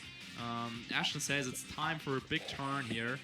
Yuya not going for the Fake Out, just the U-turn once again. So if Ashton manages to land maybe a Flare Blitz into that Amoonguss, that would be really big. That would be really big, and I really like how he now goes for U-turns instead of hot switches, because those two Pokemon cannot protect, so he's free to chip and chip and chip each turn. And we do see a Okaberry, didn't we? That Flareblitz is probably not gonna get the KO. Still the chance for the flinch. That is what Ashton would do. Oh, yeah. And he gets it. Okay. Yeah. Ashton, well, shaking his head, indicating that, well, even with that flinch, it's going to be a long way for him to win the game. But Okaberry, another interesting choice here on Yuya's team. We've seen Focus Sash quite a lot on Amoonguss in this year's format, but with Okaberry, of course, there's quite a few fire-type attacks on like Groudon or Incineroar that are, well, on a lot of teams, so makes sense. Yeah. And with that Okaberry, now Amoonguss not taking that much damage, and we would expect it to have Regenerator as its ability. So Yuya could do what he really likes to do, which is switching out, maybe switching into Incineroar, and then regenerating some health in the process. So even though Ashton was able to do quite some damage with that Flare Blitz and Bite combination, if Yuya switches out the Amoonguss, a lot of that damage will be healed back up again. And there you go, there you go. Like, this is a really difficult situation for Ashton. Ashton had to go after that Amoonguss just to get it knocked out, because Xerneas can't take it out. And if Yuya Tada can just switch in Incineroar into that slot all day long, it takes every move that Xerneas, that Incineroar throws at it, and he starts getting off damage onto the Xerneas. Yeah, now this would be the opportunity for Ashton to get a KO on the Kangaskhan if Flare Blitz is launched into that slot, and nope. Unfortunately for Ashton, he really wanted to cover that Amoonguss to hopefully get the knockout there, but nope, Yuya once again switching in his Pokemon. He's just been really so smart with his resources in this game, in these games, also in the first game, just making sure that his Pokemon do not faint, and instead just switching them in and out. And with Incineroar and Amoonguss, the synergy between the two Pokemon is just incredible. Oh yeah. Now doing a ton of damage to Ashton's Xerneas with Kangaskhan's Double Edge. And once again, what is there left for Ashton to do in this game, really? He could get the knockout on Kangaskhan this turn. Maybe something like a Protect and U-turn could help. However, Yuya's Incineroar could go for the Fake Out. And there it goes. There it goes.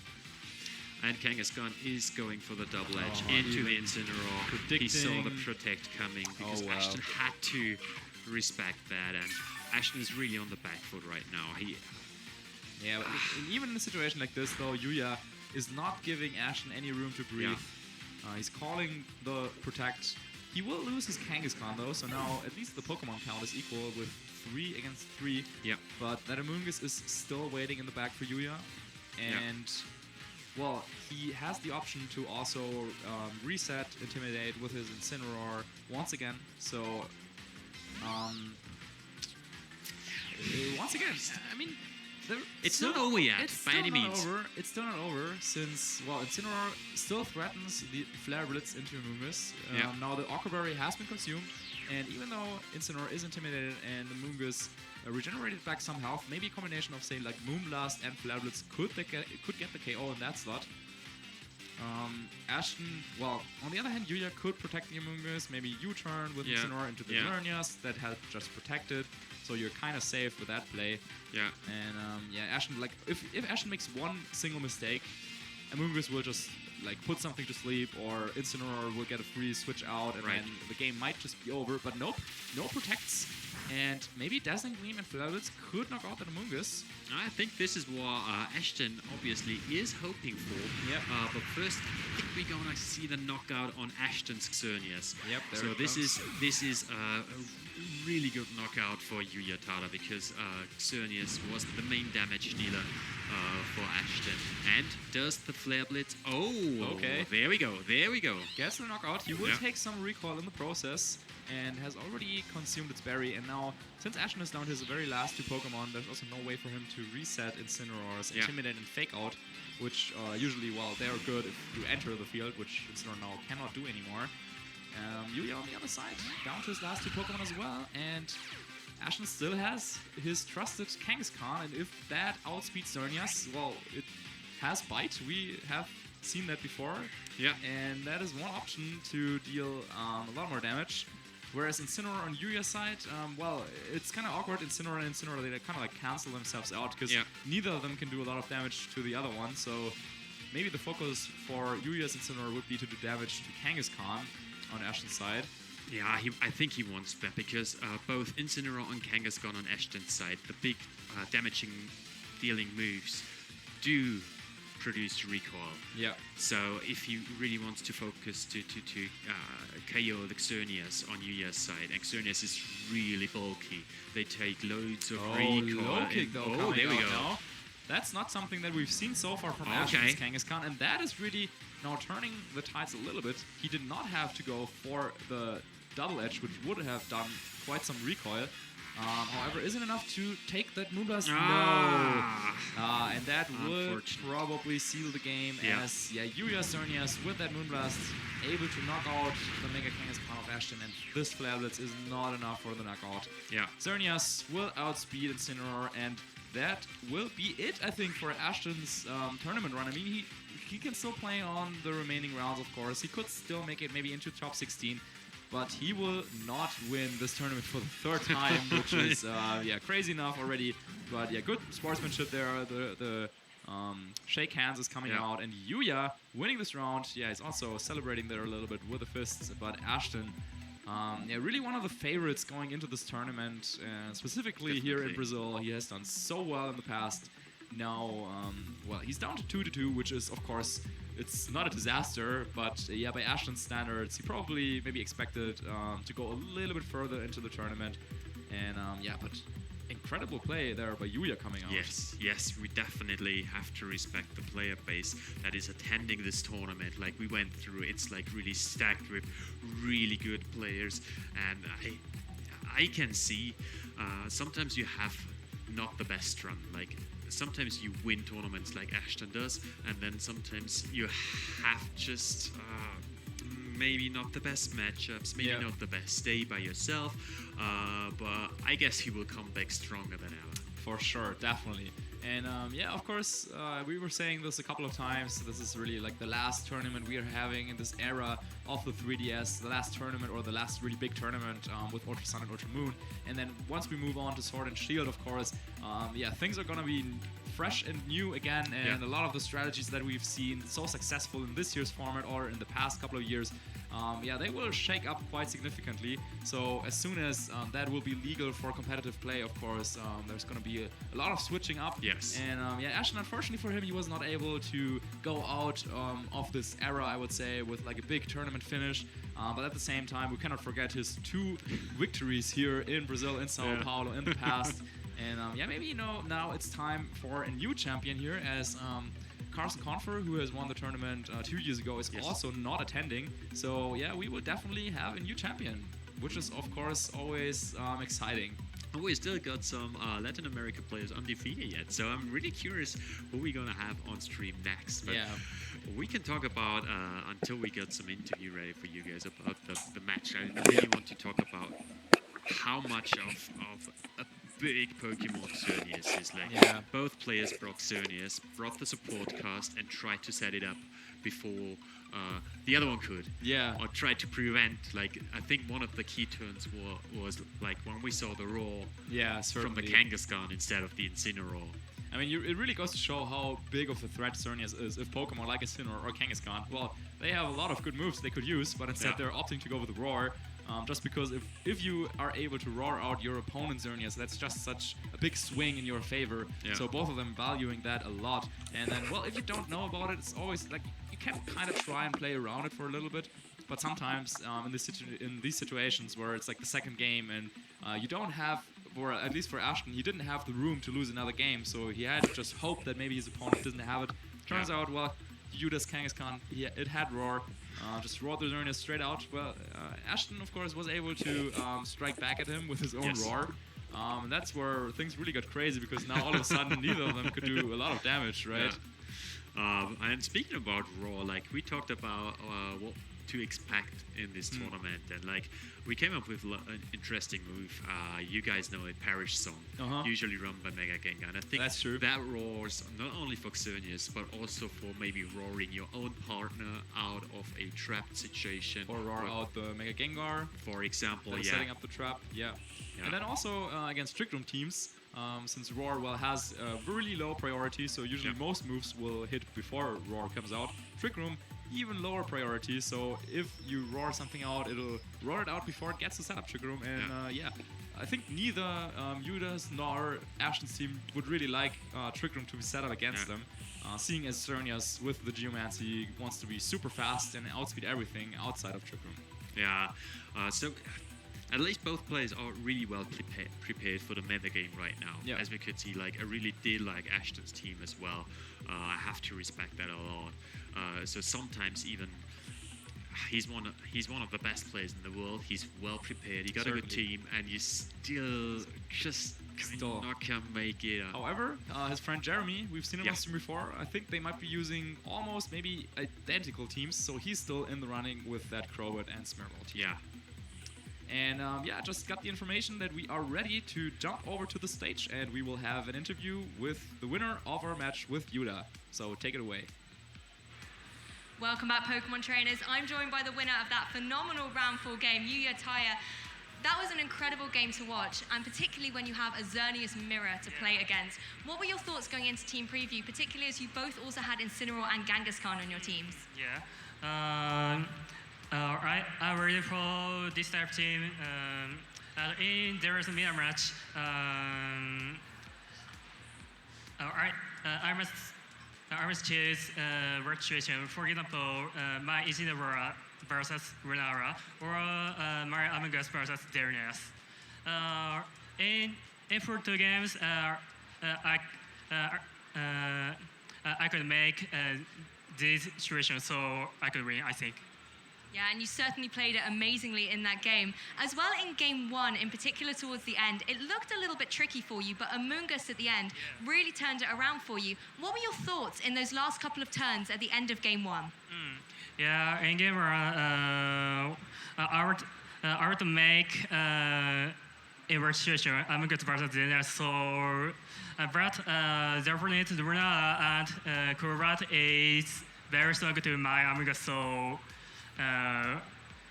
in our time, I want to defeat the opponent, Lunala and Crobat. Yeah, well, Amogus certainly turned out to be a key Pokemon for you. And another one that was amazing was that Kangaskhan with Roar. That was something we were all excited to see backstage. Was that a move that you had planned to have on Kangaskhan, or was it a last-minute change before the tournament? Yeah. Roar Kangaskhan is very strong to theirs, but also to Trick Room. Trick Room and substitute as aren't very strong, so I choose this Kangaskhan for these teams. Well, you certainly showcased it really well, able to get rid of those Xerneases and also help you out against Trick Room if you were to face against it. But last but not least, are there any shout-outs you'd like to give to people back home? Yeah, I'll do my best for APAC and Australia. Thank you.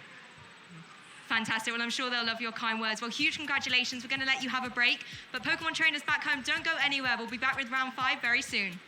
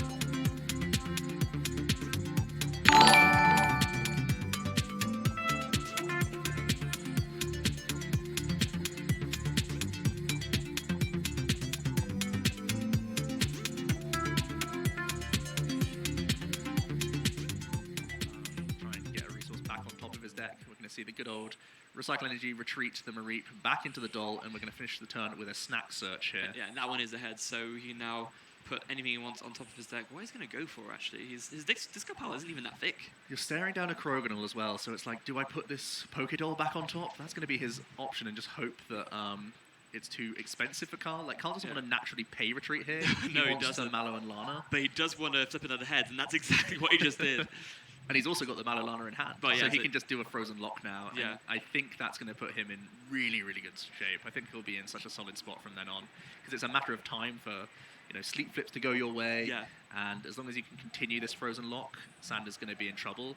The only way that Sander wins now is that the Frozen Lock gets disruptive enough times that he has those turns to redevelop more dolls to be safe. Yeah, that's exactly what he needs to do in order to make this work. Now, Carl does go for the Mallow and Lana here. He switches to the Jirachi. Of course, makes sense. It's got a skateboard on it, so after this, he can just do another Stellar Wish just to see some more resources. He does find a Chaotic Swell. Chaotic Swell sounds amazing to me. Yeah. Also, so does Switch. Yeah. To be honest, they're both really good picks here. Yeah. I think Chaotic Swell would probably be my stadium of choice here, or my selection, I guess you could say, from the Stellar Wish. Yeah, again, just because Carl knows at this point his lose condition, as it were, is flipping too many tails on sleep from the Mareep. So if he can sort of play around that with by getting rid of the Slumbering Forest and making it so he has to flip less coins, that will work out well for him. But in this instance, he does just opt to go for the switch. It's, a great choice and a better choice. Yeah. So they both seem absolutely fine. We're going to see the Frozen Lock here, not taking a knockout, but Sander not allowed to play item cards this turn. Oh wait, no, it does take a knockout because of the GX attack. It does 40 damage. Yeah, it doesn't take a prize. No, but yeah, it takes a knockout. Yeah. But that's sorry, I completely forgot about that. I was thinking, he had to do like a multi-pick KO, but no, of Oh course no, no. It is full turbo. Quaking Punch is back. Yes. It really is a phenomenal tech card for this matchup, as well as matchups like it, the Pidgeotto control style archetype. So it's not like a 3-turn clock; it's a 1-turn clock, and now, Sander needs to. He needs sleep to stick, basically. So there's a heads. So that Pokédoll goes on top. Florgus, by the looks of things. Yep. We can retreat into this doll, reattach, and he's going to Stevens to end his turn. So if Carl gets 2 heads here, that will literally mean game over, I think, because this one doll will get knocked out, and then Sander can't put down any more Pokemon that won't give up prize cards. Exactly. So huge coin flips coming in here. And well, we know he has Switch as well. So. Actually, it just comes down to... I think this could be game secured for him. Carl just needs to find Fiona, basically. Yeah. If he can find Fiona, the game's over. We see Sander, he's using his Stevens Resolve here. He grabbed himself the Celesteela GX that he plays. Okay. That's one of the only Pokemon that can tank an attack from Carl immediately. He also grabbed himself the Super Scoop Up. It's a one-of that he plays in his list alongside the new supporter Will. Yes. So he can guarantee to pick up the Celesteela. So he's still out here trying. He's still found his way sort of to survive another turn. He does. So He does flip a tails. he's asking if he has to flip again. Yeah. It's the same outcome. Yeah, it's... one tails will be enough for it to stay asleep. So it all comes down to this. Can Carl find the Fiona to seal the game? He's got Cynthia Caitlin. He discards the Caramel Metal. 1, 3 big cards. 2, 3. Pokecom and a Pokemon. That should be enough. Yeah, that's it. The game is over. Pokecom can find himself the Fiona. He can use it to switch to Pokédoll, and as long as he plays... Well, he has a Switch in hand, so yeah. Yep, he's there. He's got it. We see the Pokemon communication. Arceus, Palkia, and Dialga going back into the deck. That 1 board space remaining means that he can go ahead, grab that Fiona. Sander going to try and look through and see if there's any way. No, he's going to say, that's the game, Carl, you got me. Yeah, so Carl showing the Switch just to show that he could actually do it. And wow, Carl Blake overcoming the control man in order to take game 1 in this series. It's what we alluded to earlier. It's the fact that control is so heavily on the radar that Carl, he's not just said 1 Kroganal will win me the game. He's not just said that 1 Fiona will win me the game. He's saying, I want both, and I want to make sure that I will not lose to control decks, no matter what form they come in. Yeah, and it's a very smart pick as well, especially considering he would have been fully aware that control it was an archetype to watch out for going into this tournament. And he's just thinking, you know what, I don't want to lose to this. I'm just going to come prepared so that I can actually have the tools to overcome these control decks, and it's worked. Yeah, it's a very, very fair assumption, and it's paying dividends now. Yeah. You're pretty much in really good stead to close out the second game as well, especially when Sander's win condition is quite slow. Yes. It feels like you won't ever lose 2 games. No. Even if he loses and ends up tying, that's at least a point on the board for him. Yeah. So after winning the first game, you got to be feeling pretty comfortable against controlling builds. Yeah, especially because, as we mentioned before, like this specific build of control that Sander is playing does not have a fast win condition. There's no. Is he even playing? I don't think he's even playing Belelba.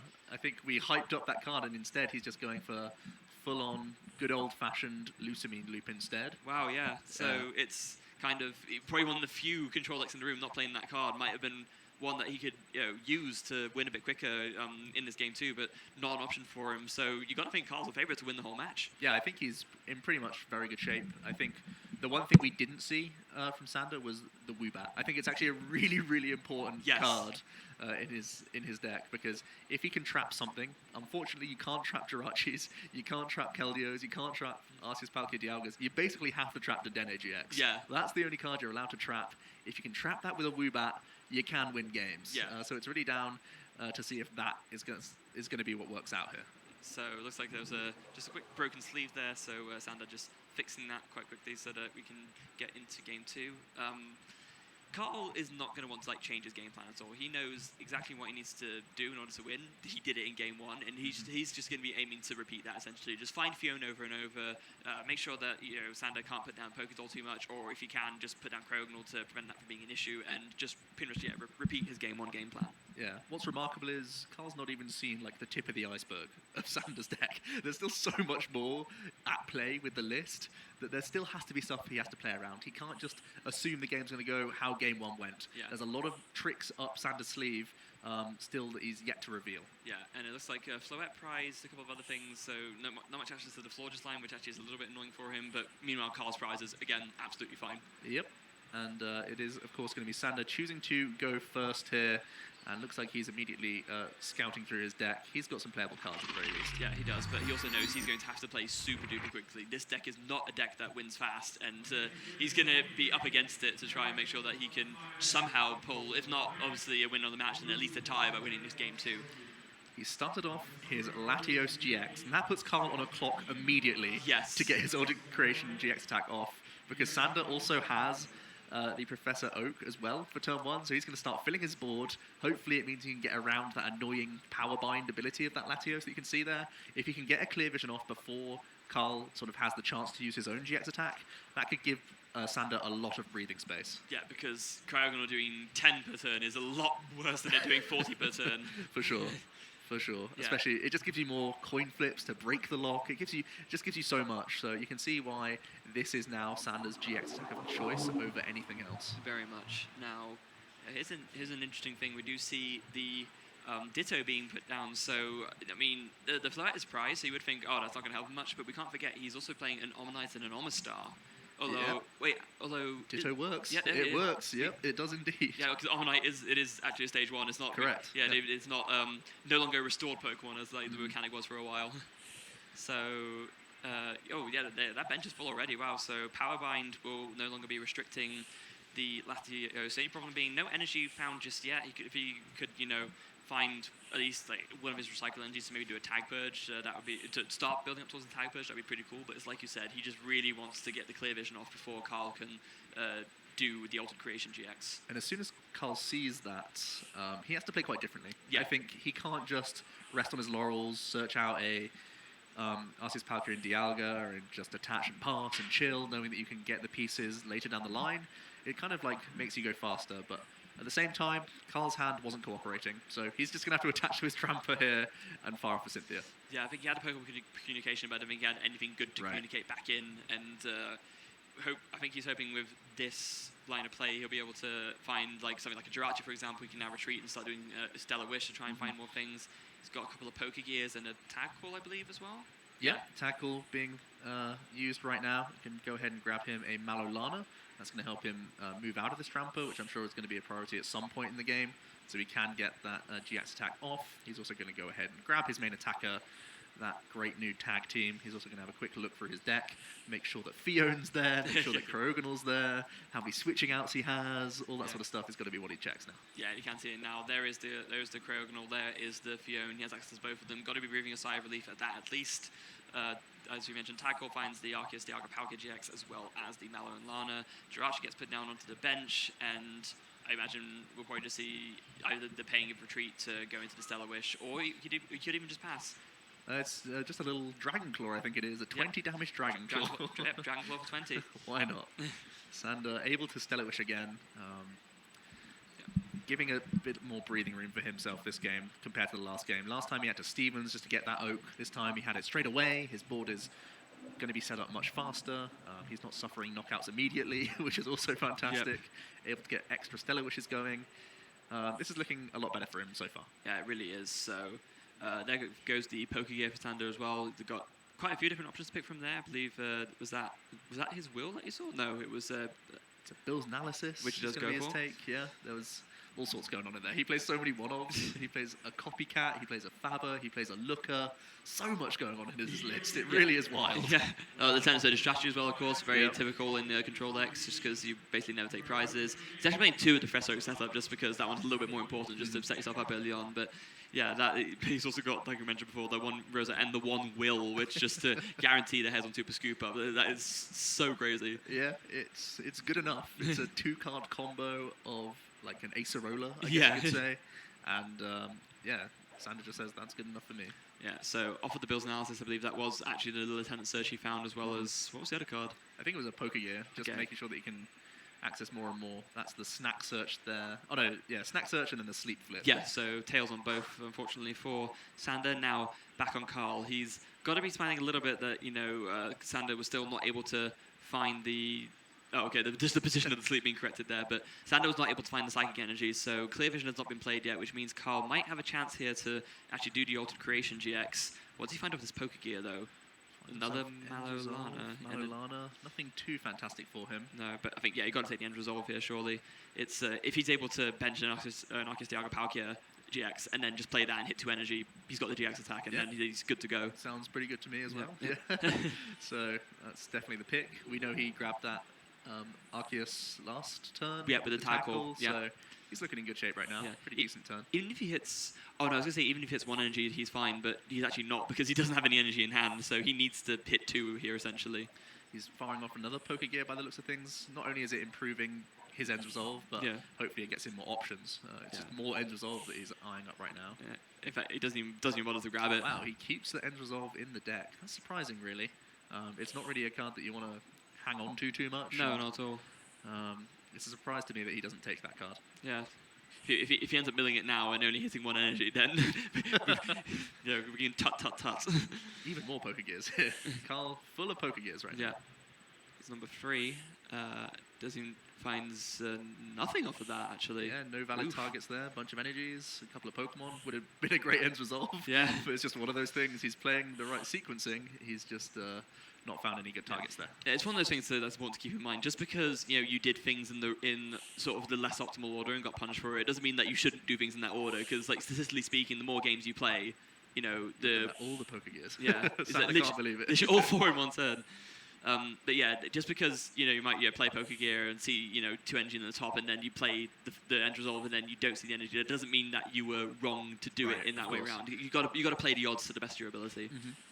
It's interesting that Carl chose to burn all of these options as well, because Sander does have that Floette that can force shuffles at time as well and just leave him with an empty hand. So that's true. Carl's going to play slower. He's just going to keep going ahead and hitting 20. I wonder what he's scared of right now. Is he just saying that if he mills a Fione or a Krogonal, he loses? That's probably what he's saying to himself right now. That's a very fair point, actually. So yeah, playing safer in that regard, because he thinks essentially the potential of giving up the Altered Creation GX attack is worse than the potential of losing by the basis of losing your 2 most important attacks for the matchup. It does make it stranger that he didn't take the other Ends Resolve, though. Yeah, because you just never want to draw that card again. If you're choosing not to play it, you just never want to draw into it again. It's an interesting one. And he also chose not to bench Arceus Palkia and just get a manual attachment on either. Yeah. So he's really playing quite slowly right now. Yeah. Could he maybe just be, disguising a stronger hand than he actually has? Maybe that's also possible. Yeah, trying to make Sander think, okay, my opponent's not got much to work with. Maybe I can take a slightly more aggressive approach, and then Carl trying to sort of push that back and capitalize on it. But that said, it's opening up the door for Sander to go for the Clear Vision GX attack, which is Something that's very tempting for him. Yeah, it absolutely is. No luck there from Sander on the poker gear, it looks like, not finding anything. Both players firing off poker gears at will right now. Sander was hoping to get some additional value. Maybe Carl's just trying to deny even the surge that he knew that Sander sort of like picked up as well. That's also a possibility. Yeah, that makes a lot of sense. Although the altered creation Jets attack wouldn't take a prize, so it would still deny that. You're so right. it's a bit of a strange one, but obviously Carl must have something in mind that we're not thinking of. Now there goes the looker. Yep. Again, Carl has to pick that one on to read what it does. It draws 3 cards from the bottom of the deck. Yeah. So there's another poker gear being fired off. What does he find this time? Oh, finds Lucamine. Another Lucamine, not too bad. He's just developing his hand as much as possible, I think, right now. Yeah. Nothing else you can do. You know that Carl has like plentiful tech cards for you. So all you can do is just hope that your strategy gets going as much as possible, and that this time the game goes a little bit smoother. Yeah, so there's an escape board in Sander's hand. That would be great for him. So it means he can actually retreat this Jirachi. I think the biggest thing for him was that he still hasn't found that psychic energy. That's what he really would have wanted. But he would need something like a Rosa, or we'll wait for a knockout and then get Rosa'd, or ideally a Stevens Resolve, so he can just find it straight away. And you can see there, he really wants Stevens Resolve. He used Snack Search and just put the poker gear on top of the deck. Yeah, exactly. And we also see the Jirachi wakes up. That's why there were 2 flips going on. Yeah. Carl picking up. Not sure what it was right now. He might also just be so aware of the clock that he's just saying, if I just don't play a lot of cards, how does Sander win? Yeah, exactly. That's also like a real possibility. Yeah, I mean, just knowing that you have won game 1 and knowing how slow Sander's win condition is, he's not afraid of stuff being knocked out or anything like that. He's not afraid of a bench out. Literally, the only way Sander can win is if somehow Carl, draws his entire deck, and the way he's playing, that's just not going to happen. Yeah, exactly. So even because if he plays End Resolve, that 6 cards come to the deck. So yeah, you gotta avoid that. Yeah, for sure. It's it's like a way of accelerating Sander's only win condition. So he's slowly chipping away at this Jirachi. It only has 10 hit points remaining now. Sander was able to go ahead and grab off the poker gear. I think he grabbed himself a Stevens Resolve. Yes, he did. And he's debating what to retreat into. He's going into his Munchlax. Munchlax, baby. Munchlax has a natural free retreat as well, don't forget. Oh, no, yes it does. I actually didn't know that. That's really good. It's a really, really nice little addition. The Munchlax is like never a bad card to see, because it's like an optimal starter, as well as like a great ability for you in those early turns. Yeah, so there is the Stevens Resolve, able to find himself any free cards he wants, go straight for that psychic energy. Obviously very, very important to find that. And maybe now this is the turn that Carl thinks, okay, there's no way he hasn't grabbed the psychic energy from the Stevens Resolve. Maybe now I just go for the altered creation. That's definitely true. Looks like Sander's also eyeing up Persian as a potential option, or maybe it's just on the bottom of the deck there. Persian can definitely make things a little bit more awkward for the opponent if you can start cherry-picking their best cards and just getting them out of their hand. That can be really nice for you. Was that a Recycle Energy we saw? Yeah, I think a Recycle Energy coming in. Yeah, it works out. It's going back over to Carl now. The Slumber Forest was sort of put in play. I think Sander wanted to get that developed before a Chaotic Swell comes in. Yeah, that makes sense. And we could do see, actually, I think Carl has the Chaotic Swell in hand, so we could just counter it. Whether he does or not is another matter. Carl's hand actually isn't that great still. He's not got a massive amount to work with, other than he's got the End Resolve, but other than that, it's pretty much just like Pokemon and supporters that don't draw him anything. Yeah, so we see the switch. That means he can go ahead and Stellar Wish here and look for some better draw outs, because really there's not much he's got working with. I think the only thing that could potentially be a pitfall here is if he actually grabs that Dedenne. Remember, he has not seen Woobat, so he doesn't know to play around it just yet. So if he does end up going for like a big Dene change and starting to get a fresh hand, that's going to be really rough for him. Yeah, that could end up coming back to bite him.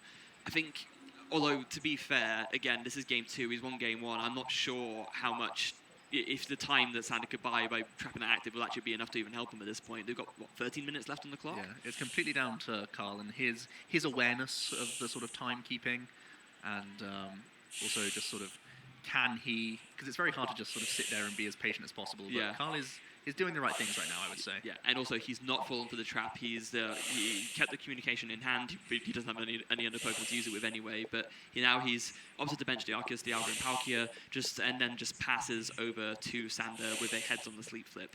And we're going to see now the Lucamine getting back a couple supporters.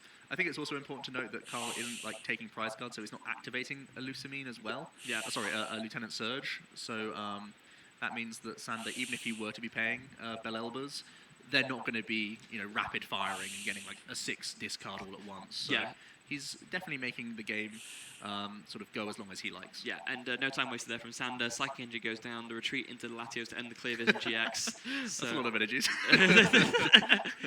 just decides to show it. Imagine if he ends Resolve then. Yeah. Well, I think Sander might even be looking to start going for tag purges, saying, Carl, you can play slow, that's fine, dude. I'm just going to start attacking you soon, because you're really not doing enough. Yeah, and this is the one fear that, Carl perhaps might not have been sort of even considered, is that, if Sander does actually start to opt attacking and taking knockouts, like this is the one attacking threat that Sander has, and also creation is now no longer an option. So Carl has to be very considered in how he wants to approach this going forward. We do see he's opting for the cryogonal off of the Pokemon communication, but that gets knocked out in one hit by Tag Purge. Yeah, it's going to be interesting. Carl grabbing that cryogonal, making sure that that's available to him, but he's still not really doing much this turn. I don't think he has any attachments. I don't think he drew one for turn, so yeah, it's interesting to see what he's doing here. It might just be that Carl's actually been just that little bit overly cautious. It's one thing to play cautiously to make sure that you don't lose on the basis of you're playing too many cards and running out of cards in your deck. But now that Sander actually has the potential for this attacking option, all of a sudden Carl's really thrown because he has this attacker staring him down that can knock out most of the stuff, and it makes it so that the Arceus Dialga and Palkia can't do any damage. It's surprising to me that Sander did attach the Recycle Energy to the Mareep. I could definitely have seen him.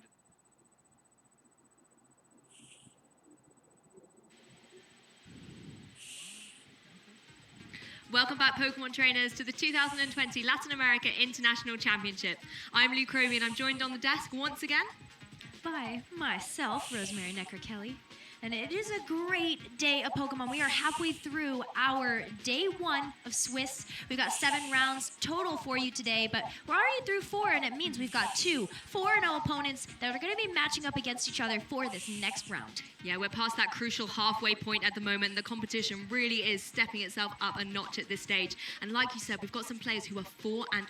That means they've gone undefeated so far in this tournament, which is absolutely amazing, high caliber play, and we're able to showcase it here on the stream. And what's really interesting about that is that we don't have too many of those undefeated players left. So it's great that we get a chance to showcase both of these players for you. And that match is going to be John Paul Lopez Buiza versus James Beck. It's going to be an amazing game. Like we said, they're 4-0 at the moment. We've got someone here from Latin America as well. Something we talked about a lot at the beginning of the tournament. There's a lot of that home pride going on here outside with the audience. There's such an amazing energy out there. They're really, really rooting for Latin America to take the title this year. But James Beck, one of the Americans, might potentially stand in their way. Looking at just kind of the track record of John Paul as well, if you guys aren't familiar with that player here in Latin America, they had a top 8 at the Latin American International Championships last year, and it's incredible to also see them do so well at the North American International Championships, where they ended up getting top 4 with a Rayquaza Xerneas core team.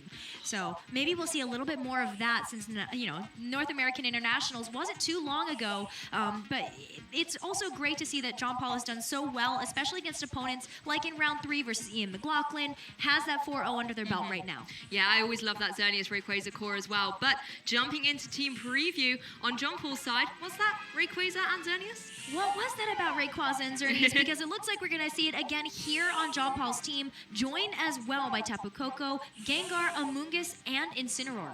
Whereas on James's side, you've got that Selgor Tapu Lele, the Necrozma Dawnwings, and the Groudon Salamence, and the Stack Attacker as well.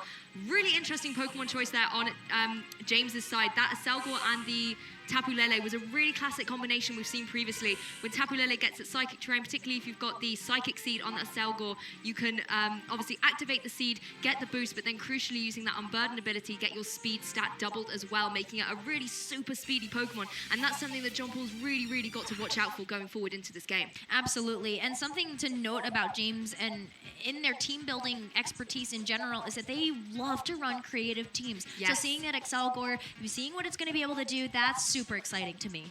Yeah, I would love to see it here in this game. It was something that was so strong previously, sort of back in the previous formats, but instead we're going to have that Necrozma Tapu Lele, another 2 Pokemon that work so well together. Once the Necrozma goes into sort of its Ultra Necrozma form, you can really take advantage of that Psychic Terrain, but it's going to face down against this Incineroar and Xerneas first of all. Psychic Terrain does of course take the field, meaning that Fake Out is going to be unusable for that Incineroar. And this is kind of the bread and butter of what 2020 Ultra Series has really been for Pokemon. And seeing that Xerneas and seeing that Incineroar side by side, this is such a classic start for John Paul.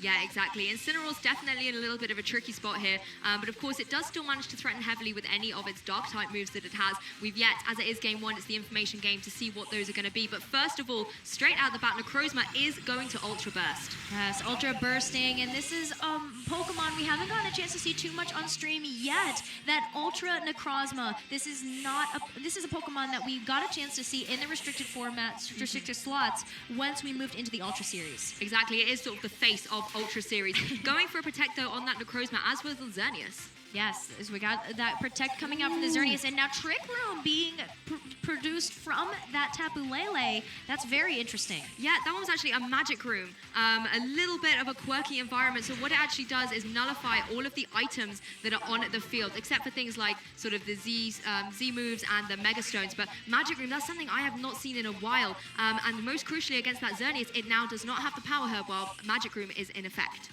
Yeah, I think I meant Tricky Room when I actually saw that come out here. It's a Magic Room. It's very confusing. Yeah, it is very difficult to actually play through, and it's going to make it tough, I think, for John Paul to use any of the items. We tend to see something like Pinchberry on Incineroar, and so that's not something that gets a chance to be activated here. But right off the bat here, once you've seen that Ultra Burst, we're actually going to see a Z move coming out from that Necrozma. Yeah, this is going to be that amazing Z move, the light that burns the sky. Such a powerful move, of course, exclusive to this Ultra Necrozma here. Such a devastating attack. Going to be obviously boosted as well by that Psychic terrain that its partner Tapu Lele very kindly has set up for it. Now, who is it going into? Oh, that's going to be the big question that we all want an answer to. The light that burns the sky is going to burn one of the Pokemon on John Paul's team, and it ends up being the Amoonguss slot. This might be dicey. Yeah, Amoonguss does not want to take this attack one bit, and pretty much as soon as it joins the field, it looks like it's going to be sent right back into its Pokeball. Yeah, it looks like it's going to get sent packing here. And we a lot of times see Amoonguss run something like a Focus Sash, which we're not going to get a chance to know because of that Magic Room. Exactly, Magic Room being so critical here, really helping out that Necrozma. Moonblast from Tapu Lele followed up into the opposing Incineroar, and Necrozma crucially dodging that Snarl. Tapu Lele, unfortunately, going to have to take that special attack drop, though. Yeah, and Tapu Lele doesn't want to have to take that special attack drop. Exactly, it's definitely a big, strong special attacker. You want to keep it as strong as possible. Xerneas, though, jumping in for Jean Paul here, though, and of course that's a Pokemon that can apply a lot of pressure, particularly once it gets boosted up, but that Magic Room, once again, really helping out. Necrozma as well, having used its Z-move to such devastating effect, does need to watch out a little bit for Incineroar, potentially going for any more Snarls going forward. And Tapu Lele quite wisely switching out here for James, wants to reset that drop that it got. It's also done its job, set up Magic Room, and brings in Groudon, a Pokemon unaffected by this sort of crazy room that we've got at the moment. Its orb will activate, and Primal Groudon will join the field. Yeah, Primal Groudon not only joining the field, but also changing the weather that's on the battleground here. And this is going to make Groudon a more formidable foe. Yeah, exactly. Groudon as well applies a lot of pressure to that opposing Incineroar, so it's a good switch in here to help out with that Necrozma. Necrozma, of course, going on the defensive, just protecting.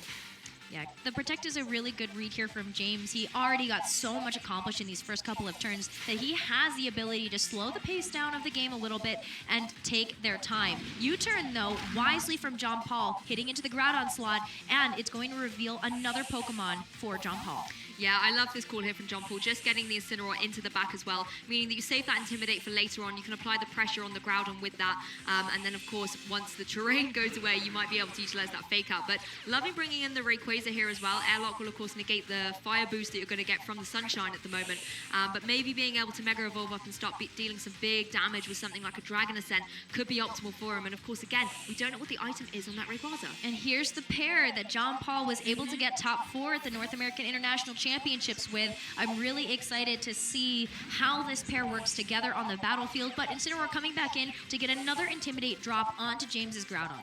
Yeah, we're going to have to wait to see what Rayquaza and Xerneas can get up to together on the field as Incineroar does jump in. Photon Goes are coming out again, proving that switch-in was fantastic. Dark type's not affected by the Psychic type move as Xerneas goes for a Moonblast. Moonblast into the Necrozma slot's going to do so much damage. Doesn't get the knockout though, even though it is super effective. And Groudon gets a chance to fire back here with the Precipice Blades, will connect with both Pokemon, and Oh, Incineroar hangs on. Yeah, Incineroar just able to hang on, but of course if it is holding that berry thanks to Magic Room, it's not going to be able to activate it, leaving Incineroar quite literally in a pinch here on 5 hit points, but able to survive. Potentially could be something for Jean-Paul to switch it back out so you bring Rayquaza, avoid the Precipice Blaze, but that's not what we're seeing. Instead of Protect. Yeah, Protect again here from Jean-Paul, getting very lucky here with some of these reads. Really good prediction here. Wants to slow down the pace of the game, and Groudon going for the Fire Punch. Smartly goes in the Incineroar slot, just ensuring the knockout onto Incineroar. Yeah, exactly. Really well played there by Jean-Paul. Of course, Magic Room and the Psychic Terrain have now left the field, so we're kind of back to this neutral, more normal battle state, as it were. But going for the Fire Punch, I think, was a really smart play. You would have picked up the KO against the Incineroar if it stayed in, and even if Rayquaza came in, yes, it's not going to deal a huge amount, but you still will be dealing damage, unlike what Precipice Blades would be doing. Again, I just really liked the play there coming out from Jean-Paul as well, playing that a little bit more defensively with his Xerneas. Keeping the Protect on there as well, just keeping it a little bit safe. And now we get a chance to see this powerful pair of Pokemon. But James, recognizing that Groudon needs to get a bit of a reset there, has taken a couple of Intimidates, wants to switch it out and bring Tapu Lele back in, maybe set up another Magic Room here. Yeah, exactly. And crucially as well, Tapu Lele is a Pokemon that can really take down that Rayquaza as long as Rayquaza doesn't hit it on the switch-in with something like a Dragon Ascent. But a Moonblast will be really good to take down this Rayquaza if he's able to get himself into a position to do so. But Mega Rayquaza is going to join the field for now. Absolutely. Mega Evolving will get Delta Stream now online, so that is going to remove the effects of weather for the moment here. Necrozma going for another Photon Geyser, doesn't have to worry about whether or not it's going to hit a Dark-type Pokemon here. Xerneas, though, hanging on. Yeah, Xerneas just able to hang on as Rayquaza goes for an Earth Power, just follows up, gets the KO there from that Necrozma, meaning that James now no longer has access to one of his big, powerful restrictions, and revealing the Life Orb there as well on the Rayquaza. Ooh, and Geomancy finally gets a chance to go off here, which is what Jean-Paul was looking for. You want to have this set up because that is so important for Xerneas to do its work. I really don't feel like James cares too much about losing the Necrozma right now. Yeah, exactly, and particularly, like you said, getting that Geomancy boost up when Magic Room is not in effect is definitely what Jean-Paul really wanted to do. I think as well, one thing James was doing is constantly targeting Pokemon with that Photon Geyser. That was the move choice he was sticking with. And Jean-Paul did a really good job in the previous turn, switching in the Incineroar to take no damage, protecting on the Xerneas. He's been really good at calling where those Photon Geysers are going, and has managed to put himself into a position where he now doesn't even have to worry about that Ultra Necrozma. Yes, it did a lot of damage to his Amoonguss, but after that, kind of its dealing on the field has kind of been void. Xerneas is sitting on very low HP, though, here for Jean-Paul, and will be able to get that Dazzling Gleam off, though, because of the boost that it got from the Geomancy. Tapu Lele takes it like a champ, though. Does hang on, and wow, that's going to be a Moonblast coming in into the Rayquaza. Yeah, huge damage. Does pick up the KO against that Mega Rayquaza as well, but so critical that it was able to hang on after that Dazzling Gleam as Groudon follows up with a Fire Punch into that Xerneas and able to pick up the clean KO there. So a double knockout for James there, able to pick up 2 KOs and take the victory. Yeah, quick victory here for James. Excellent work on his part where he did a great job of using the Necrozma to his advantage and making sure that he had that advantage going into the next couple of turns. Exactly. The one thing that was really masterful about James here is he constantly controlled the board. Yeah. He set that Magic Room up. He also had the Psychic Terrain there that kind of affected the movability of the Incineroar.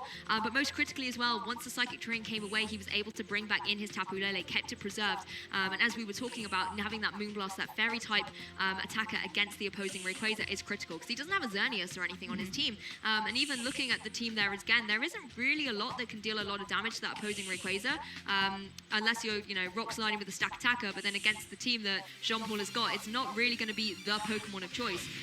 If you're Jean-Paul, however, I think you definitely have to keep your Xerneas really well protected. You want to get those boosts up. We saw how much damage it did to the Ultra Necrozma, but maybe if you could pick up the KO a little earlier on, potentially even start dealing a great deal of damage to that Groudon and removing that powerhouse on the field, that could be what maybe gets him in the game too.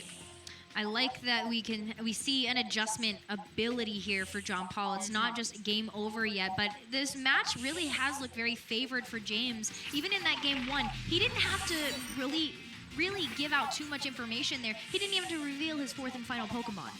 Yeah, exactly. And one thing that I love about here from John Paul is he's brought the Tapu Koko to the field, revealing, I believe, that Tapu Lele is a choice scarf as it went off first with its Psychic Surge, revealing it's nice and speedy. And that's the other joy about Magic Room. You can have a choice scarf Tapu Lele, but if you have Magic Room up, you now are no longer constrained by that choice scarf as well. So it makes it so versatile. So loving the adjustment from John Paul here, already kind of weakening the ball positioning for Necrozma and Tapu Lele. But of course, you do still have to worry about what that Tapu Lele is going to get up to. If it is holding something like a Side Shock, that can target down against that Xerneas and take a big chunk of damage early on. But if you're James, you also have to worry about how you're going to stop that Xerneas from getting up a Geomancer. Yes, you could go for Magic Room once again and change the stakes, but that's something John Paul's aware about now. That's what I was gonna say, is I'm a little worried for James because he did have to give up that piece of critical information. That Tapu Lele had Magic Room, a very rare move that you don't really see on a Tapu Lele. Exactly, and interestingly enough, the Necrozma here has not protected. We often see it go for a protect straight away so that it can use its Z move previously, but it's in the next turn, but it's leaving itself exposed here from a Dazzling Gleam from the Tapu Koko. Wow, Dazzling Gleam from Tapu Koko is going to take out over half of Necrozma's HP, but did James read correctly that they can knock out the Xerneas with the Photon Geyser? And yes, he did. Fantastic there from James. Really brave leaving the Necrozma there. Like I said, so many people predict it just to protect in that turn 1 so that you preserve the Z move, but instead he goes straight onto the offensive, sort of says, I don't need a Psychic Terrain. If I double into that Xerneas, I remove it from the field, and that is something John Paul really needed as a Pokemon sort of on his bench there. He needed to have the Xerneas, and it's been removed in this turn 1. Incineroar joining the field, yes, can apply a lot of pressure here, but really you needed the Xerneas to start sweeping through this team. Yeah, this is going to be a tough one for John Paul to come back from now that Xerneas has been removed. You've got kind of two big supporters on board now with that Incineroar now entering the field. You do get the Intimidate drop, but James doesn't really feel that.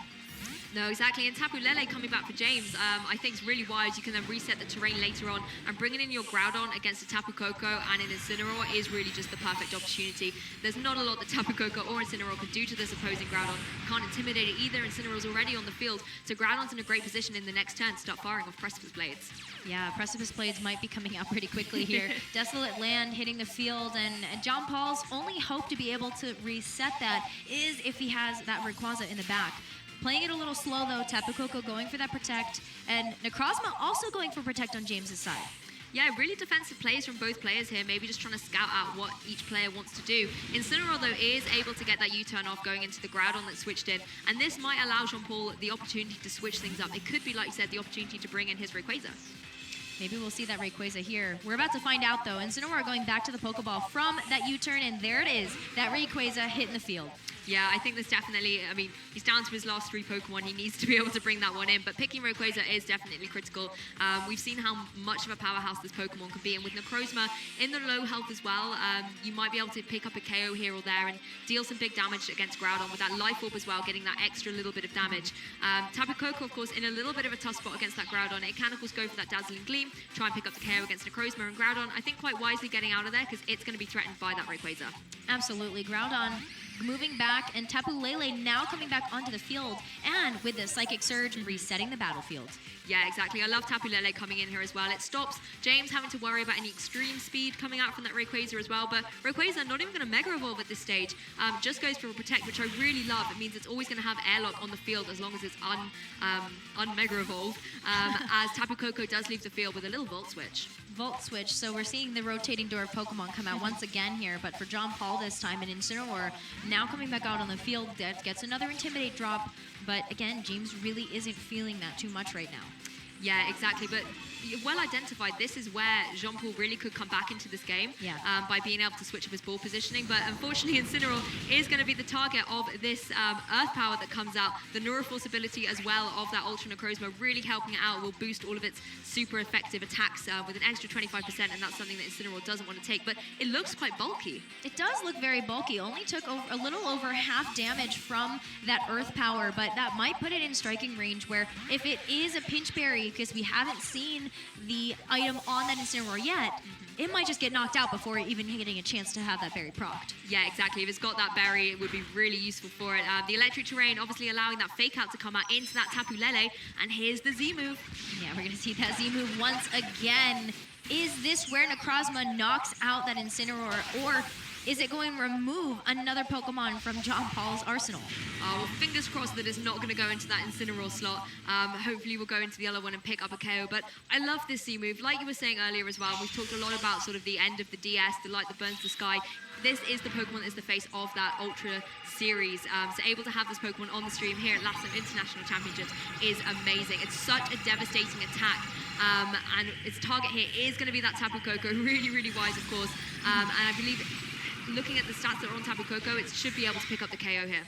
I would hope so. I think James is crossing his fingers for that one too. Definitely wants to take another Pokemon advantage here, and it is going to be a clean one-hit knockout. Yeah, it's just so powerful. That's even out of that Psychic Terrain. Yeah, that's dirty. Yeah, just such a powerful move. And you can see already that James has got this strong advantage 2-4 Pokemon. Rayquaza going to come into the field here. But once again, it just looks like James has been the master of the ball position. Yes, Jean-Paul has been able to adapt very well with bringing that Tapu Koko to kind of override the terrain and maybe weaken some of the damage that Necrozma and Tapu Lele can do when they're partnered together. But as that Z-move does demonstrate that it doesn't even need the Psychic Terrain to pick up these strong KOs. That Neuroforce ability is so critical as well against Pokemon like the Incineroar. So really, from Jean-Paul's perspective, he needs to have got rid of that Necrozma early on. James has been able to pilot his game plan to almost perfection at some points. We still haven't seen the fourth Pokemon that he brought for Game 1 or Game 2, and it feels like it's almost more of an insurance policy at this point. But with that Mega Rayquaza on the field, does finally pick up the knockout. Maybe we'll finally see that fourth and final Pokemon. Moonblast coming up from the Tapu Lele will hit the Rayquaza, and as soon as it comes out on the field and does some work, it goes back. Yeah, unfortunately, Rayquaza has just been the victim to Tapu Lele in this set. Incineroar going to go for the Flare Blitz, though, going to try and get revenge for its partner. And it is enough to pick up the KO. So, you know, some really big damage coming out of him, John Paul. He does pick up the double KO, thanks to the Electric Terrain, able to go for that extreme speed as well. And that's the Tapu Lele and the Necrozma down, but you still have to face down against a Groudon, and it's an Incineroar for Jean Paul. The Incineroar might not be able to get enough done here, particularly because, there's also going to be a full health Salamence on the board as its partner. Yeah, exactly, and the Intimidate's not going to help. There's, unfortunately for Jean Paul, Incineroar, the Pokemon that's been so critical throughout all of this season, just isn't going to be able to come down against these two powerhouses. But I do really like his adjustment that he made into this game too by bringing the Tapu Koko. It certainly had the right idea, but whether he was just able to execute it beyond the capabilities that James demonstrated with ball positioning just may not have been what he needed in this game. But James Beck takes a very, very clean and dominant round 5 game. What else would you expect, Fro, from the third place Worlds competitor in this last Washington, D.C. Worlds Championship that we just saw? I mean, yeah, come on. This is the thing. He's no stranger to these kind of environments, and you've talked about his Worlds finish as well. He's shown that he's got that top accomplishment, but he was also runner-up at this championship last year. Yes. So he's got the expertise. At the end of the day, this is almost like his stage in a way. You know, he's been here before. He's sat through Day Swiss, and he's gone through Top Cut. So he really knows what it takes to get to the finals, get all the way to Championship Sunday. And he's just proven that, you know, he's not rusty or anything. He's able to come straight into this game and masterfully play around that team. And the one thing I loved so much, actually, in reflection, is how versatile the team is. We talked a lot about the Acelgor. We didn't even need to see it because the team works so well. It has such great synergy with the Necrozma, Lele, and the Groudon as well there to apply a lot of other pressure. I think James made a really good critical meta read, I think, as well for the Latin American International Championships, and that speaks volumes to why he is walking away from 5 rounds of Swiss with a 5-0. Exactly. He's done so well so far here in Swiss, and it does not look like there's anything that can stop him at the moment. I think you're right as well. Bringing that Tapu Lele into the fray has been a really, really good call for this tournament. We see everywhere Tapu Fini. That's a Pokemon that's been really strong, such a great supportive role. And Tapu Koko's made quite a big comeback recently as well. It can attack a lot of sort of the flying type Pokemon. We've seen a lot of Ho-Oh as well, particularly in Europe, coming sort of into the fray and using some electric type moves against those flying types has really helped it out. As well, obviously, having the electric terrain stop your Pokemon going to sleep. But Tapu Lele has come right back into the action saying, hey, do not forget about me. Yeah, and I love seeing Tapu Lele make that comeback in such a creative way. James is known for those creative team compositions, making those clean meta reads. But, you know, I gotta hand it to John Paul as well, because it takes a lot to be able to say, after 4 rounds of Swiss, I have a 4-0, and the fact that he had to face against the Titan that is James Beck, that's so I'd be nervous. Oh gosh, I'd be so nervous. I'd be shaking. But he did so well, didn't he? He really did well. Yes. The way he adjusted in that game too was amazing. It just unfortunately didn't play out the way he needed to. I'm not too sure what else he could have done differently to maybe maneuver around, but crucially he needed to save his Xerneas. And that's, I think, the mistake he made in game 2, thinking that the Ultra Necrozma was going to protect, as we see it do so often. Yeah. But actually James went, no, I'm going to go aggressive. Yeah, exactly. I'm going to play around what you expect of me and do the unexpected. Yeah, it's always about that surprise factor, right? Trying to outmaneuver your opponent and keep them on their toes. And for John Paul, though, I have a lot of hope that in these next couple of rounds of Swiss, because we still have round 6 and 7 coming up, that John Paul's going to get a couple of other wins and still make that top 8 cut. Exactly. He's got kind of the home nation behind him as well. And particularly that core that we've talked about a lot about the Xerneas and Rayquaza, that's something I really don't think should be underestimated. I think it's a really good combination. Just unfortunately, in this particular game, that Tapu Lele had other ideas, and it really did apply a lot of pressure against that Rayquaza. Yeah, absolutely. I mean, not being able to use your items, when items are such a critical part of playing competitive Pokemon, that's scary. Yeah, it can really put you on the back foot. You have to, in a split second, completely adjust your strategy, and that is something that can easily throw you off your game and maybe make you rethink your turns ahead, because suddenly everything that you could rely on, that Choice Scarf, on the Power Herb, Lele, the Power Herb, everything suddenly changes all its perspectives. And I remember I ran Magic Room once upon a time. It did not work for me. But definitely this is how to do it. But it really does show that it's such a little sneak attack, and I thought it was quite brave revealing it straight away in game 1, like being bold and saying, this is what I've got. Yeah, this is kind of what's on the docket. But to hear more about this incredible match, let's over to the main stage to hear more from James Beck. Thank you, Lou. Thank you, Rose. I'm standing here next to our winner, James. James, nice to see you. Congratulations on your win. Once again, you're doing a really good run, right? Did you expect to do that well once again after your top finish at Worlds? I was working on this tournament for a while. I've been practicing a lot. For me, it was like, I want to do well, of course. That's why I practiced a lot for this tournament. But for me, it was like, I get to see a lot of friends. I get to enjoy Brazil, all the great food that they have. I get to play Sword and Shield right after this as well. I mean, no matter what happened this weekend, I was going to come out a winner on top regardless. That's a perfect answer there. But speaking about being prepared, you brought a newish team we haven't seen from you yet. It's a kind of well-known archetype for Pokemon. Why did you choose to go with Ultra Necrozma and Tapu Lele? I think it's pretty strong. Hirofumi, of course, showed it off at the World Championship, getting second place, was really strong with it.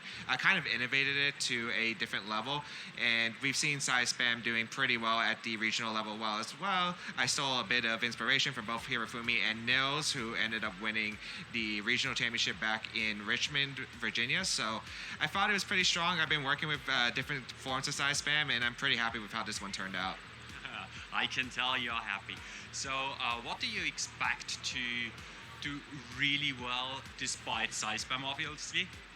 I could see a lot of different archetypes. I think most players are just picking what's comfortable with them, so basically it just comes out as a player. But I wouldn't be surprised to see the standard restricted duels that we've been seeing all year. Xerneas Groudon, of course. We have seen Xerneas Kyogre could have potentially done well. I'm not sure if anyone's running it, but I'm pretty sure that they could have a great run as well. I think Spam's pretty strong, and I think pretty much it just comes out of the player and their preference.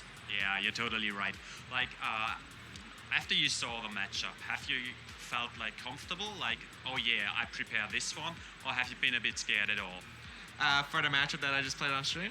So the matchup on stream, since John has been on stream, of course, at previous events. He's used a similar team, basically. I kind of felt pretty comfortable because, like, Magic Room's basically changes the matchup because of the fact that he can't use his power, he can't Life Orb Rayquaza, my Groudon, so like Dazzling Gleam boosted from Geomancy into a Life Orb power would knock out Groudon normally, or maybe even my Tapu Lele. But the fact is, because those items weren't into play most of the game, that I was just able to completely change up his momentum, and I was able to take it from there.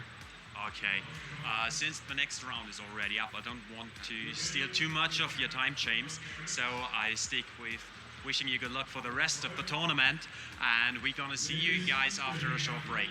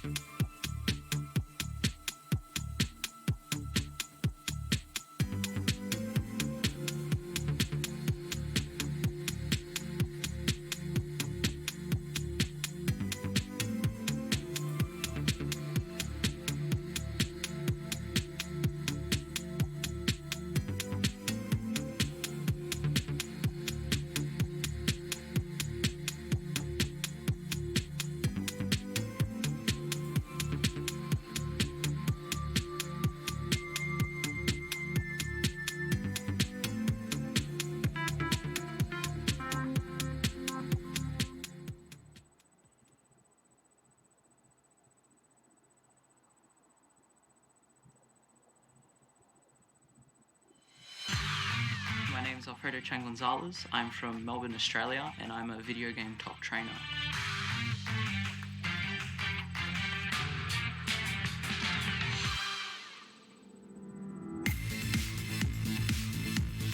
...2017 was my breakout year. After that, I've been traveling for Pokemon all over the world for each international and the World Championships. My favorite competitive Pokemon would have to be Mega Gengar. Mega Gengar is just really good because of its ability Shadow Tag, which traps opponent's Pokemon in, and you can play around that.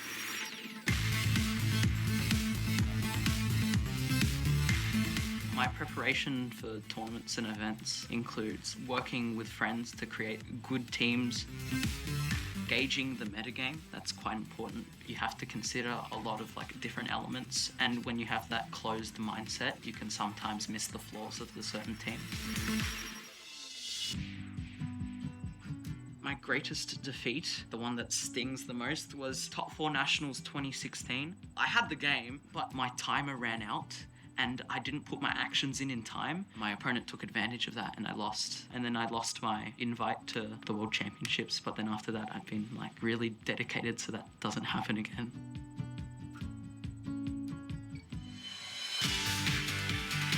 One of my rivals playing the video game would have to be Juan Salerno, who's a VGC player from Argentina. We just had a friendly rivalry which has been going on for a few years. We're really good mates. I'm one up on him right now because I beat him at the Brazil International Final. He just wants to get his revenge.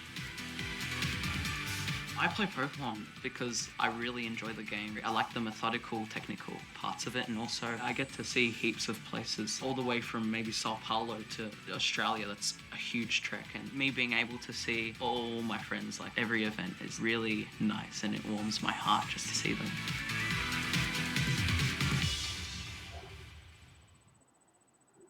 We have to win a couple games in day 2, and everybody would love to be there. That's the dream at an international championship. Absolutely. So, what do you expect to see out of Stefan? Obviously, you and I don't know his deck yet. What do you think Stefan's going to be playing? I do know what he's playing, so that makes it a little more difficult. Well, what would you? Let me take that back. Sure. What would you expect? What would you expect coming into this tournament from Stefan? I can do that for you. He's had success with Malamar. He's had success with Guardian, so he could have been playing either of those. Both decks kind of got a little bit of help from Cosmic Eclipse, but Malamar really hasn't had too much success lately, and it didn't show up in the numbers that we thought. Guardian isn't the best deck against a deck like Pidgeotto, so maybe he wouldn't go there. So that's kind of where I like where he decided to go with his deck, because he didn't choose something that was comfortable to him. He went and did the work and tested something different, and he's found success with it. I like how you're keeping us in suspense, but I'm not going to tell you, yeah. The one thing I have realized is that he's probably not playing those 2 decks then. Well, there goes everything, yeah. If he's not playing those, what's left? Well, I guess we're going to find out pretty soon, but I do want to spend a second to talk about Guardian, because it's a deck we haven't actually seen on stream yet. Yep. But it had a little bit of momentum coming into this tournament. I think a lot of players realized that despite the fact that Pidgeotto wasn't around, or is around, it may have pretty good matchups across the board otherwise. Yeah. It's one of those decks that I think improved from the system of Cosmic Eclipse, adding all of those tag team supporters. Having that tag call engine is pretty beneficial for a deck that's as slow as Guardian. You just want to have all those options available to you. Unfortunately, it just doesn't pair up well against some of these control decks. It just falls right into the category of Articuno attacked me, and now I'm probably going to lose. These birds, man, they're really dangerous. Vicious. And you kind of have to play with them in mind. And now, speaking of playing, we have Stefan Ivanov and Nico Olibas now setting up their decks, starting to shuffle their decks, and hopefully we'll get to see them start to play some Pokemon pretty soon. I like Pokemon. Yeah, we have Bold statement. Stefan there on the right. He is going to be. I'll just jump into it. I'm pretty sure he's playing that Arceus, Dialga, and Palkia GX tag team, and Nico on the other side. I think he's going with a Welder Box of Fire variant with that Ninetales. So it's very interesting to see how these decks work against each other. I'm sure they've done plenty of testing to see how these matchups go, and we're going to see the 2 of the best going at it right now. Absolutely. It looks like Stefan actually won the coin flip, or the die roll, I should say. Though I could be wrong there. That's just casual optimism. You know, let's just wait a minute and we'll find out. But either way, it's now that these players have their headsets on, I do kind of want to take a moment to talk about what the matchup that we're going to be looking at is. What matchup we're going to be looking at, because it's a matchup that we have not seen throughout the day. I was wrong. I remember now. He's playing that really cool Silvally list. Interesting. Tell us about him. All right. So Stefan, I guess we'll just jump into it. Yeah, he's playing a deck that it looks very similar to Quagsire Naganadel, but instead he's chosen to go with this very thick line of Silvally, so that he has access to drawing all these cards in his deck, making sure that he doesn't have to worry about control decks locking him out, so he can draw all these cards. And then he uses an engine with red and blue so that he can start to accelerate these energies instead of that more common approach that we've seen with the Naganadel. So it's like a improved version of Quagsire Naganadel that can play some pretty interesting cards, and I'm curious to see how it does. It looks like it's going well for him, and I don't know if he's the only one in the field, but that'd be pretty cool if he was, right?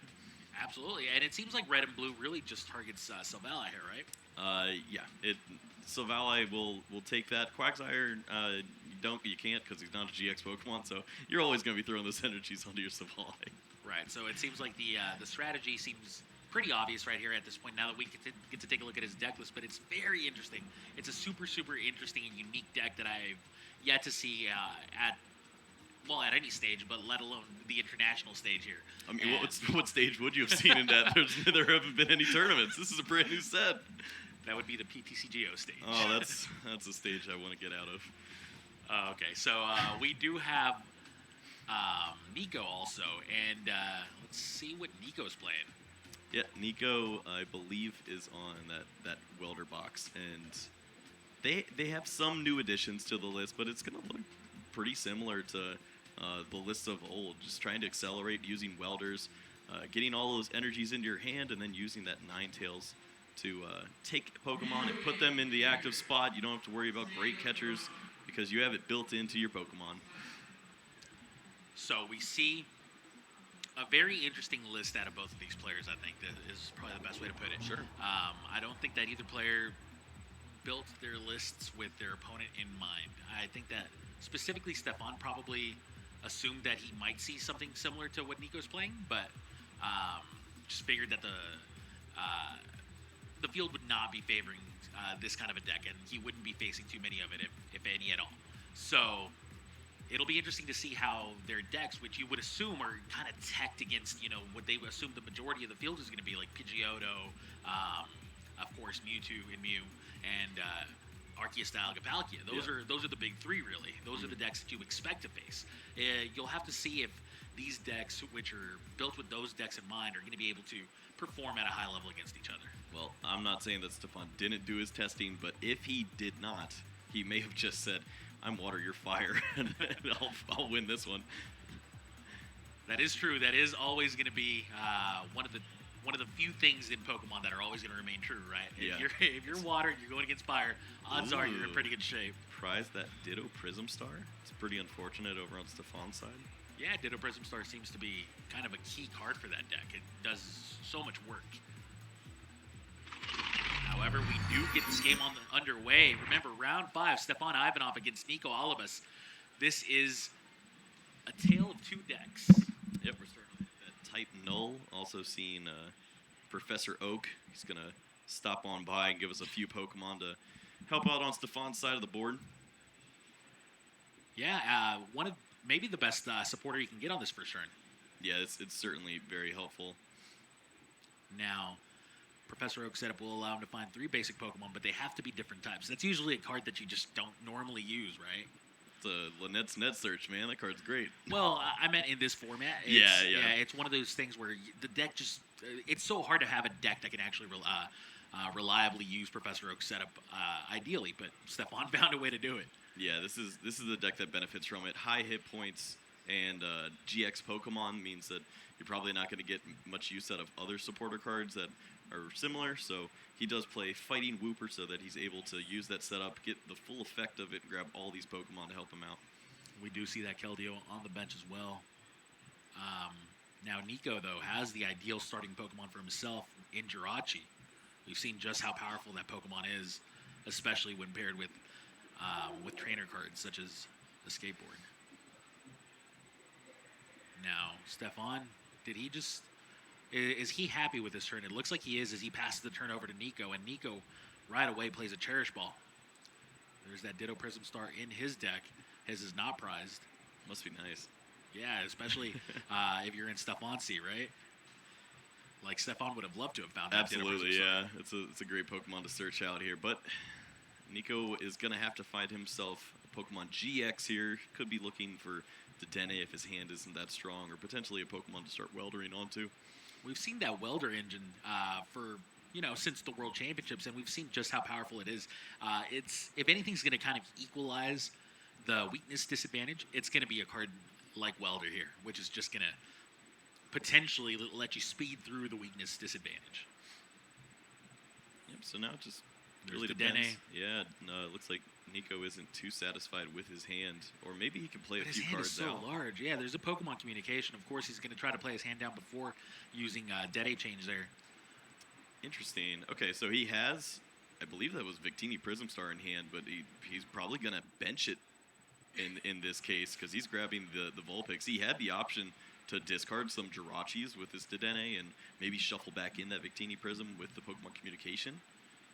Then that could grab him the Vulpix, but instead it looks like he's confident in playing down this Vulpix. Maybe he believes Stefan has no way to bring this into the active spot anymore with so many people playing great catchers. Yeah, I mean, realistically, like, you kind of have to assume that most people are not going to be playing things like, 4 custom catcher in their list anymore. Yeah, when great catcher, you can play in much smaller numbers and just have easier access to that catcher effect. Now there's that Dede change. We're going to be seeing him discard his hand and draw 6 new cards here. Chooses to forego the Reshiram and Charizard GX. He believes that wouldn't be very beneficial against this Keldeo. We've seen some players go very aggressive 6 energies into a Keldeo, but Nico believes in the rest of his non-GX Pokemon enough to where he's just going to toss it and continue on playing.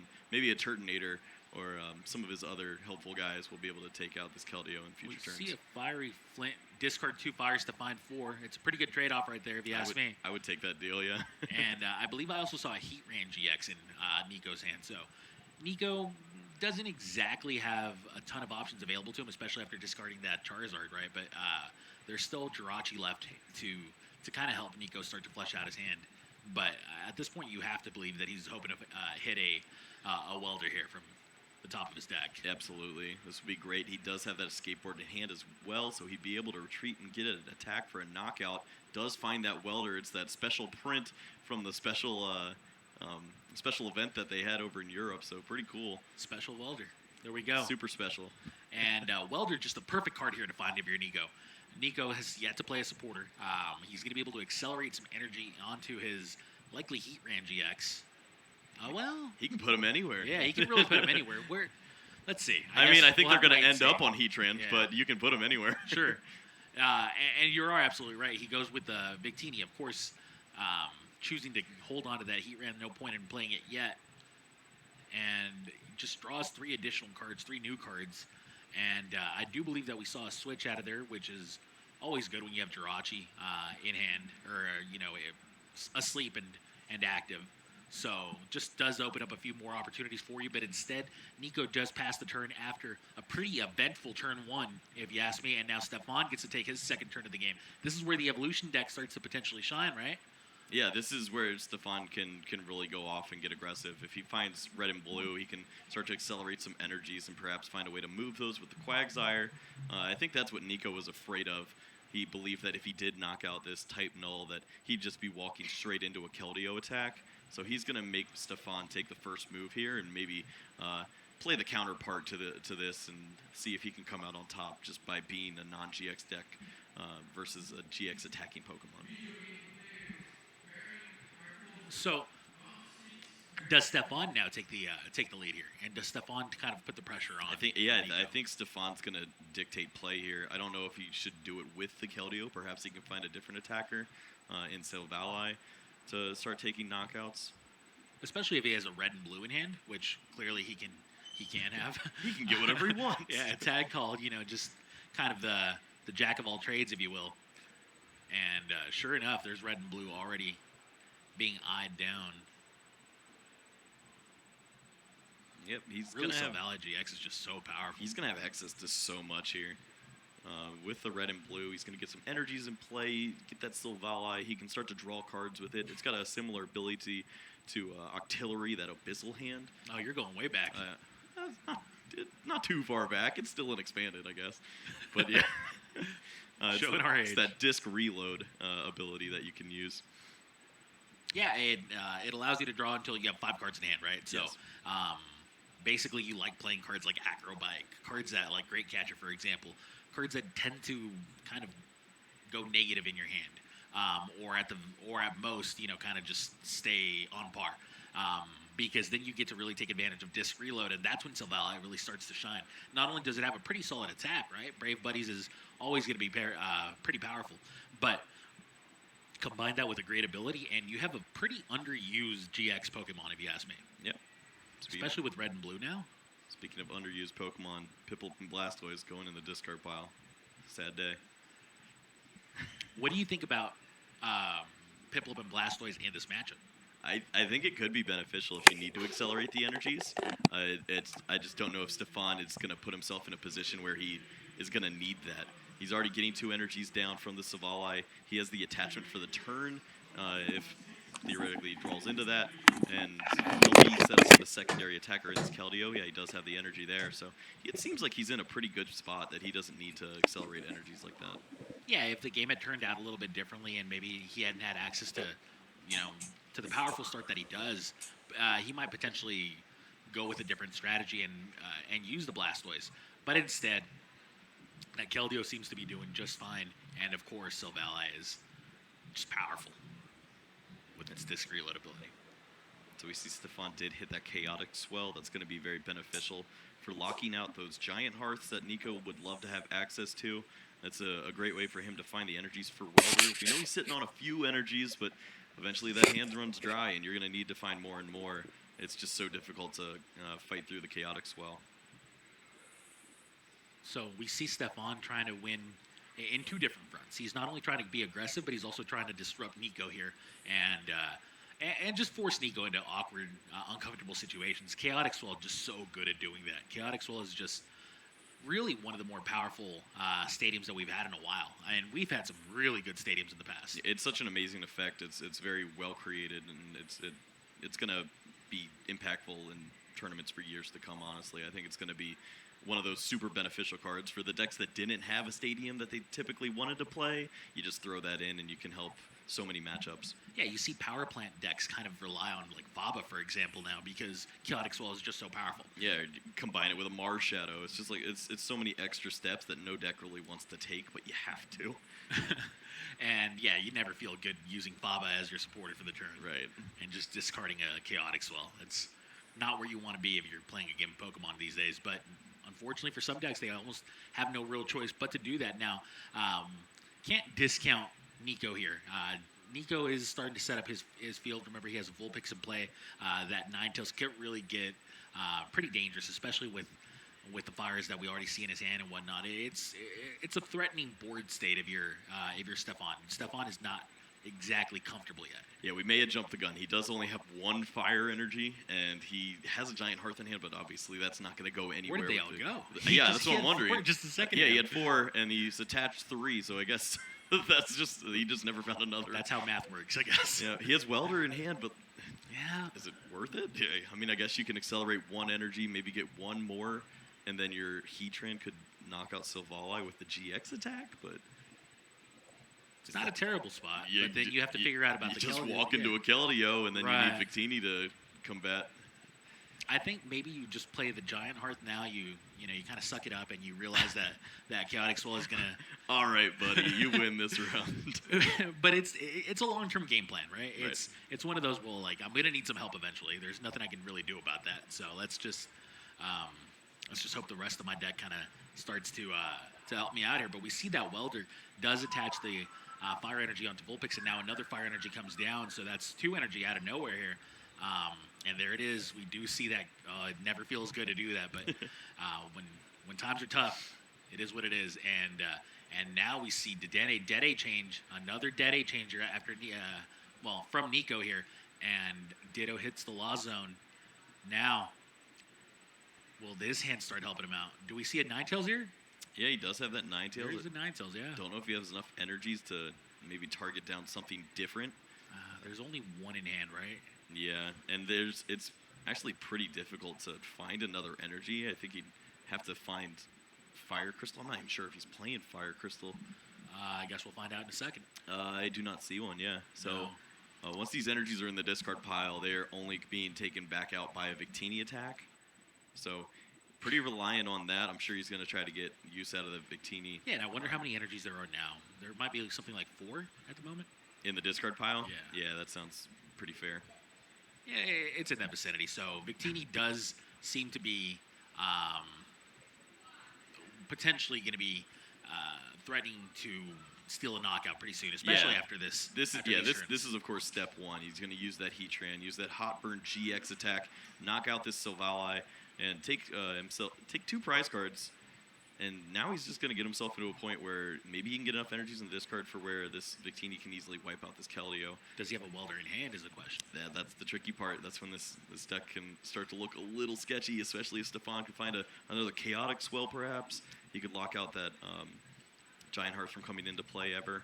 Stefan has to be fearing that play out of Nico, but here's the question though. Can Stefan play around it at all? If he can't, then he kind of just goes like, all right, well, energy on Keldeo, knockout. Let's hope you don't have it.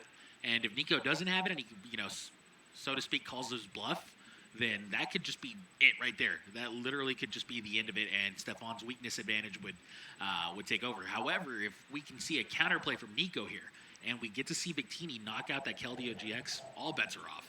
Right.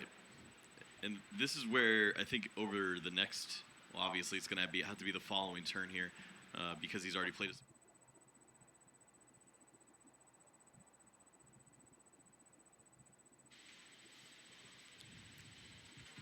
Welcome back, Pokemon trainers. We're here for round 6 at the 2020 Pokemon Latin America International Championships. I'm Luke Romy, and I'm joined on the desk once again by Rosemary Necro-Kelly. How are you feeling as we advance into these last stages of the tournament? I'm so excited because we already kicked off the tournament with some incredible matches, and we still have more to come. Round 6 and 7 of the Swiss for day 1, and then we've got Top Cut tomorrow. Yeah, exactly. The action doesn't stop. When today ends, you'll have Top Cut tomorrow, and then, of course, Championship Sunday, where we'll show Masters, Seniors, and Juniors as well. So you get to see all of that top Pokemon final action. Yeah, we've got so much in store for you today, but let's kind of dial it back a little bit and focus on the journey on how we even got here to the point where we're casting Swiss round 6. Yeah, exactly. There's been so many amazing Pokemon games we've seen so far. We've seen a very creative Ditto as well that came into play, lots of Incineroar and Kangaskhan as well. But one particular Pokemon from the restricted side that's made a strong appearance has been that Groudon. Mm-hmm. So we talk quite a lot about the different kind of restricted Pokemon, and we've seen a lot of Kyogre and Rayquaza previously, but Groudon's making such a comeback. We got some statistics up there on the screen. As you can see, Xerneas and Incineroar tend to be really popular partners for it. What's really funny is we've seen so much Groudon, but the popular counter for Groudon Kyogre just really hasn't been in the mix for this Latin American International Championships. Exactly. Like we've said, so many people have been using that Kyogre, Rayquaza, just because as a combination together, they can really control the weather. And weather's something that's so important between those 3 different Pokemon. But Primal Groudon, particularly when it's paired up against that Xerneas, is able to deal out a huge amount of damage. If you can hit on the physical side with the Groudon, and then maybe on the special side, particularly with a boosted Xerneas, you're just going to be able to sweep through whatever teams your opponent has got. And I think you're right there, Rosemary. Having that as kind of the medical that people aren't going to prepare for Groudon so much means that if you've got it on your team, you're going to have an advantage. Yeah, and you end up having a lot of teams, actually, that we've seen with the core of Groudon and some of those popular partners by its side of the Incineroar as well as that Xerneas. So it's been so fun to kind of watch people play through that team and have a lot of success with it. Yeah, exactly. And the other Pokemon you see on that screen is that Salamence. And we saw it jump into the fray just a little bit in the previous game, but we haven't been able to see it in full action. And that's another Pokemon I really want to talk about, with Mega Evolution being allowed in this Ultra format. Having the option to have the Mega Kangaskhan we've seen a lot, but also the Mega Salamence getting that aerialate ability makes it really, really strong, can hit with those huge flying type attack damage moves. And obviously the flying type means that you're going to be off that ground. Don't have to worry about any of those press displays from Groudon, but here you can see a little bit deeper what Mega Evolution is all about. Mega Evolution means that a Pokemon holds onto a Mega Stone, which reacts with a bracelet that the trainer wears, and then you get this extra powerful version of the Pokemon. And we've seen so many of those Mega Evolutions already. We got Mega Kangaskhan, which you can see there, Mega Gengar. We also saw the maybe a Mega Salamence. We didn't actually see too much of the Salamence. That's true. But I saw a lot of Mega Rayquaza as well. Yeah, exactly. And a blast from the past there is that Mega Manectric as well. That was a Pokemon that I always liked to see back in 2016. It did really well. But the other interesting thing about Mega Evolution Pokemon in this particular format is there are certain moves that basically are null and void against it. And we've had to showcase them on stream already. We've had Knockoff from Incineroar and Magic Room that gets rid of the effect of all your items. But if you're holding that Mega Stone, it won't be knocked off, and Magic Room does not affect it. Well, now that we've introduced the Mega Stone and talked a little bit more in depth about what Mega Evolution is, we've got another match for you, which is going to be that round 6 of Swiss, where I expect we're going to see a little bit more of that Mega Evolution at play. Yeah, exactly. We're going to have Yihui Z and Cesar Reyes are going to be facing off against each other here in the penultimate round of Swiss. And there's been some quirky Pokemon choices throughout these teams. I know Yihui is always very popular with that Xerneas. Not Xerneas, Xurkitree. All those Pokemon, you know. Xurkitree was blast from the past. Xerneas is just the Pokemon of the hour at the moment. But Xurkitree is definitely a Pokemon that he has loved to have. And I wonder whether he'll bring it to this tournament. That's yet to be seen, since we haven't gotten a chance to see Yihui on stream just yet. But their opponent, Cesar Reyes, that's someone that we're also looking out for. They are both 4-1 in the tournament. And Cesar, the only person that they've lost to so far is James Beck, who's still sitting at that 5-0.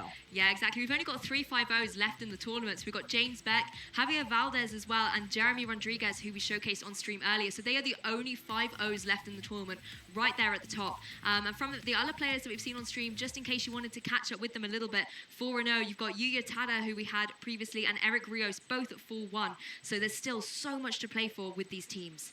Yeah, we have a lot to showcase for you, but what we're going to start with is the 2 players on stream right there. You've got Cesar Reyes on your left, as well as Yihui Shu on the right. And both of these players traveled a bit to be able to play here.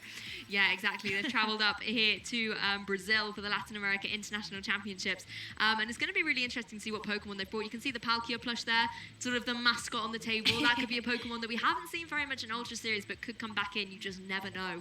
Could be the surprise that we've talked about a lot. Like, this is the last big tournament here on the DS. It's the last big one here for the Ultra Series. And it is the opportunity for Pokemon trainers to maybe bring that slightly quirkier choice. Maybe one that you've kept hidden, or one that you've just always wanted to try. Definitely it could be the opportunity, the last opportunity to showcase those Pokemon. I wouldn't trust those plushies that have been on the table, though, because we saw Whimsicott earlier, and we definitely didn't see a Whimsicott in play. So I wonder if, a lot of players, when they come up to stage, they have kind of their favorite plush that ends up being a bit of a memento, as well as a good luck charm for their matches. Yeah, exactly. But I see something very interesting on that team preview. Yes, we do. And let's go ahead and talk about it before we get into that Palkia that was actually on the board there. Let's go ahead and talk about Cesar Reyes' team. We've got Amoonguss, Kangaskhan, Xerneas, Tapu Koko, Incineroar, and Lunala. Yeah, exactly. Lots of Pokemon here that we've seen throughout the stream. You've got that Lunala and Xerneas core, really damaging on that special attack side. And of course, Tapu Koko, they're able to deal out some big damage with all those electric type moves. That's something like the Palkia on the other side maybe doesn't want to be taken so much as with the Rayquaza. Incineroar, of course, and Kangaskhan been really popular choices here together, able to use that fake out, get the Intimidate off, and as well that extra damage from the parental bond of Kangaskhan when Baby Kang pops out of the pouch, makes it a really offensive pressure on the field. But on the other side of the field, there's some really interesting Pokemon there. There are some super interesting Pokemon there, and I mean, it's fun seeing Kangaskhan make that comeback, but it's the interesting stuff that we like to talk about, right? So looking at Yihui's team, you've got Rayquaza, Stakataka, Incineroar, that Palkia. And what is that? That is a Lucario paired up with Tapu Lele. Now, Lucario is such an interesting Pokemon at the moment. It does get the Mega Evolution form, and it can then access so many different moves. So you can have that Follow Me, use that Redirection, and you can just apply a lot of pressure to the opposing Pokemon such as Incineroar and the Kangaskhan because of that fighting type. So you can apply a lot of pressure there. That's something that Yui has to worry about, particularly as the Xerneas as well. The Steel typing onto that Lucario can be really damaging, particularly if the Xerneas has taken a big amount of damage from maybe just sort of any of the other teams on there. Finishing up with something like a Bullet Punch is something you have to worry about. But Palkia, Tapu Lele out on the field straight away for Caesar, whereas Amoonguss and Lunala out there for Yihi. All right, so Lunala gonna be a little bit well supported here by the Amoonguss that's on the field, but because of Tapu Lele being on the board, it makes things a little bit awkward to kind of play around. Yeah, exactly. Amoonguss able to go for that redirection straight away, but it does not want to take anything from that opposing Tapu Lele. We've seen Amoonguss previously hold something like a Papaya Berry that will reduce the damage that it takes from Psychic type attacks. But in the Psychic terrain, and maybe if that Tapu Lele is holding a boosting item, we've seen it previously holding things like Life Orb, potentially even something else that could boost it up a little bit, it will be able to deal that huge amount of damage to that Amoonguss. So I wouldn't be surprised to see Amoonguss leave the field as quickly as it has joined, whereas Lunala able to apply in turn a lot of pressure to the opposing Tapu Lele with something like a Moongeist Beam. Palkia is going to be the interesting Pokemon of the hour. We've seen it before using things like Hydro Pump just to deal out some big sort of rain damage. Interestingly, there's no Kyogre on Caesar's side to help it out, but brave little Amoonguss here. Brave little Amoonguss going for the redirect, while its partner Lunala goes for a Moongeist Beam into Yihui's team. It's going to be very interesting to see what it connects with the Tapu Lele. Oh, it barely holds on. Looks like that's a Focus Sash. Yeah, exactly. Focus Sash being revealed there. That's really good information going into the next game, as Psyshock is the move choice coming out from Tapu Lele. That poor Amoonguss. Oh, also revealing its item. Yeah, the Focus Sash coming out from both sides of the field because of such super effective attacks. But Palkia going in for that last one bit of HP. Yeah, able to just pick up the KO against that Amoonguss thanks to the redirection. So Amoonguss able to reveal a little bit of information there for Caesar with the Focus Sash, but it wasn't enough. It has been removed from the field, and Yihi already down to his last 3 Pokemon here, and it's going to be the Xerneas coming out. This is a good choice for him, I think. Able to apply a lot of pressure to both the Palkia and the Tapu Lele if it's able to get up its boost. Tapu Lele, of course, normally would resist, but it's on 1 hit point, so I think any damage coming out there from the Xerneas is going to be able to pick up the KO. Lunala, of course, still looking really strong with the Shadow Shield intact, and if it is the Z move variant, which they pretty much always are at the moment, I'd be very surprised to see something else, it's going to be able to deal out a lot of damage to the opposing Palkia. But Tapu Lele going for an Ally Switch. Wow, this is a move that we don't get a chance to see too often either, but Ally Switch is one of those that can really play some mind games with your opponent. Maybe if you were looking at a single targeted move, it would very much work, but smartly from Caesar's side, goes for a more widespread AoE, the Dazzling Gleam, to ensure the knockout onto Tapu Lele, and that leaves a single target move for the Palkia, and that's going to get a knockout as well. Yeah, exactly. On Caesar's side there, on the left-hand side. Sorry, I think I might have got confused previously. Just to clarify, Caesar is on the left side and Yihi is on the right-hand side. But I absolutely loved that play there. Just able to pick up the KOs left, right, and center. Going for that Dazzling Gleam as well, meaning Ally Switch was null and void at that point. You're going to pick up the KO either way, no matter where Tapu Lele is hanging out on the field. And thanks to the speed there of the Xerneas is able to move first and remove that Tapu Lele from the field. No matter what the Lunala was going to go for, it was always going to be redirected around. And the Psychic terrain really helping him out there, actually. Able to get the boost from the Psyshock that went off, leaving Stack Attacker and Incineroar on the field for Yihi. Well, what might be working against Yihui, though, with that Psychic terrain up is now they have an Incineroar on the field. And sure, it helps against their opponent who also has an Incineroar now on the field, but neither of them can use that priority fake out. Yes, exactly. The Psychic terrain really restricting one of the big key points there that Incineroar has. Lunala, however, able to jump right up into the sky, going for a powerful Moongeist Beam here, targeting down into that Stack Attacker, just whittling away at it, and does a huge over 50%. Throat Drop, though, coming out, going to break that Shadow Shield. Oh my gosh, it actually gets a clean knockout with the critical hit. I think that critical hit was necessary to be able to knock out that Lunala. Yeah, exactly. The Shadow Shield was intact at that point. The critical hit just able to pick up the clean KO there as Stack Attacker goes for the Trick Room, twists up the dimensions as Caesar is down to his last two Pokemon on that side. It's going to be the Xerneas rejoining the field, and that is a Pokemon that does not want to face down against Stack Attacker in Trick Room. No, absolutely not. Usually you look at these two Pokemon with that Incineroar and that Xerneas as a bread and butter, right? They're just such a core duo and something that is very classic for the 2019 VGC series. But against that Stack Attacker who got that Trick Room up, you don't want a Geomancy because that's going to increase your speed and it's going to slow you down. Exactly. It's kind of a catch-22 here for that poor Xerneas. The Stack Attacker going straight for the Gyro Ball, though. Straight into that Xerneas, picks up a clean KO against it, and now it's just going to be that Incineroar against the world. Feels like Yihui brought the exact Pokemon that you really needed for these tight matchups and was able to rotate through them effectively and take over the board so that he could have the advantage. Yes, exactly, and quite wisely as well, going for the U-turn there. You're not going to take any recoil damage or something like a Flare Blitz. Stack Attacker able to take that Flare Blitz nicely as well, and it puts him in a great position now to go for something like that Rock Slide. Of course, Rock Slide does have that chance to miss, but it would definitely be the sort of the move of choice if that is the item that the move that Stack Attacker is packing. It would be great to see it. And we do see the Rock Slide. It does connect, so Incineroar taking the full brunt of that damage, and it is going to be super effective, knocking it out and rewarding Yihui with that Game 1 win. Yes, exactly. A very strong win there for Yuhi. Stack Attacker going down as well, but I think that's okay, seeing as Incineroar was still on the field. But what a commanding way for him to play, coming out with that Palkia and the Tapu Lele as well, starting out with that terrain, and putting himself in such a strong position to start picking up KOs, using those Psychic-type moves, getting them boosted up as well. And interestingly enough, that Tapu Lele having the Focus Sash, that's something we haven't seen in a while. And looking at kind of the role that Tapu Lele was playing with Ally Switch is definitely quite a tricky Pokemon to go against, and having that information for Caesar is going to be critical going into Game 2. That was a very, very close match between these two players, though. So when I'm looking at some adjustments that Caesar can really make here, I'm not sure if he can really do too much more than just readjust his position on the board, because it really came down to whether or not Yihui's Stack Attacker was going to hit the Rock Slide. Yeah, exactly. He kind of put himself into that position where, yes, there was still a win condition, never give up at this stage, but sort of keeping it down to just a Rock Slide miss is not the favors that you want to have. Looking at what he can do going into this game too, I think having your Xerneas protected better, making sure that you're able to get that boosted, because we can see how much damage it was doing against that Palkia, and that could be critical to remove that from the field early on. As well, that little Amoonguss, in that Trick Room environment, Amoonguss could have been really useful. There's no Misty Terrain on the field there, the only one we saw was Psychic Terrain, so you could still be putting Pokemon to sleep, but he did kind of let it go down really early. It does have the Focus Sash to help him out. He can maybe use that to his advantage and keep Amoonguss in the back or protect it for later so that he's able to bring it into a Trick Room scenario if that does occur again, and put maybe the Stack Attacker to sleep, stall out some of those Trick Room turns, and then keep the board advantage in his favor later on in the game. Yeah, Yihui made a very advantageous read to double into that Amoonguss, because Amoonguss does classically run that Focus Sash, so it was a pretty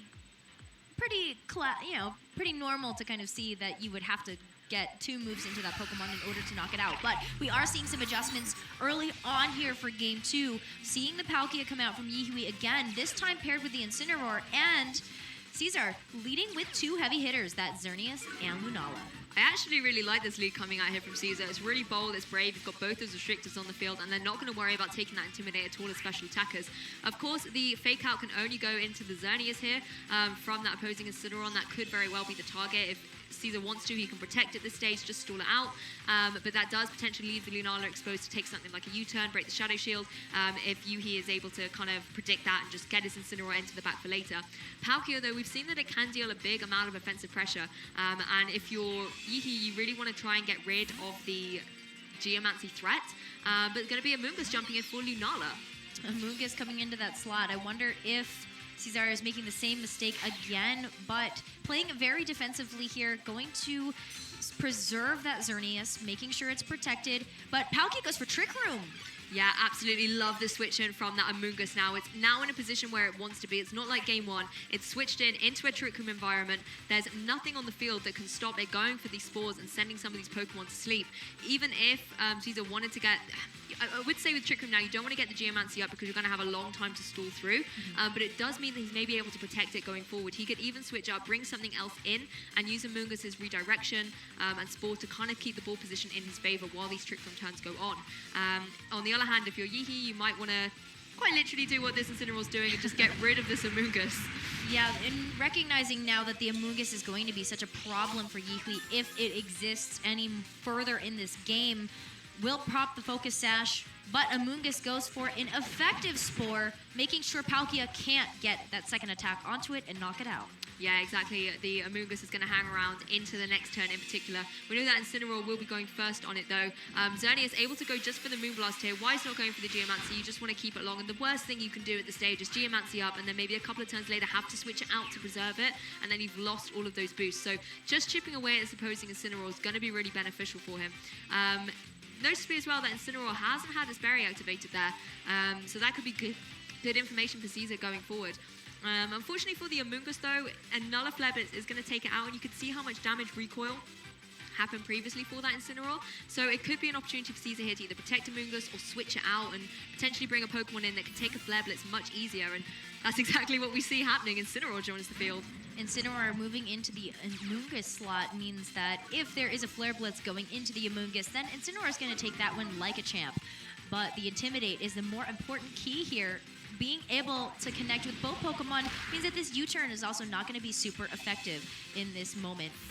But Yeehee will get the reset as that Incineroar does go back into its Pokeball, and we get a chance to see that third Pokemon, the Stakataka, which is going to take heavy advantage of this Trick Room. Yeah, I love this play here from Yeehee, able to bring the Stakataka into the field as Palkia wakes up, goes for the Z move, and it is going to be that the Hydro Vortex here, most likely coming off Hydro Pump.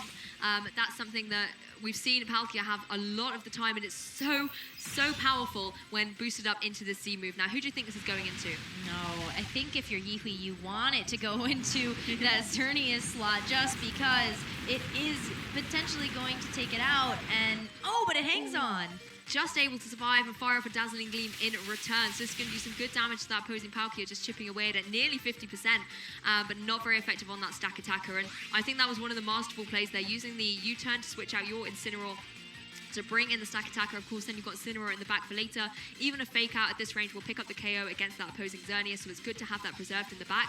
And in Trick Room, we've seen previously this is Stakataka's environment. Even something like a Rock Slide at this stage will be able to pick up the KO against Xerneas and deal some good damage to that Incineroar. I actually wonder whether or not the fourth and final Pokemon in Yeehee's lineup is that Tapu Lele, and we're seeing a lot of Incineroar action right now that can get that Fake Out pressure, but is that Tapu Lele in the back which is going to remove that? Yes, that's really true. Fake Out could be restricted by a Psychic Surge.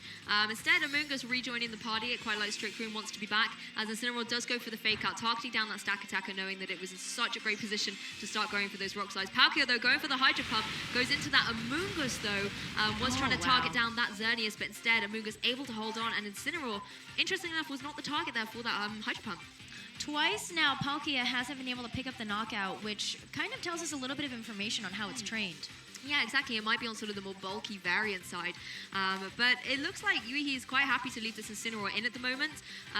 Quite happy to kind of let Caesar have that maneuverability. He just wants to get rid of those big power hitters, because ultimately I think something like Palkia and Stakataka later on will be able to pick up the KO against Incineroar.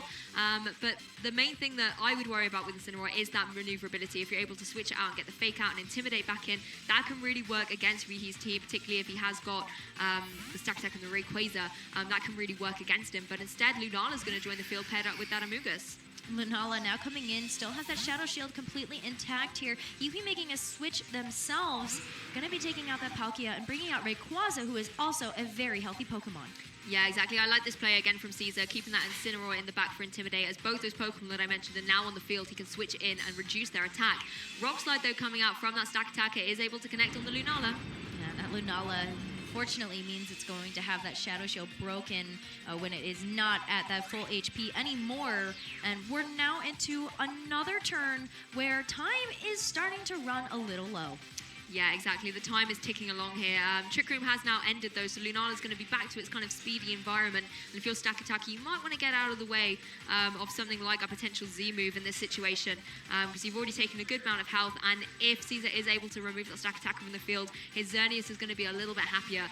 Of course, Rayquaza joining the field again, you have to worry about those extreme speeds. Something like Amoonguss and his Xerneas are going to be easy pickings for that Rayquaza going forward. And Amoonguss may be fearing anything from both of these Pokemon. Wisely switches out, but most crucially brings that Incineroar back in. So you've got Intimidate on both these physical attackers and Fake Out going forward.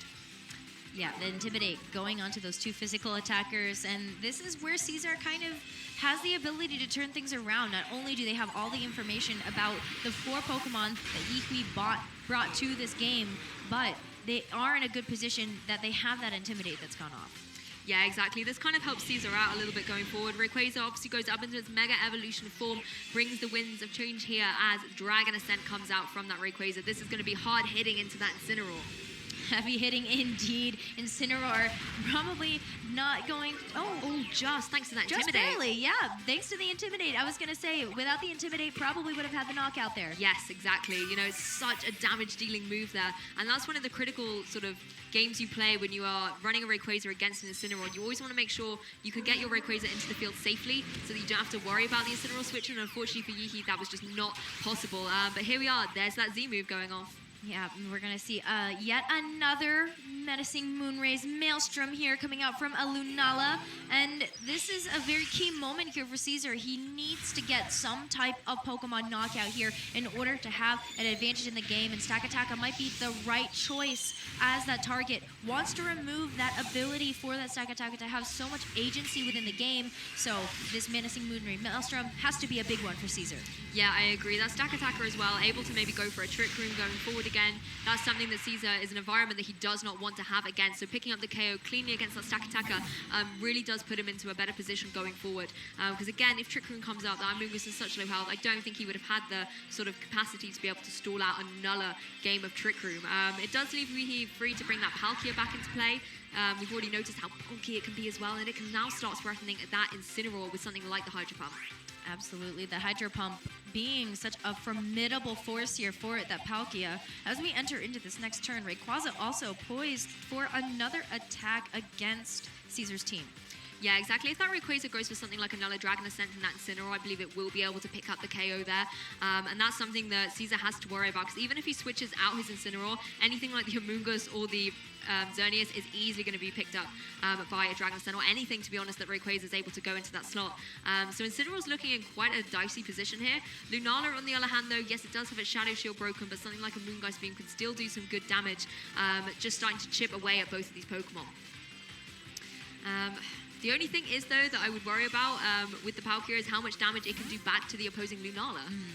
We've seen it have a couple of moments where I think Yihui was hoping to get those knockouts, but not necessarily have enough power behind those moves in order to secure those. Incineroar coming back in is going to be able to intimidate both Pokemon on Caesar's field, but without that Psychic Terrain, because it's not in play anymore, this Fake Out going to be able to remove Palkia's ability to do anything this turn. Moongeist Beam now from the Lunala. This is another critical moment here for Caesar. Going to get the knockout onto the Incineroar. Yeah, that Incineroar switching in normally can take Moongeist Beams pretty well, but thanks to its low HP when it's switched in there, Lunala able to pick up the KO there. And you're quite right, we've seen all 4 Pokemon from these players. There's no Tapu Lele, no Psychic Terrain to play around here, and that does leave Palkia in a little bit of a tricky spot. Rayquaza, though, full HP still, and has managed to do that crucial thing of coming in without the threat of the Intimidate from the Incineroar. It's already on the field, and this just puts Rayquaza in such a strong position. You could go for some big, powerful Dragon Ascent into that Incineroar slot, like I mentioned, but if you predict the Incineroar's maybe going to switch out and there's a weaker Pokemon coming in, you could target that Pokemon with the Palkia, and then using Rayquaza, maybe get that big Dragon Ascent unintimidated onto the Lunala, because if Incineroar switches out, it then has the ability to come back in and intimidate you, and then you go through that cycle again as a Rayquaza player of having to switch it back out and bring it back in later.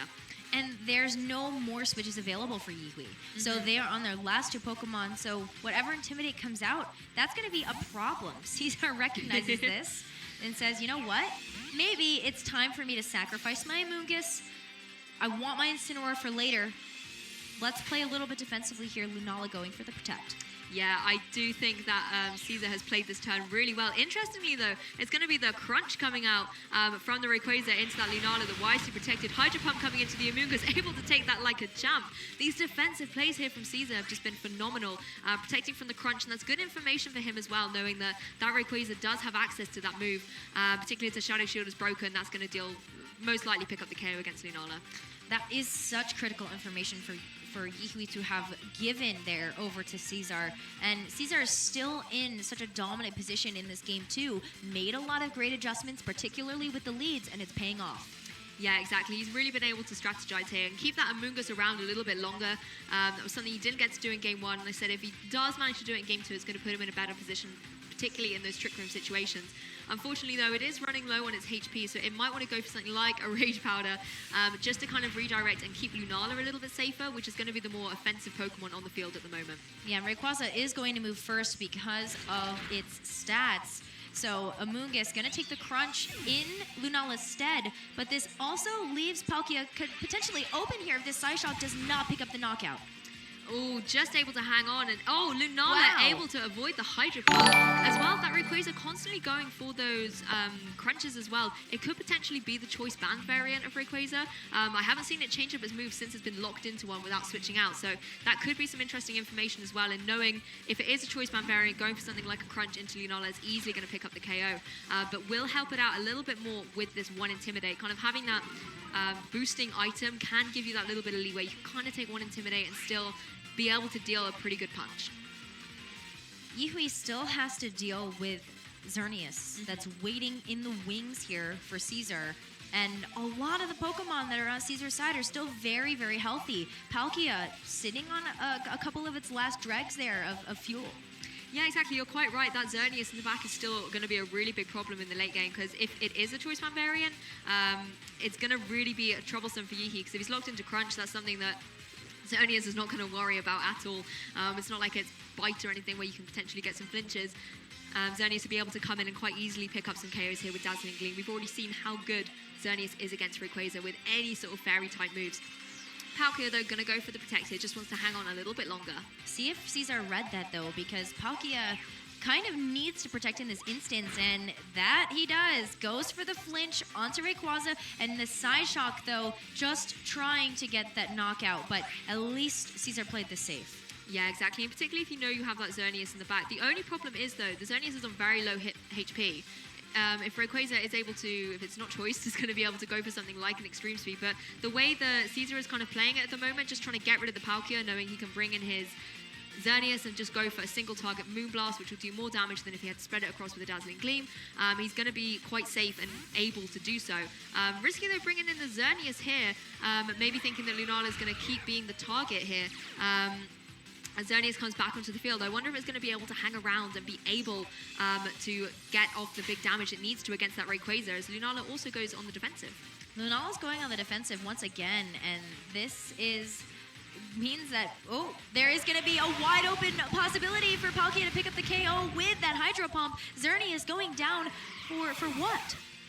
That's the thing, Xerneas just came onto the field, left as soon as it joined, and yes, it does mean that Caesar gets another Intimidate off against that opposing Rayquaza, but that's really not going to help it out too much against the Lunala. The only thing I'm thinking is, if it is locked into that crunch, and you manage to get rid of the Palkia, then the only thing that the Rayquaza are going to be able to do against that opposing Incineroar is use Crunch. That's not going to be dealing too much damage, particularly if you've got it at -2 attack. So once you've got rid of this Palkia, Incineroar can potentially start whittling away at this opposing Rayquaza, and obviously as well, choiced into something, Rayquaza's going to run out of moves if it isn't too careful.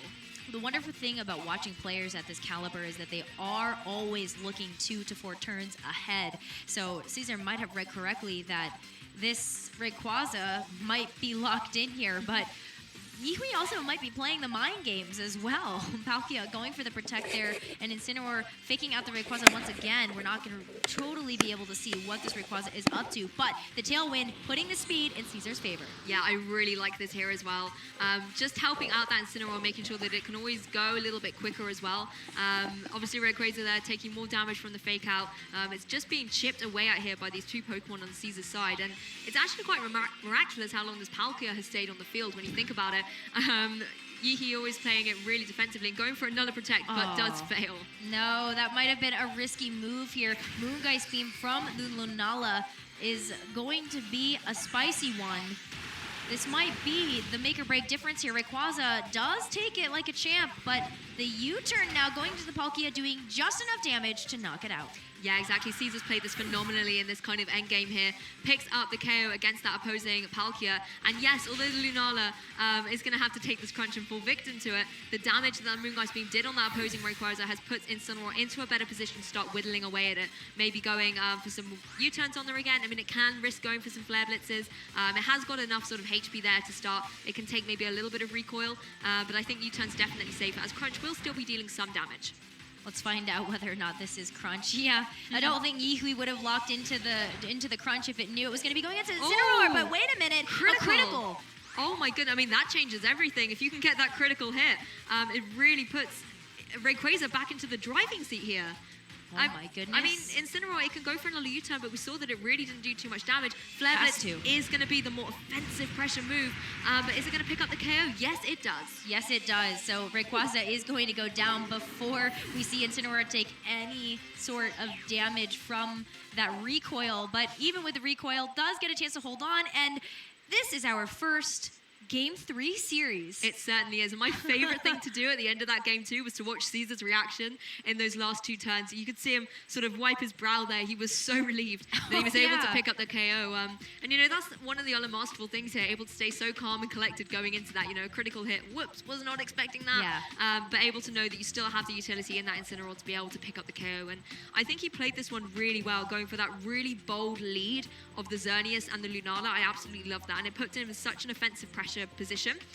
As well, critically keeping that Amoonguss safe really helped him out maneuver around that Trick Room environment. But if you're Yihi, you know that stack attacker is crucial to this game. You know that it's able to deal out a lot of offensive pressure, get that Trick Room up as well as Palkia being such a strong asset to the team. If it was you, would you maybe adapt back to Yihi's Game 1 strategy and bring that Tapu Lele back? I feel like Incineroar did so much work with the fake out that it really took Yihui by surprise and also set him back a couple of turns where he really wanted to be ahead a little bit more often. So I think that Tapu Lele would be an interesting choice to bring back, but I also feel as though there were a couple of reads where Caesar outplayed Yihui a bit, and I think that's really what put Caesar in the driving seat in the very end. Yeah, you're not just playing against the Pokemon, you're playing against the player, aren't you? And their strategy and their mindset. And this is one of the lovely things about sort of a Game 3 situation. When you're both at 1-1, it really does come down to this next game. It's technically a knockout. And do you go back to the strategy that won you your game? Do you maybe try and read what your opponent's going to do, or just go for something completely different? Potentially, maybe we could see that Mega Lucario join the field. It's got a lot of different versatile moves that could be effective in this matchup, but changing it up for Caesar here. Changing it up once again. Caesar has shown us different leads all 3 games now, and it's going to be Xerneas and Amoonguss coming out for Caesar. And looks like Yihui's going back to basics a little bit here. Palkia and Incineroar. Yeah, I like the Amoonguss here. It's come in without the threat of that Tapu Lele, which is going to be very relieved of course, we know that it's got that redirection. It could go for something like a Spore. But Incineroar here is kind of the key player. It can go for a fake out into the Xerneas, stop Geomancy going up, or it could go into the Amoonguss, break that Focus Sash, and stop it going for any Spore or redirection. So when it comes to Caesar here, you have to think about what is your objective going into the next couple of turns. Do you want to get your Xerneas boosted up so that you don't take as much damage from the special attack moves that Palkia was dealing with, the Hydro Pump and the Hydro Vortex as well, and just put yourself into a position to start really sweeping through the rest of Yihi's team? Or do you want to maybe preserve your Amoonguss in the back and bring that in later in case Trick Room comes back up? A lot of decisions that these players are going to have to make after seeing the turn 0. And this is, again, where it gets really critical because you have no more chances after this game. This is the last one, which is going to make or break whether or not you end up 5-1 or 4-2. Exactly. It's going to take away that X1 record. But Caesar playing very defensively goes for a double protect as Incineroar goes for the fake up. So Caesar able to burn this really effectively. But Palkia able to get a Trick Room off him. don't know if Caesar's going to enjoy that too much here, but I know Amoongus is going to be pretty happy with that Trick Room. Yeah, Amoongus is going to be happy, but the one problem we saw last time in Trick Room was Incineroar was faster. So it was able to get off that Flare Blitz, meaning Amoongus, yes, it does have its Focus Sash, but if we're going to see a repeat maybe of that game too, it's going to then be restricted straight away back to that Focus Sash, leaving it really vulnerable in the next couple of turns. But again, if you're Caesar, there's not a lot else you can switch out into that's going to enjoy being in that Trick Room environment.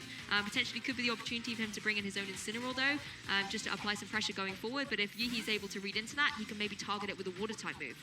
Incineroar coming out now. Xerneas doesn't really want to take the receiving end of either of the potential moves that we have seen from that Palkia or Yihui's Incineroar, but Flare Blitz, it does actually connect with the Amoongus. Will go ahead and oh yeah, pop the Focus Sash. Yeah, it does a huge amount of damage there. Amoongus though able to take it, of course, Focus Sash or not, living on 55 hit points, and puts that Palkia to sleep, which is very beneficial as its buddy Fire type has just jumped onto the field beside it. Definitely don't want to see Palkia open up with a Hydro Pump. So the fact that Amoongus was able to move before that Palkia is going to be a good point in Caesar's direction, but they still have to deal with the fact that Amoongus is very low and Incineroar is still a threat. Yeah, exactly. And Incineroar, I like this play so much from Caesar. He's got his Xerneas preserved in the back. It protected turn 1. The risk of protecting again and not getting it, taking damage was too high. Switch it out, bring in Incineroar, and that also gives you the fake out pressure going forward so he can keep stalling out these Trick Room turns. Amoongus now, however, going to retreat. Could be quite a safe play if you're able to use a fake out into that opposing Incineroar and Palkia stays asleep. You can start rotating through these Pokemon, just burn out that Trick Room, but you also need to be dealing damage at some point as well. No fake out though. No fake out, just going on the offensive here. Yihui getting a Flare Blitz into the Xerneas slot. Had that been the Amoongus would have been out of here, but a U-turn now. This is Caesar's way of resetting up the board because that Palkia, he's pretty sure that's not going to be a threat for a while. Exactly, going straight for the U-turn there. Possibly this is the opportunity to bring Amoongus back in, and exactly as the Pokemon we see coming in here. It could go for another Spore on this occasion. Due to its Regenerator ability as well, it's coming with some more HP. So that certainly helped out Amoongus, and that's one of the great things about that maneuverability with Incineroar as well. You're able to bring it back into the fold with a little bit more HP. I think it might need a little bit more to still survive another Flare Blitz at this rate, but potentially if you're Caesar and you bring your Incineroar back in for the Xerneas and get that Intimidate off again, Amoongus might be able to survive another one. Gonna have to survive these next couple of turns, but Palkia is also gonna have to survive potentially Xerneas boosting itself up here with that Geomancy. It's still asleep, but has the potential to wake up this next turn. Yes, so of course. maybe we'll see it fire back. Yeah, exactly. Xerneas is gonna jump out of the field though and bring Incineroar back in, so getting that Intimidate off hopefully can help out Amoongus. Amoongus definitely wants to stick around in these moments here, particularly when it can use that redirect tool, but Flare Blitz again here coming out from the Incineroar. It's just going on the offensive. It's just no bars to the wall here. Amoongus cannot survive through that one. Yeah, it does pick up the KO against that Amoongus. No spores coming out, but you can see as well the damage and recoil that Incineroar is taking. It's really having its HP whittled away by that Amoongus, which is quite an interesting turn of events. Amoongus isn't really dealing any damage to it, but it's still managing to kind of chip away at the HP on there. Palkia, of course, still staying asleep on this turn, whereas the Incineroar on Caesar's side able to now go for a fake out, protect the Xerneas that has just jumped back into the fray. This could potentially be the opportunity that Caesar needs to start setting up that Geomancy, thinking forward to the next couple of turns in the game. If it gets that boosted up, goes for a protect, it can kind of keep itself into that late game and start applying a lot of pressure. Xerneas did a lot of work that game one, so I think it's enjoying its nap right now. Exactly, it's kind of taking a little bit of a break, but it's all in the action here as Fake Out does go into that Palkia. Fake out into the Palkia was a smart move by Caesar just in case that Palkia wakes up. But a U-turn now from Yihui is going to allow Yihui to get a different advantage on the board. And we're finally going to see another Pokemon come out here, Stakataka, but it's almost too little too late in some ways because Trick Room's almost over. Yeah, exactly. Stakataka coming in here. It's not going to like being out of its Trick Room environment, but regardless, due to the HP that it's got at the moment, even when this Xerneas is Geomancied up, it's not going to be able to pick up a one-hit KO with something like a Moonblast. We've seen previously it can sort of deal to the 50% mark, but Stakataka can still easily deal back some big damage with Gyro Ball. We've seen previously in Game 1, I believe, just that can pick up the clean KO against this opposing Xerneas. So having it on the field here to apply pressure as Trick Room ends really does put Yihi into this great position going forward. And Palkia as well can apply a lot of pressure to the opposing Incineroar. So if you're Caesar now, And it's interesting seeing how you might want to switch it up. We haven't seen his fourth and final Pokemon, but you may want to protect the Xerneas at this stage, switch out your Incineroar, bring in whatever your Pokemon is in the back, potentially something like the Lunala, that might be able to survive an attack with its Shadow Shield still intact. But most critically, having that Incineroar, bringing it back in for later, getting any more Intimidates off, but most crucially, the Fake Outs. But no, just a Dazzling Gleam coming out from that Xerneas. Dazzling Gleam, because of that Geomancy, is going to connect with the Palkia and get the knockout here, but Stakataka is still alive to be able to fire back. Incineroar, though, getting the U-turn into that very bulky Pokemon isn't going to do too much damage, but does get a chance to return to Caesar, and we get to see that fourth and final Pokemon. Yeah, exactly. Caesar able to switch up his position here, but unfortunately his Xerneas is going to be left really exposed against this Stakataka that has gone for that Gyro Ball, going to be a really heavy hitting, but instead, no, going for the Trick Room, and I really like this play. That's one of the things we've seen so well on this game. There's me sort of saying, oh, there's an opportunity to go do this, and the player's actually realizing that, yes, you could do this, but I could also do it next turn if I do this. Now that he's got that Trick Room environment up, he can go for Gyro Ball. He's got Incineroar back in now to apply pressure to that opposing Lunala, and he has just managed to do this magical thing again, where he gets the ball positioning exactly how he wants it. He's getting a big advantage here by getting that Trick Room back up and running from Stakataka, and Incineroar now coming out means that you do have a bit more pressure that Caesar's going to have to work around, but that Xerneas still has the Geomancy, it still can go for some attacks, and it did a decent chunk of damage when it got off that Dazzling Gleam. Yeah, it certainly did. The only problem is that speed, and that's something Xerneas is really going to struggle against. You can easily just go for quite an obvious play here. Stakataka going for like a Gyro Ball, and then Incineroar going for a Dark Type move against that opposing Lunala. And Lunala, I think, prioritizing preserving the Shadow Shield, but also critically getting Incineroar in. Because if you can get that Intimidate off, it might help you in the long run here. Unfortunately, Xerneas has already had some HP removed from it, though, so Gyro Ball might still be enough for it. Gyro Ball might be enough here. Xerneas, though, going for the Protect, so even if we do see a Gyro Ball, it is not going to connect right now with that Xerneas. Maybe should have seen Yihui go for the Incineroar that was open, but a Throat Chop into the opposing Incineroar. Well, if it had Roar, we're not going to hear it today. Exactly. And Incineroar here, really great switching in there for the Lunala that wouldn't appreciate that Throat Chop at all. And able to get, of course, that Intimidate off. Going for the Fake Out now, if you're Incineroar, you could easily go into that Stakataka. But again, if you're Gihi, you know that you've got that third Pokemon in the back. You could switch out your Stakataka, meaning you reset that Intimidate as well, and bring it back in later to continue to apply pressure. The only problem then is, of course, the Xerneas would be free to go for some damage. So I think quite wisely, keeping it on the field, but just going for a Protect, helps him out a little bit here.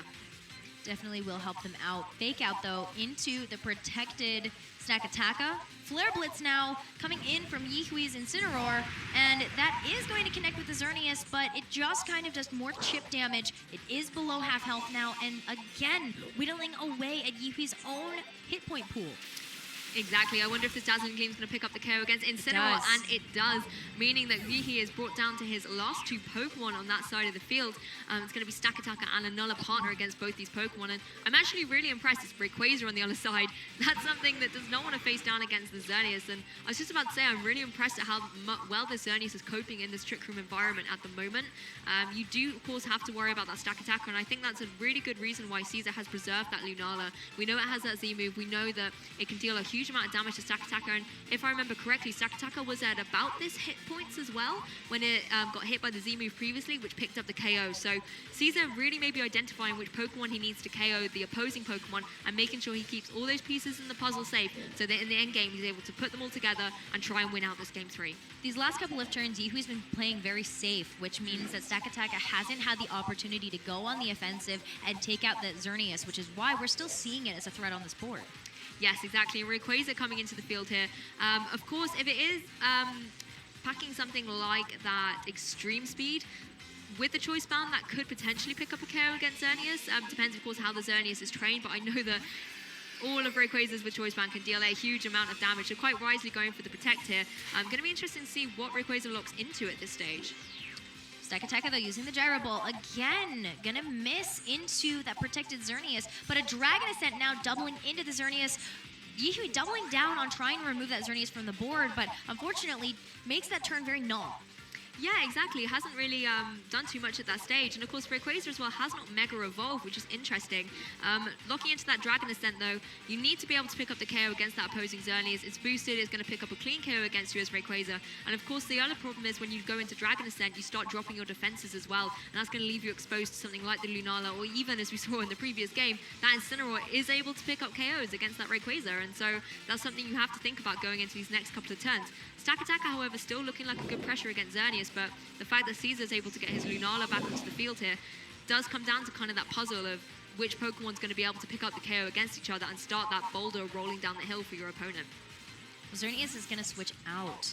It had a lot of good stats that it's kind of giving up here for this Incineroar switch in, but this is very, very smart by Caesar, kind of cutting his losses and saying, you know what, you've got 2 physical attackers on the board.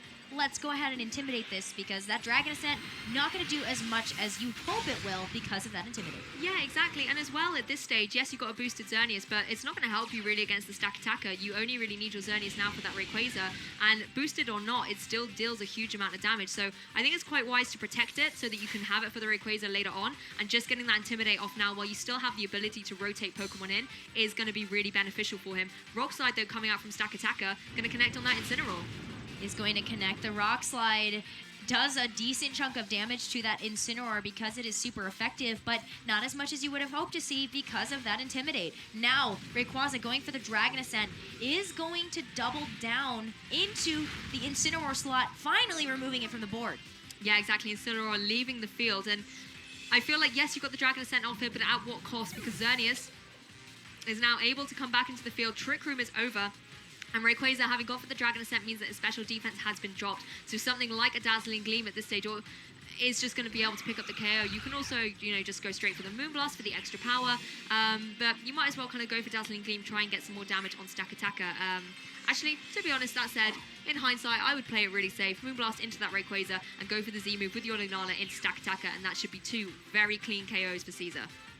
I think Caesar does have the ability to play it a little bit safe here, but Yihu is the one that kind of has to go on the offensive here, or else that Lunala is just going to go ahead and wipe the board, and you don't want to see that happen when it is coming down to the game 3.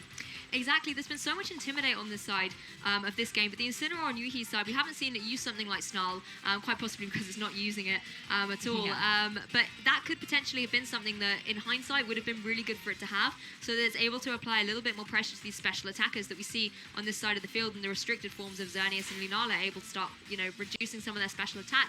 Xerneas, though, going straight for the Protector, as Rayquaza does go for the Dragon Ascent into that slot. Again here, but we finally get a chance to see a Z move here coming out from Caesar's side. The menacing Moonrays Maelstrom is going to connect with either of the Pokemon on Yihui's. We did not see a Protect here, so it is going to be full force. Yeah, exactly. Such a powerful Z move, and this should very cleanly pick up the KO against that Stakataka. Something his partner Xerneas is going to be very happy about, leaving it free to go for something like the Moonblast into the next turn.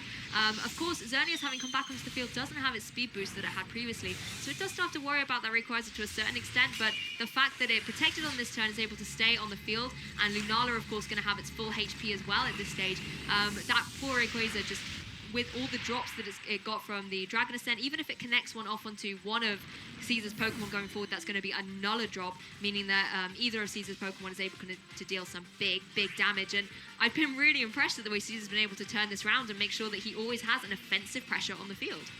I'm remembering the meta that we saw in 2017 and 2018 in at least the North American International Championships, where Caesar ended up getting a top 4.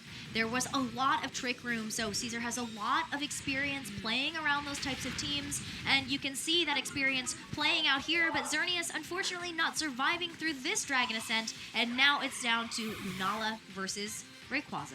Yeah, exactly. Lunala as well, really wisely going for the Tailwind here. Of course, Xerneas actually wasn't as safe as I was thinking it was due to the speed there, forgetting it, gave up its Geomancy boost. But quite critically there by Caesar, able to protect it that previous turn. Rayquaza now at -2 special defense, and on the poorer side of that Tailwind, this Moongeist Beam is going to be really heavy hitting, and even if that Rayquaza is able to fire an attack back, it's still got the Shadow Shield. It does have the Shadow Shield, and a one-hit knockout here is going to net Caesar the win. They will go 5-1 for 6 rounds of Swiss, and that is going to be a great way to end this game. Yes, exactly. I mean, that was our game 3, the first one we've had so far of this tournament at the moment. And it's just been absolutely phenomenal seeing the way that he was able to adjust through that. Yihi as well, I have to just give such credit to that team. We were kind of talking about the Palkia and the Lele previously, and bringing it into game 1 and playing it so masterfully, I think really put him into such a dominant position. The one problem we had that we talked about before is in that game 3, what do you do? Do you go back to your winning strategy? Do you change it up a little bit? And he didn't go back to it, maybe thinking that, you know, it's game 3. Caesar's now had the opportunity to think of a strategy, maybe to go around it. Maybe that's what he's going to predict me to do. But in hindsight, it could potentially have been what he needed to start applying a lot more fast and offensive pressure using that Tapu Lele. Yihui has a lot of experience under their belt as well, particularly in this 2020 championship season. Already has 158 championship points to their name for this particular World's invite, and has top cut many regionals in the past couple of months. So whether or not this match on stage went in their favor, I still have a lot of hope that they're going to come back and they're still going to get that win for that top cut. Oh, of course. And even if you're Yihi, you've got that kind of X2 record. That's still tremendous at this point. We were talking previously there were only 3 5-0s. And going forward, all of these sort of top records are going to be dwindled down as we get closer and closer to that top 8 that we're going to be obviously showcasing tomorrow as well. So the fact that you maybe didn't get out the victor in this particular game still means we've got one more round, you've still got one more round to play. And based on your resistance as well, you could still be, fingers crossed, getting into that top cut tomorrow. Top cut, as a reminder, is going to be played out tomorrow, and it is only the top 8 players from these 7 rounds of Swiss. So all these players are looking at having some sort of 5-2 record in order to have a chance at playing in that top 8. Exactly, and one Pokemon that really has helped a lot of trainers get victory today has been that Xerneas. And again, we saw it so masterfully there on Caesar's team. He really was able to protect it well, using that Amoonguss a lot better in games 2 and 3 to allow Xerneas to have the support to be able to get the Geomancy up and start dealing that huge offensive pressure. Critically as well, Lunala has been a really fantastic pairing with Xerneas in this tournament. Yeah, Xerneas, Lunala, I mean, again, a homage to what we've been through in the 2019 Video Game Championship Series, and of course in 2020 with the Ultra Series format. It's been so fun watching these restricted Pokemon come back and really make a name for themselves as we finish out the season. Exactly, and I love how versatile Xerneas is. Previously, we saw it paired up a lot with Groudon. Yeah. They tend to be such a powerhouse. We've also seen it a little bit in this tournament, but I think Caesar really did showcase well how Lunala and Xerneas is the new core to be reckoned with as we wrap out the end of kind of the DS era. It's lovely to see that Xerneas has managed to venture its way through a lot of different partners. We've seen it as well with Rayquaza. That was something you talked about a lot previously, and it's just exciting to see how well that Pokemon does. And Palkia as well, though. I mean, I again have to give it to Yihui for the creativity of including that Palkia as a part of their team and also playing it strategically and wonderfully in that match. It was so tough. It was so close between these two players that it came down to just hair lengths of damage between those mons. Exactly, and it's not a Pokemon that a lot of people would have prepared for against, so I'm sure it caught a lot of people off guard. But one person it did not catch off guard was Cesar Reyes, who is ready and waiting for his interview, so take it away on the stage. And I am here with the winner of our last round, Cesar. How are you feeling about the match? It was actually the longest match of this round, and the next round is already up, so just a very quick, how are you feeling about this set? Yeah, I am kind of used to long matches because, well, my kind of style and I think a lot. So right now I'm nervous because in the end of game 1, I got a little bad luck. So yeah, at first I was confident, and then in the end I was confident again. So it's a mix of emotions. Yeah, a little bit of a roller coaster. Of course, his strategy is also something that you're probably not really used to because Palkia is not that common. How did you approach these games? Did you have a plan in mind, or did you just try to adapt to what he was doing?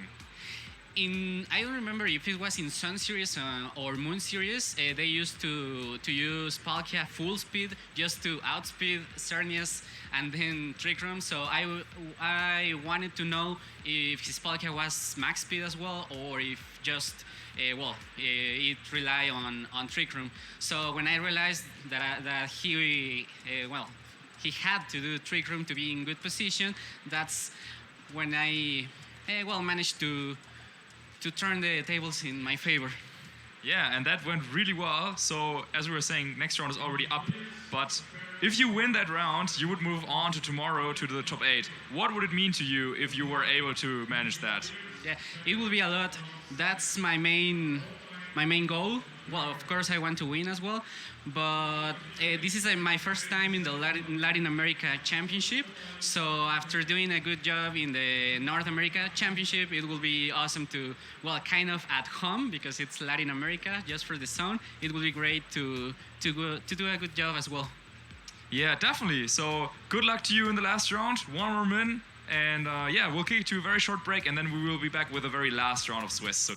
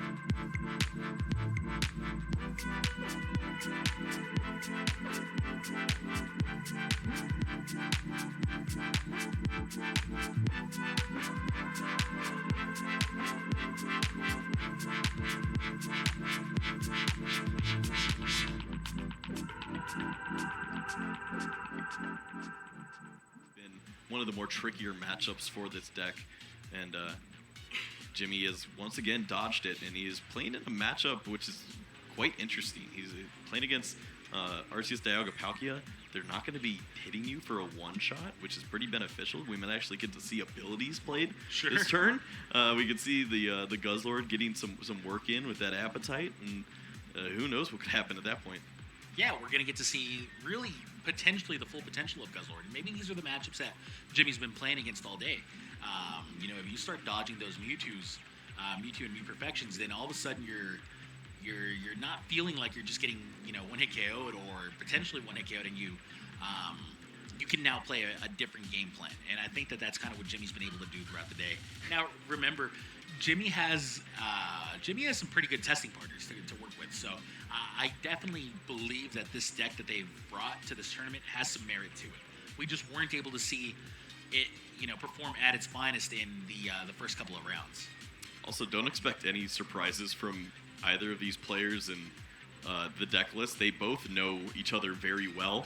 They were sitting with each other when I went over to go see how everyone was doing. I'm sure they're both very familiar with the deck lists that are being brought and have a general idea of how this matchup is supposed to play out. So we should see some pretty fantastic play from both of these guys. In that case, given their demeanors, who do you feel feels his favorite? I think Jimmy feels like he's gonna run over him, but Okay. we'll see. Who knows?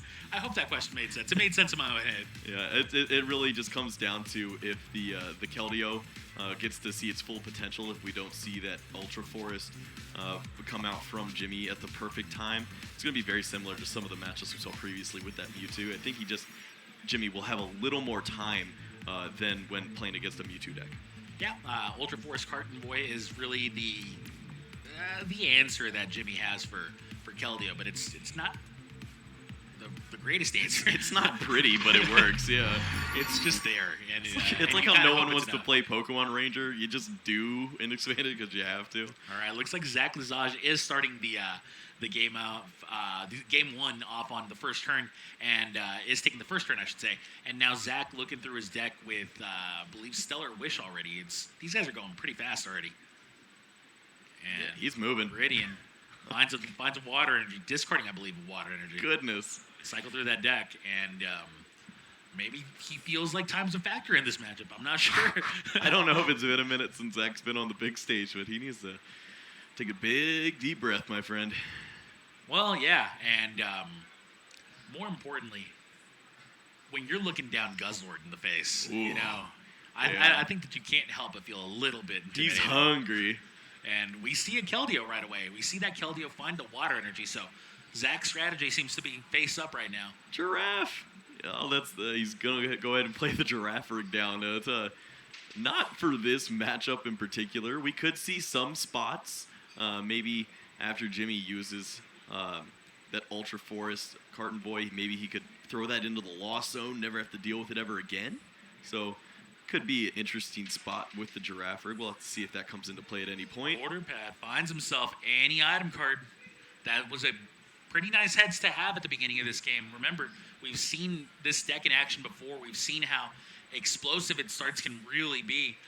It really kind of depends on Jimmy's hand, and like the ability to find things like Mysterious Treasure, right? The ability to find all these consistency cards once you have that heads available to you is just really important for the consistency here for Jimmy's deck. And now another one, another heads. That's two big rolls here for Jimmy, as I'm sure that Zach does not want to be facing down a couple of heads out of Order Pad. I think he goes for another Mysterious Treasure. It's hard to tell at this point, honestly. He does already have Dust Stone in hand. Yeah. So, yeah, I think he's just going to try to eye two of these up at the same time. He could get that wildly aggressive start that we've been talking about. Maybe he gets that 4-prize reset stamp. We already see the Beast reset Ring stamp in hand, wildness, yeah. We see the Beast Ring. This could blow Beast up. Ring in play. Yeah, this could be a really big turn out of Jimmy. It's looking like it's got all the tools it needs. Yeah, I'm liking the Mysterious Treasure. I think that's the correct play there. Lower your hand, get another Mischievous into play. He even has the Surge. Why not? Oh, this is beautiful. Yeah. Why- So as soon as he uses that Miss Mages, he'll be able to play the Surge down. Then he can start drawing even more, and then find those supporter cards. It's the ordering that we've been talking about in this deck. It just hasn't been able to come up. But interesting. Yeah, Jimmy's actually going to go ahead and grab the Tag Call. This means that he will have access to potentially getting multiple energies down with his beast rings is a little slower of an approach, but certainly could work out here. Yeah, but it also means that it's going to be a little bit harder for him to find that second Miss Magius, right? Exactly. And that's not necessarily where you want to be if you really want to have an explosive turn. Maybe Jimmy's found that you don't need explosion as much as you need consistency in this matchup.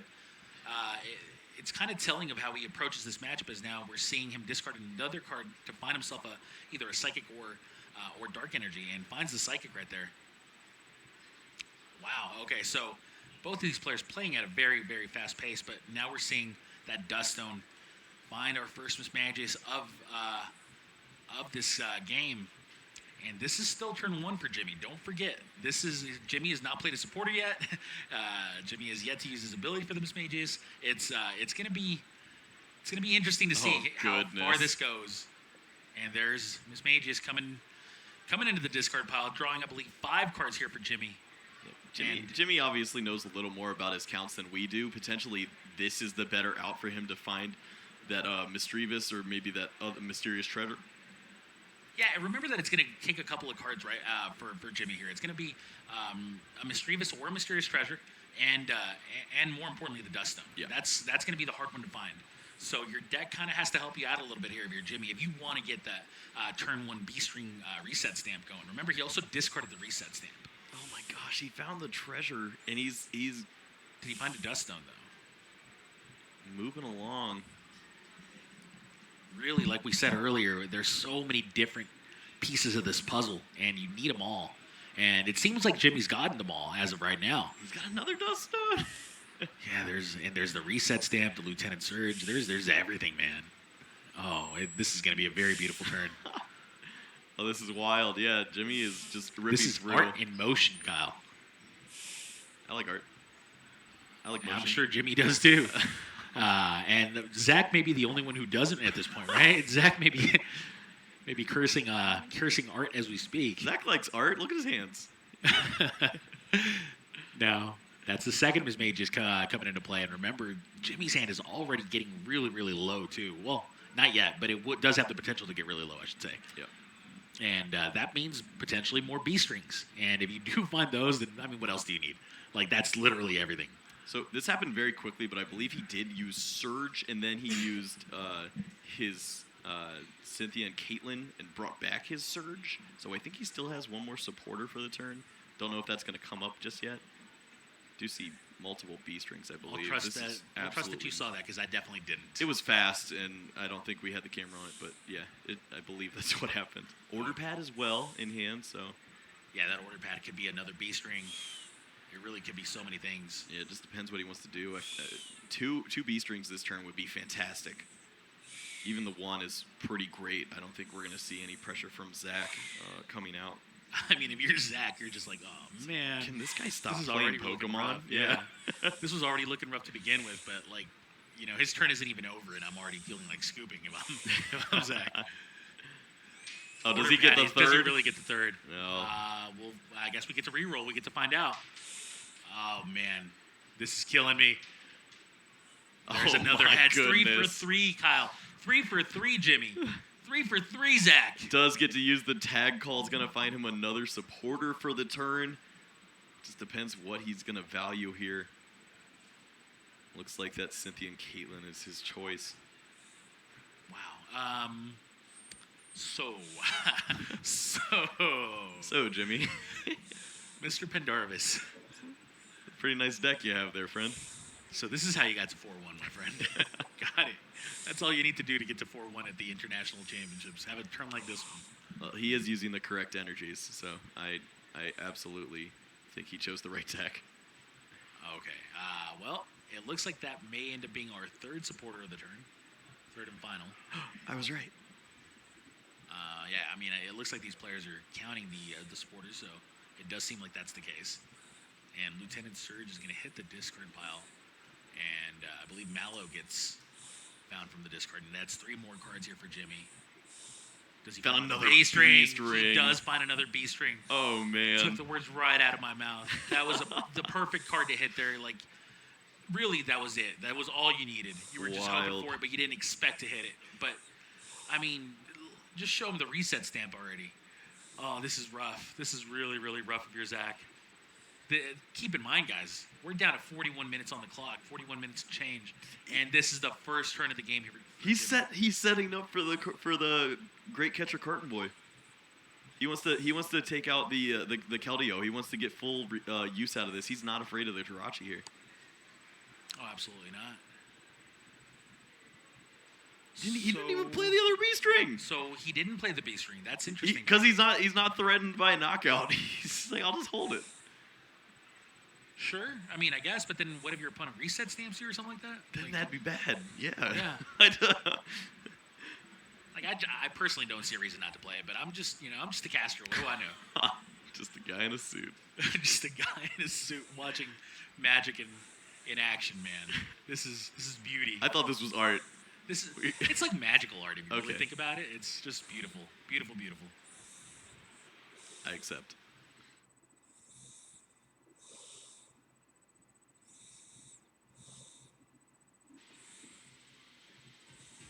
Welcome back, ladies and gentlemen, to the Pokemon International Championships here in Sao Paulo, Brazil.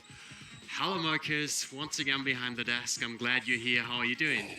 I'm doing just fine, and I can't wait to jump into this very last round of Swiss. As we will be deciding who's getting some championship points, who will move on to tomorrow's top 8 cut. Yeah, it's going to be really exciting. It's going to be really close. Like, we got 7 rounds of Swiss. We're going to show 2 games of the 7th round of Swiss now.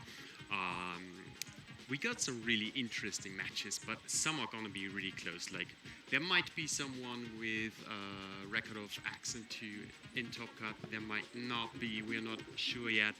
That's why we want to make sure that we got at least one of Brazilian's finest players on stream, named Gabriel Agati. Definitely, yeah. We hope, or we want to make sure that the next game you're going to see is as exciting as that TCG match that we just saw. Wow, there was a lot of stuff going on there.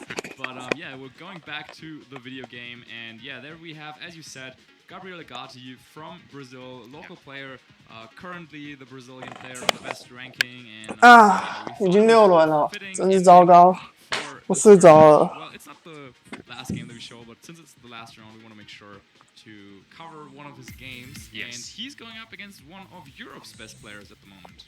Yeah, we got like. First of all, I want to jump back on Gabriel Agati's like accomplishments. Like, sure, he, yeah. he top cut worlds. Let's keep it coming. Let's keep it going. He top cut internationals in Australia, and he top cut this event like 2 years ago. And now we got one of the newer players jumping in, Jonathan Martin. I hope I spelled it correctly, please don't blame me on it, who just recently got to finals at the special event in Paris with a really cool team, and I know he's training a lot on Battle Spot, and he really put in some effort, and now he's doing really good at this tournament as well. Yeah, he also already won a regional championships this season. I think that was back in the Sun Series. Might have been Moon as well, but yeah, things were a little bit different back then. We did not have the red orb or the blue orb, no Mega Evolution, no Z moves. So yeah, some stuff was a little different back then, but just goes to show that he knows how to handle these very strong legendary restricted Pokemon. Yes, and if we can lead you through some standings, right? Sure. They're always interesting to see who is still competing for top cut. But we already see the players seated. On the right you can see Gabriel Agati, and on the left you can see Jonathan. Both are in a good mood, I guess. Yeah, they look relaxed. But both of them already have taken 2 losses at this event, so they're both 4-2, meaning that it's not sure that even if one of them wins, or well, one of them is going to win, but the winner is not guaranteed to move into the top 8. However, of course, for a top 16 finish, you also get a handful of championship points. Yes. So yeah, which will be important, of course, going into the rest of the season. Especially then leading up for the invites for the 2020 Pokemon World Championships, which will be held in London, by the way. Oh yeah, first time outside of Northern America, because we had some in Canada, I guess. But we as Europeans are really excited to have finally some World Championship action going on in our home. Well, and then there, of course, we will be also playing with the new games with Pokemon Sword and Shield. So in case you guys at home just want to try and get into some of this battling, but you're a little bit lost maybe, then of course now there's a new game coming out, so it's gonna be like a step back. Everyone's going back to square zero basically. So it's a new experience for everyone, of course, and a very good time in my opinion to join and take part in some of these tournaments. You can of course check out Pokemon.com, and there you can find out about events even close to you. Yeah, and we make sure to cover all the stuff going on from VGC's side of things in Sword and Shield as well, so don't worry about that. So Marcus, we wanted to name some players who have already made it into the top cut. There's 2 players currently that are undefeated. One of them is Jeremy Rodriguez, who we have featured before. He was using a team with Xerneas, Lunala, Smeargle, Krobit, Incineroar, and Kangaskhan. And he's currently playing on table 1 against Javier Vaides from Chile. And that is the other player that is undefeated. So only those 2 are guaranteed for top cut, and everyone else is still playing these 2 guys. As we can now see their teams on the screen, both of them are playing potentially for a top 16 finish, maybe with a win and some good tiebreakers. They could even get in there into the as like maybe 8th seed, but it's unlikely. However, of course, as we were saying, championship points are well worth playing for. So yeah, there we have him. Gabriel Agati's team, a pretty common set of 6 Pokemon that we definitely expected going into this tournament. Pretty much. 这场吴震打 Kevin 赢了，吴震从来没有输给 Kevin 过。It's a really interesting one. It's like pretty similar to the one, at least playstyle-wise, we have already had on stream with James Bay. It's kind of as offensive, but it got some really nice twerks in it with like Jump Bluff, which can cause trouble when sleep powders are hitting, when Encores are coming, when rage powders are flying. And we're going to see the lead now. We're going to have Tornadus and Amoonguss on Gabriel's side on the field. Wow. And the Necrozma and Tapulele, the offensive psychic partners in crime, on Jonathan's side on the field. Tapulele and Necrozma, which we would expect to 那这边左边的是一个双超阵，那右边这边是风云加布谷。喇叭嘴屁有信心好不好？ prevent that Xerneas to get the 1-turn Geomancy, and then Ultra 那 outspeeds and can get a KO there. 那这边关键就是在布鲁谷的道具哦。所以双超阵这边开了一个魔法空间，决定不管布鲁谷的道具把他打死。因为其实面对双超阵，很多布鲁谷是会带命带或者抗超果的。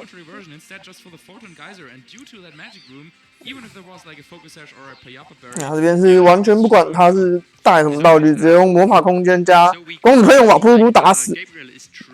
不过现在就是顺风下过都要进场了，这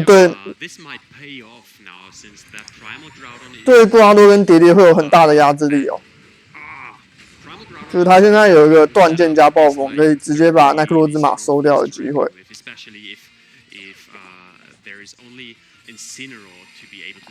But thankfully, Jonathan got Salamence, which got Intimidate as well, and this might be something he brought to this match. What do you think? Yeah, that's definitely one option. As for the Necrozma and the Tapulele, both of them really do not enjoy staring down that Groudon here in this position. However, it's unclear whether the Groudon would actually be able to knock out the Necrozma in one hit. 那这边就看到我方这边要拿什么东西出来联防。 回收奈克洛兹玛，不是回收，是爆发，他完全不管，直接冲了。这是几胜的对决？4胜2败。哎呀，可恶，4胜2败怎么没有无胜没有被抽上来？哦哟，对面是打了一个凶哎，晴天暴风。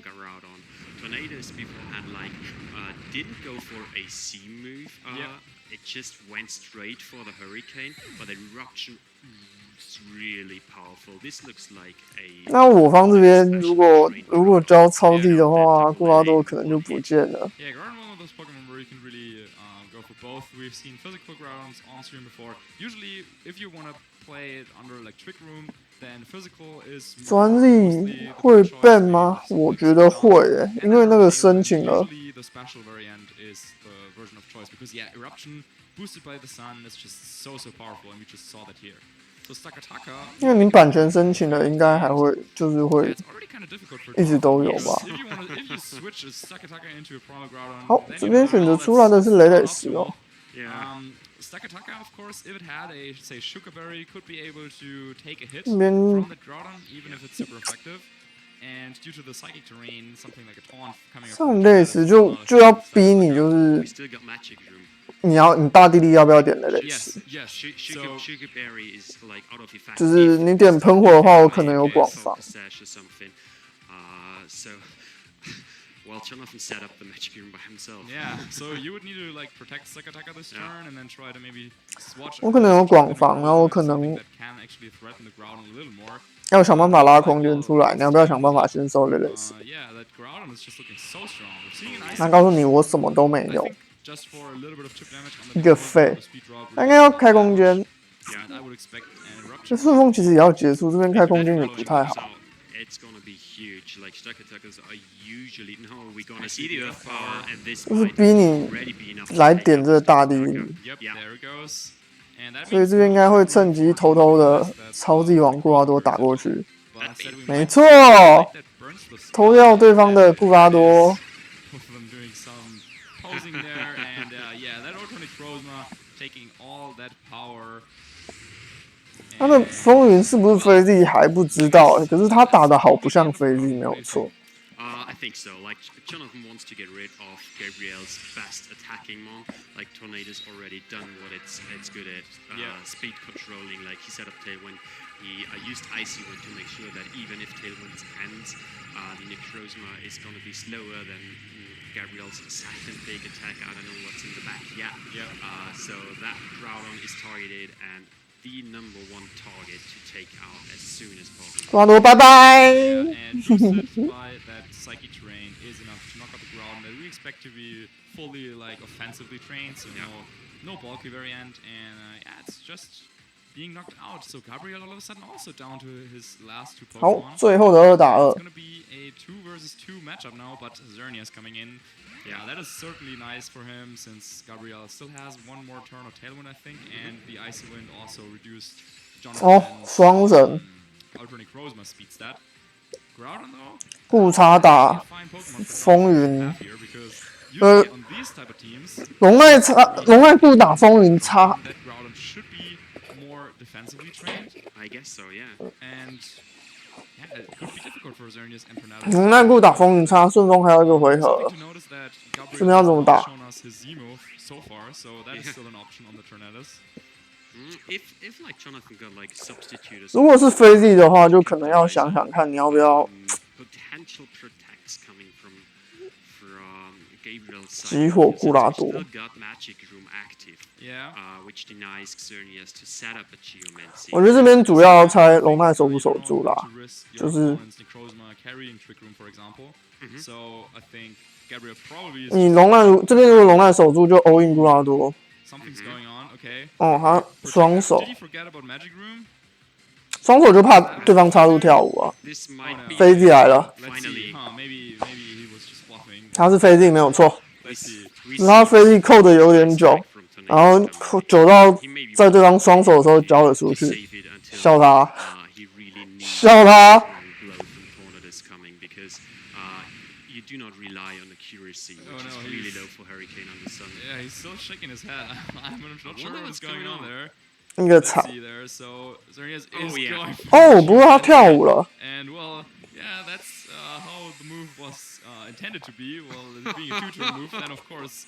这边关键就是要猜，他忘记魔法空间了，白痴，他是智障。笑他，这真的笑他。这回合打着一个烂，双手都飞机在跳舞，一个烂，这样他就没啦。公子喷涌加火焰拳为插入，游戏结束。他拼混乱了，他拼混乱了，没有拼到。拜拜。 is coming through though, so let's see if Jonathan 哦， picks 不对，顺风还有一个回合。 Yeah, especially if the Groudon is physically based, it might be enough after. Yeah, like fire 我把顺风回合算错了，不过还是你要先吃这个公主喷涌加火拳。哦，我会耐。 But let's see if the fire punch is 公主喷涌这样火拳会耐。哦。Wow. Maybe this was planned all along by Gabriel. 哦，就那么刚刚好。 剩那么最后一撮。好啦，这样闪光加暴风。那就先守住暴风再闪光暴风。我好难过哦，我也好希望他被惩罚哦。哦，还没，还有暴风。暴风如果 miss 2次，他就输了。哦，他点动风，好吧，那没了。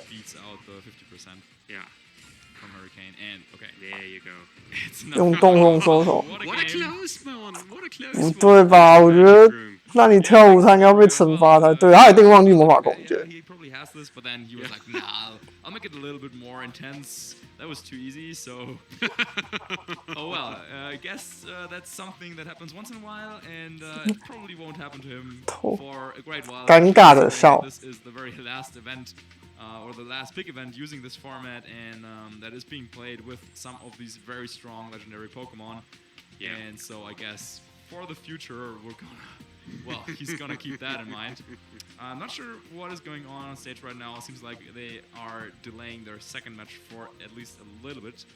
But well, yeah. So, what do you think? Something that I, well, was kind of missing in the games of the Jump Bluff on Jonathan's side. Yeah.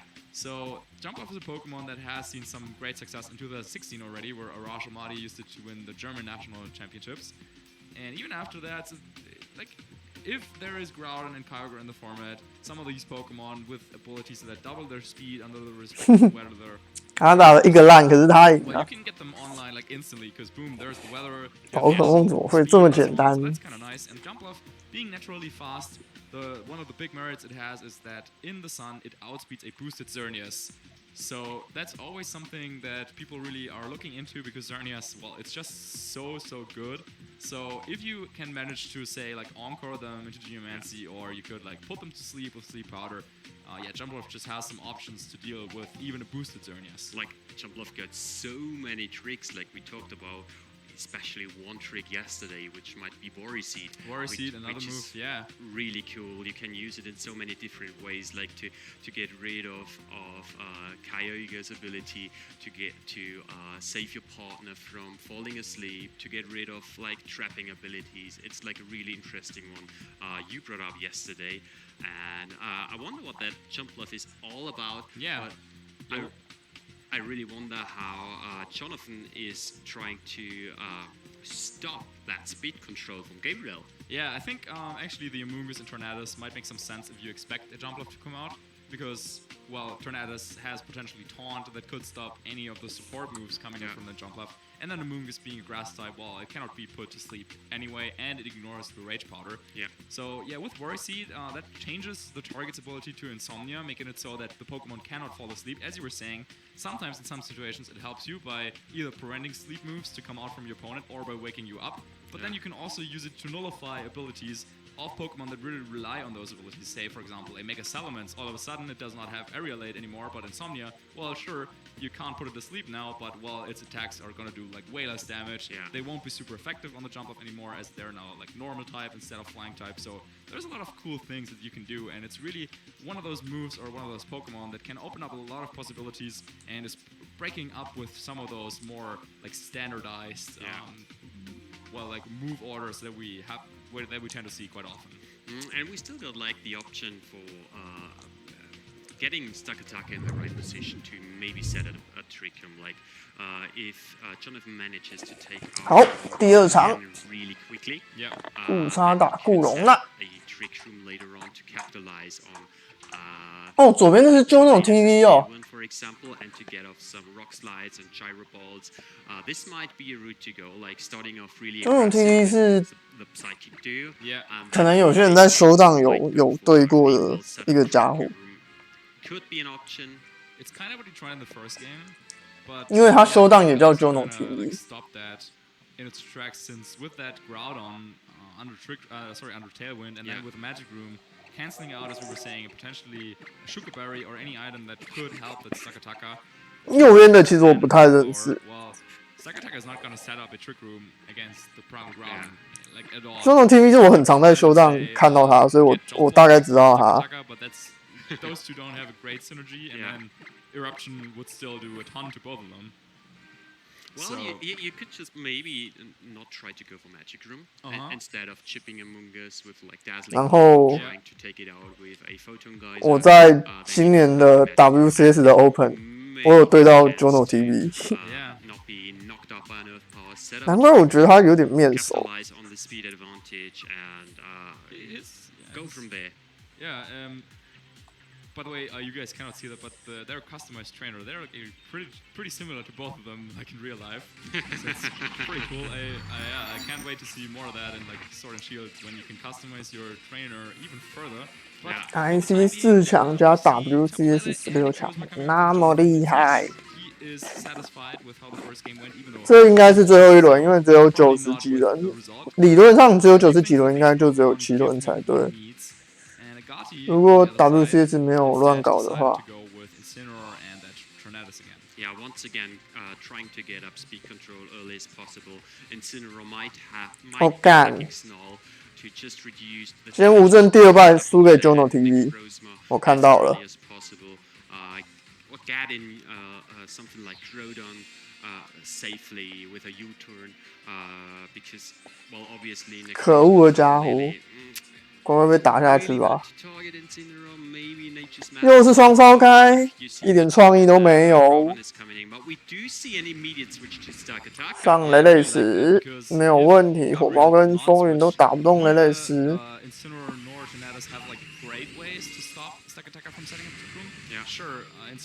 我在拿盖列啊，他没有换。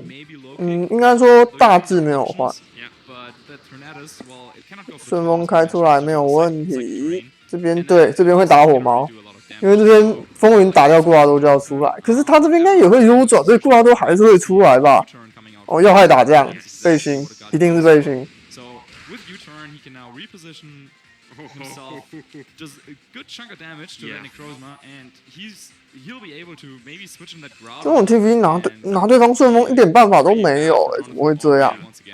Yeah, like if Stakataka got maybe options against Groudon, it may have White God, but if Stakataka goes for White God, it can't set up a Trick Room, and now thanks to that Newton from Incineroar, that Necrozma might be in range for a Supersonic Sky Strike to get the knockout. Depending on how that Tornadus is trained. So, once again, Gabriel brought himself in really good position, setting up speed control, getting in the Groudon super safely with a well-timed U-turn. 现在你看到他类似可能没有广防，这边就直接打喷火了吧？ Yeah, once again, and well, now this time around, there's no magic room in place. So by the way, there you could see the trainer, and I think it looks pretty. 我也觉得要怎么赢。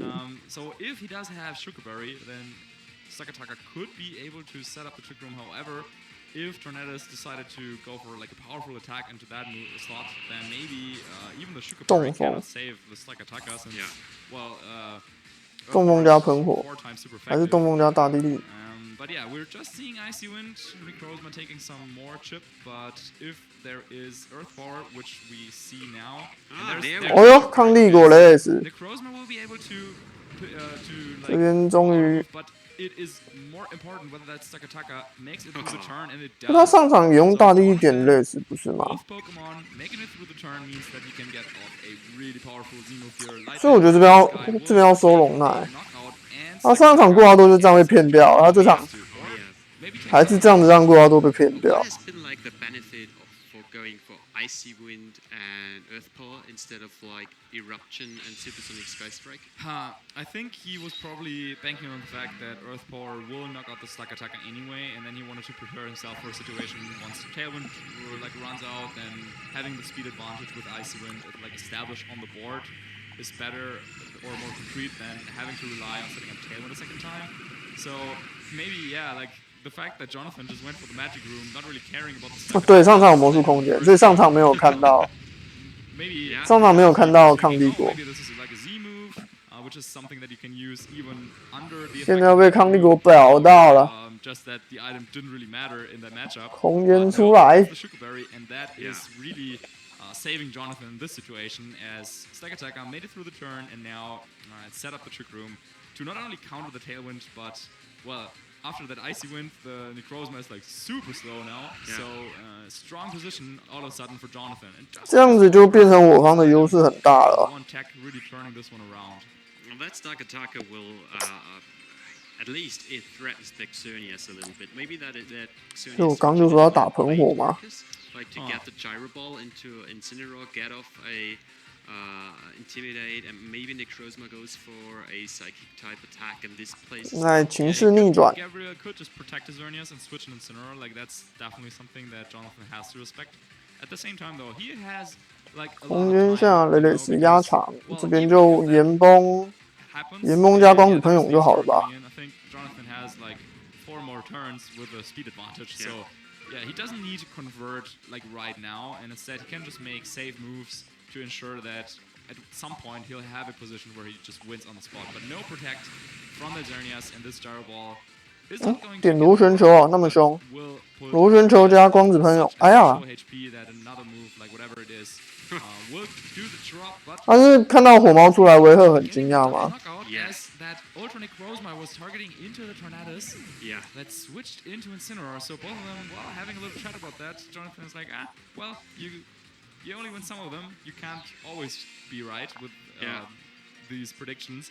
But now, he's forced to switch in his choice. 不过，他后面还有布拉多嘛，所以应该还是他的。他的局。 This play has been really good. Yeah, he still has that Groudon though, and there's still a couple more turns of Trick Room. Psychic Terrain is still in effect for another turn, right? So that means no fake out from the Incineroar, and well, that Groudon can just go for like Precipice Plates if it wanted to. Yeah. And all of Gabriel's Pokemon, like at least the Xerneas and the Incineroar, are both at so low health that Precipice Plates knocks both of them out. 他这个双超快的双超搭空间，我自己觉得有点怪啊。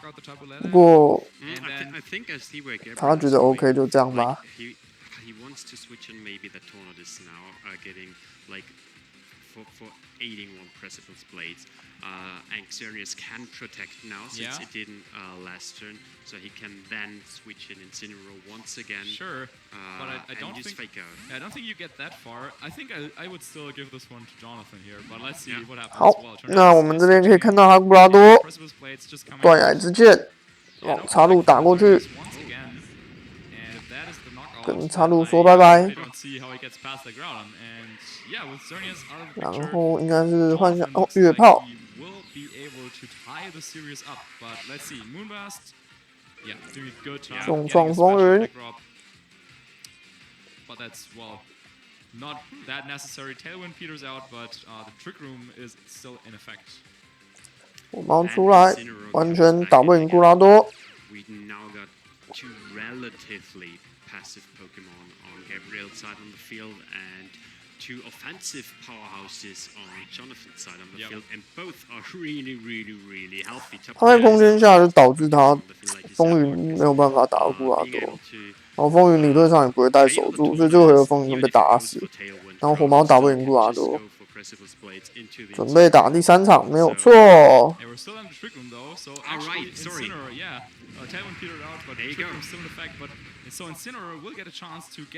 好，火猫要害把爹爹打掉。然后火猫自己被反伤打死。然后这边就火拳往风云瞄下去，进入第3场。And I think it is pretty clear to point out at which turn he won the game, and that was when Stakataka made it through the turn, and ultimately Krozma, both of them. Agati really had the chance to take out one. 这场的关键就是什么呢？就是雷斯他那个回合去打那个叫什么？打那个叫什么？打很烂的一手，喷火加冻风，不是喷火，大地利加冻风，然后雷斯没有死，龙奈也没有死。什么？吴镇输了？怎么可能？还真的见鬼！ I do like really offensive teams, like the one from Jonathan. 可恶 You have to pick like your targets right almost every turn to make it through a tournament like this, and this might get more and more exhausting the more the rounds go on. Like you have to rely on some predictions being correctly and guessing right what the opponent's 我这怎么又做白工了？太可恶了！ going to play as well. It's a tough call to bring, but I really like the team. Definitely, and this is the very last round of the tournament and the very last game for both of these players potentially, because even if they win, the chances are not that great that they make it into the top 8, but they're still playing here, fighting for some of those championship points, of course, so like everything that they have been training for is coming down to this very last game, because the loser is probably going to walk out without any points from this tour, and you definitely don't want to go out that way, so both of them pretty close. One more game for both of them. Jonathan, he was using the same 4 Pokemon in both of those games. Do you think he's gonna stick to them, or is he gonna switch it up? And do we finally get to see that jump off? I do feel like he feels comfortable with the picks he brought, but I 这是瓜多有够 see 丑 that。jump off since it's a really fun Pokemon to see live on stream. Like it got so many tricks, and it's one of those like obviously Arashimari used it really often and to great success. But despite that, we don't see it that often on stream. But once again, we do see Necrozma and Tapolele and Incineroar and Tornadus once again for Gabriel. Yeah, it looks like that Tornadus is just really threatening the jump love away, because with that Prank's Taunt and options to set up 好 Tailwind, 第3场 even under the sun, 还是开了双超 would be able to outspeed the jump love. So looks like no jump love's going to come out for this one, but 他真的一个没有办法阻止风云的顺风那这边应该跟上场一样啊，就是顺风出来，然后固拉多出来，然后开始猜对方我方这边怎么打。Another option would be to try and knock out the Tornadus with a powerful Photon Geyser in the very first turn. But I don't think setting up Magic Room really helped Jonathan that much in the first game. And seeing as that Sugar Berry coming in really, really clutch in the second game, I doubt that he wants to nullify the effects of items again. But just like in the second game, we're gonna see the switch to Stakataka. Yeah, and I'm pretty sure we're gonna see 雷雷斯出来，直接准备拉空间哦。 I think it was only used just to one-hit KO that Amumus. Like he probably knew or felt like this was Sash or a. 好，这边没有意外，还是顺风加优转。 And that's why he went for the Magic Room. But we are going to see the Earth Power into the Incineroar. Oh.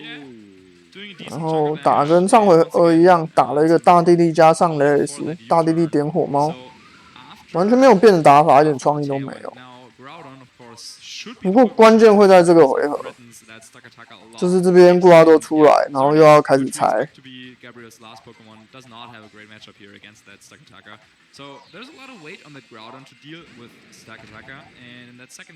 前2场我方都成功的偷掉了对方固拉多，真的是用偷的偷掉。Exactly the same. So, what do you think? Do you think Gabriel is just trying to go for the same play? I felt like that icy wind. 那这边这里就要看对面有没有要去收那只雷斯啦。我觉得直接喷火加 Fizzy 了啦。well, it did not pick up the KO on the Necrozma. It did not bring the Stakataka in KO range, and with the speed drop, it even helped Jonathan in the long run because he was able to set up Trick Room. Well, but based on the HP we see here, like if Tornadoes 直接喷火将飞力凶他。 into Necrozma, either Necrozma protects and does nothing this turn, or it probably goes down. And then Eruption is even stronger because of a single target move. So this might be. 这边上叠叠。 But Jonathan decides that he wants. 是飞力来了，凶起来，凶起来。 The Z move, but Jonathan swapped out his Stakataka into the Temple Ladder, so he's expecting the Earth Power coming into that slot, and maybe that Supersonic Sky Strike. I would expect his Necrozma to double up or to 凶起来，凶起来。 Let's see where is the Supersonic Sky Strike going into the 可以打谁呢？ So well done by Gabriel. Let's see how much damage that does. It is 打耐克。 enough for the knockout. Ooh, and that is a big turn for Gabriel. As now he also goes to for Eruption. Wow. 我就说喷火加飞力，凶起来，凶起来。 And would have been able to set up Trick Room, but nope. Instead, Jonathan loses 2 Pokemon. Now it's down to his last 2. And, well, he might have a chance to set up Trick Room this turn because, well, Tornadoes just used the Z move, and we have already seen that due to the Sugar Berry, Stakataka can take one of the Earth Powers from his opponent's Groudon. But, yeah, being down 2 against 4 is never a good situation, and Gabriel still has his 我们到这里再来想办法。 still Zernia, so he has, like, 这里就是找一只尾，只是不知道找哪一只尾。 a very uphill battle now for Jonathan. Oh yeah, it is, and 而且你找一只尾，你还要祈求风云，就风云的暴风中，50%。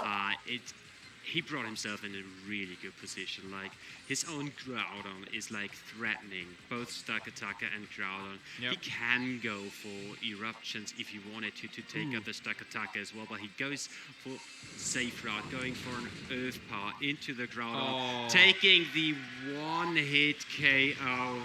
And that is it. 哇！ Wanted to maybe go for 布拉多挂，布拉多挂就没什么机会了。雷也是打不赢布拉多，这边算是有点算猜拳啦，就是他有开空间的选择，那他有守住空间，或者布拉多直接打。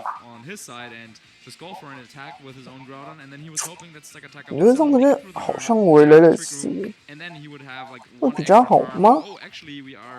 哦，他后面是瀑布。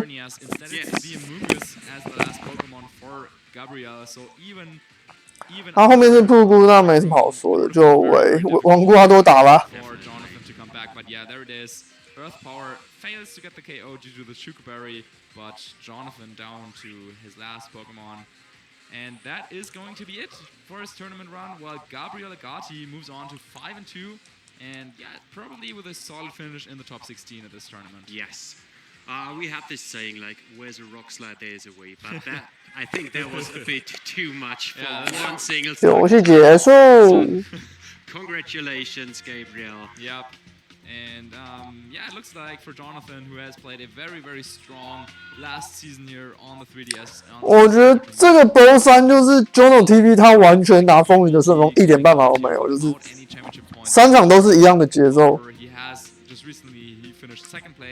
开顺风，然后库拉多出来压场。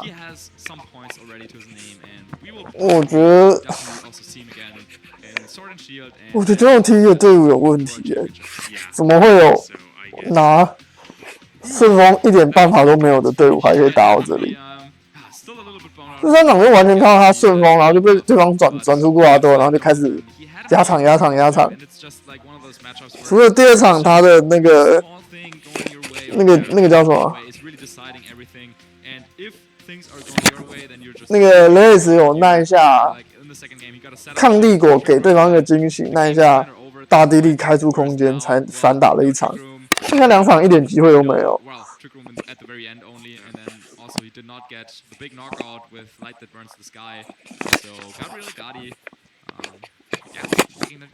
Oh yeah.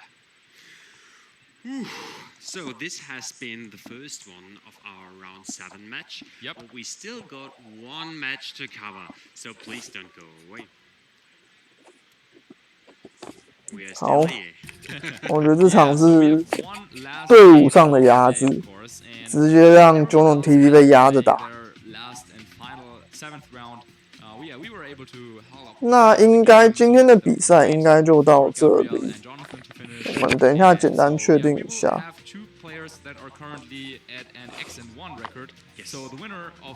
那理论上明天应该只会有8强的部分，就是取8强的意思啦。好，那我们来看一下有谁现在确定晋级了。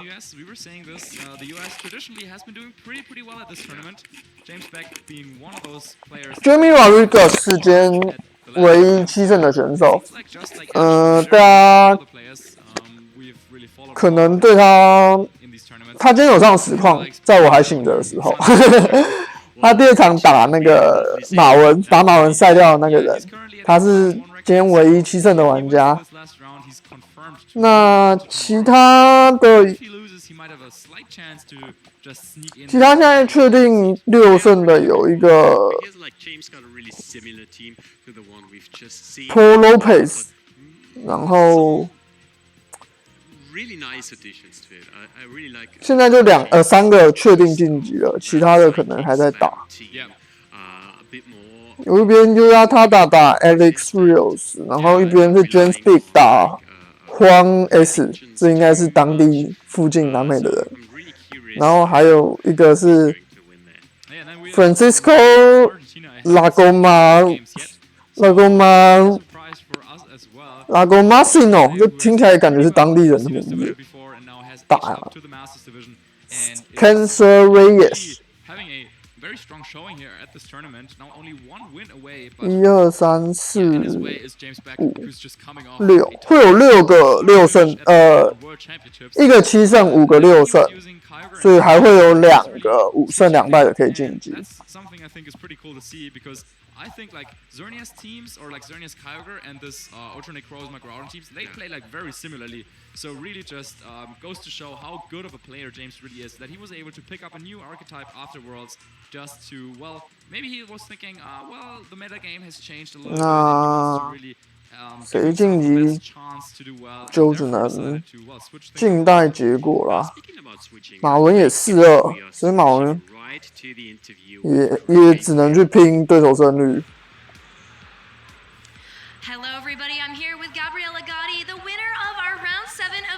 如果马文赢的话，他会只能拼对手胜率。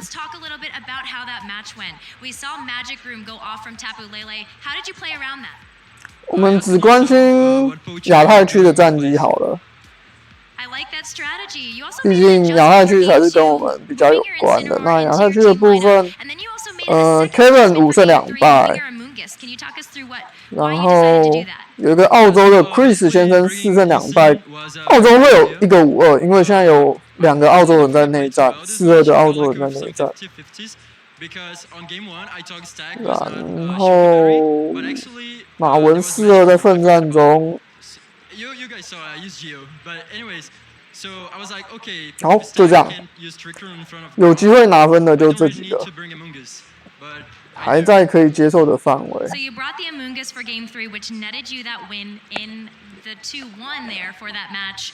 Now, I know you were a little bit surprised by maybe your Xerneas surviving, but you were also surprised being on stream. How does it make you feel knowing so many people were there to play on this stage? 他干嘛不实况自己的？转播 A Drive 干嘛？他们2个有奸情。Because you're here from Sao Paulo, so it's nice to be able to represent your home country. And what are you looking forward to going into the 2020 championship season? Sword and Shield looks great. I don't know yet. I didn't play the game yet, but like from what I heard, the competitive looks really good. So I'm excited. All right, last question for you. Any shout-outs that you want to make to the crowd out there? Shoutouts Boyama 2019. 底下好嗨哦。 Huge thanks to Pochua and Free Soga King. All right, congratulations again, Gabrielle. And coming up next, we've got one more match for you, so stay tuned. 他说还有 one more match， 是还有1轮，还是他要实况另外一组？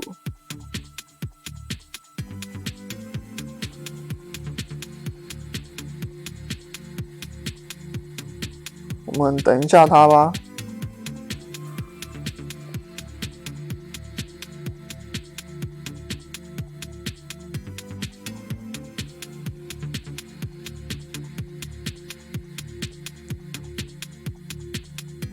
我觉得可能是实况另外一组，不是还有一轮，因为以这个人数还有一轮的机会应该不大。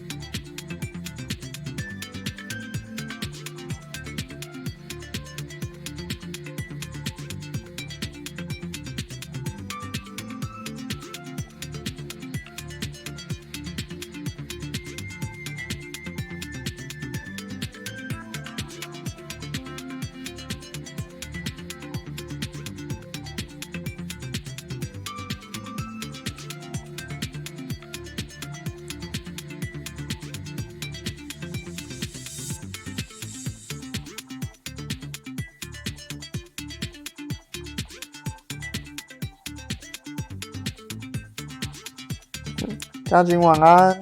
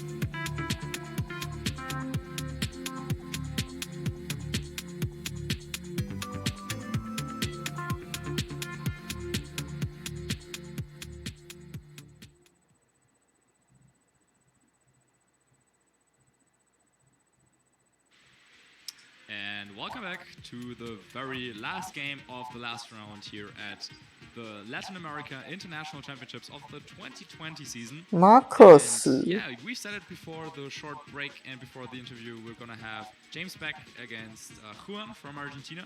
both of them are currently at a 5-1 record. Yes. So the winner is gonna advance into tomorrow's top cut, and the loser, well, probably is going to finish maybe in the top 16 range, maybe in the top 8. Yeah. We'll gotta wait for the standings for that, but of course you don't want to be the one, waiting until the very end, until standings are posted and everyone's gathering around, and you have to fight your way through the crowd because you want to know if you made it, and then you're like 9th place, and oh well.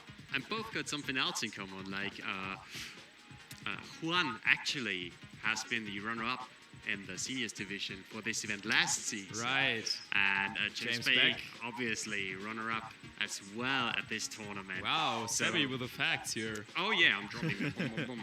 Nice. So yeah, either one of them will return to the top cut, and this time for Juan, it's going to be in the Masters division, so he might have a shot at the title. 哦，他要实况 James 打荒Salareno， Yeah. 这是2个5胜1败的对决哦。Is way more difficult than it seems, I guess. Like, sure, it's all about you have to win even the last bit. 接下来赢的人就会晋级8强。那这一场的部分是什么？ Sometimes that happens, yeah. And, with how many talented and strong players we have at this tournament. 这场部分还是第7轮，他只是把它分开来实况，所以应该没有问题。是打7轮没有问题的。Even harder and the stake is even higher. Yeah. But I'm really excited for this game now. Every now and then we get some seniors just getting into Masters and doing really well. Yep. And Juan Salerno seems to be one of those, like being here this far, fighting against James Bake, who top cut worlds. Yep. Here at LAIC is like a really big thing, and if he pulls off the win, this might help a lot for future events as well. Yeah, I know that he has said before on social media that for the next year or whenever Sword and Shield become legal for tournament play, he is gonna focus more on like other aspects of the game, like providing some guides and entry points for newer players to start. But well, I mean, if he's doing as well as he is right now, then why not just participate in the tournament if you can win some nice prizes and then also qualify for the World Championships, of course. Where, as we were saying, this year in Washington, D.C. at Worlds, he was able to get one of those Pikachu trophies that everyone is chasing for. Yeah, he finished in the top 4 there as the only non-Japanese player, so very great accomplishment, of course, in that tournament. And now very strong. He's back again, pun intended, with, as we were saying, a different team. Yeah, it's a whole different team, but a really nice approach to the meta game. Once again, he's running that Tapolete plus Ultra Necrozma paired up with a Groudon, and he got that Excelgor, which is a really nice pick and usually a pick for just certain matchups, but thanks to that Unburden ability and usually the Psychic Seed, it gets really, really fast. Yeah. Outspeeds even Choice Oh Scarf wow, Pokemon. and we'll have a mirror here with Tapu Lele and Ultra Necrozma core, and just like Jonathan, it looks like we're going 好，那我们来看双方的队伍。 two Pokemon that can double their speed. 右边的队伍跟刚刚 John TV 队伍很像，几乎一模一样。 And then the Excalibur, you were mentioning it, Unburden. 那左边 James Big 的部分，他这次用的，跟右边的队伍很像，几乎一模一样。好，那这是一个镜像对决，两边的差别只是 James Big 选用的是敏捷虫，那他的对手选用的是剑指连，其他5只是完全一样的一个布拉多加龙奈的双超阵型。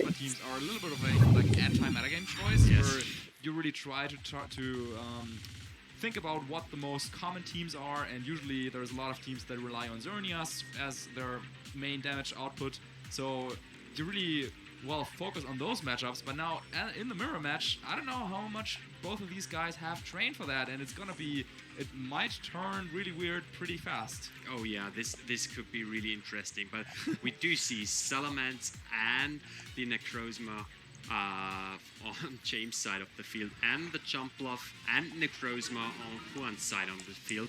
So both opting for kind of a speed control. 好，那开场两边选开的都是奈克洛兹马兹，一边搭配的是暴龙人，一边搭配的是剑指连。那这边霸王猿的这边会有优势，因为现在没有晴天，霸王猿跟剑子棉是可以霸王猿跟奈克洛之马是可以直接压剑子棉的速线的。Because with Intimidate, it lowers the damage output of Groudon, doesn't take that much damage, so even if it was put to sleep, it could just stay on the field for a while until it wakes up. But nope, we're seeing the Necrozma for Juan as well, and now 这边应该直接高音揍下去，只是奈克洛之马要做什么，可能就要思考。Which is not a guaranteed move. 我会有点想把剑子棉围掉。However, we're just going to see 所以他这边奈克点守住，我有点出乎意料这边不是围剑子棉吗？没错，光子喷涌加高音，没错，把剑子棉围掉。这边想跟我一模一样，所以对面这一步奈克守住我不是很懂。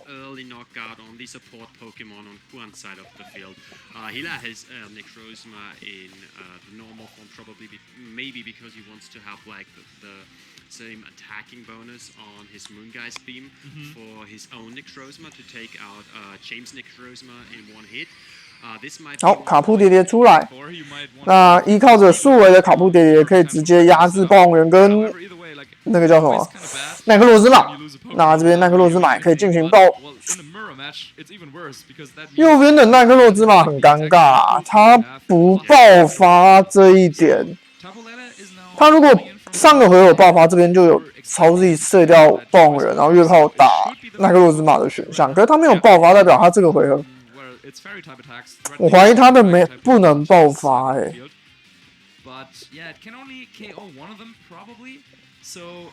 他可以爆发，他第一个回合，他第一个没有爆发，我觉得是打错了。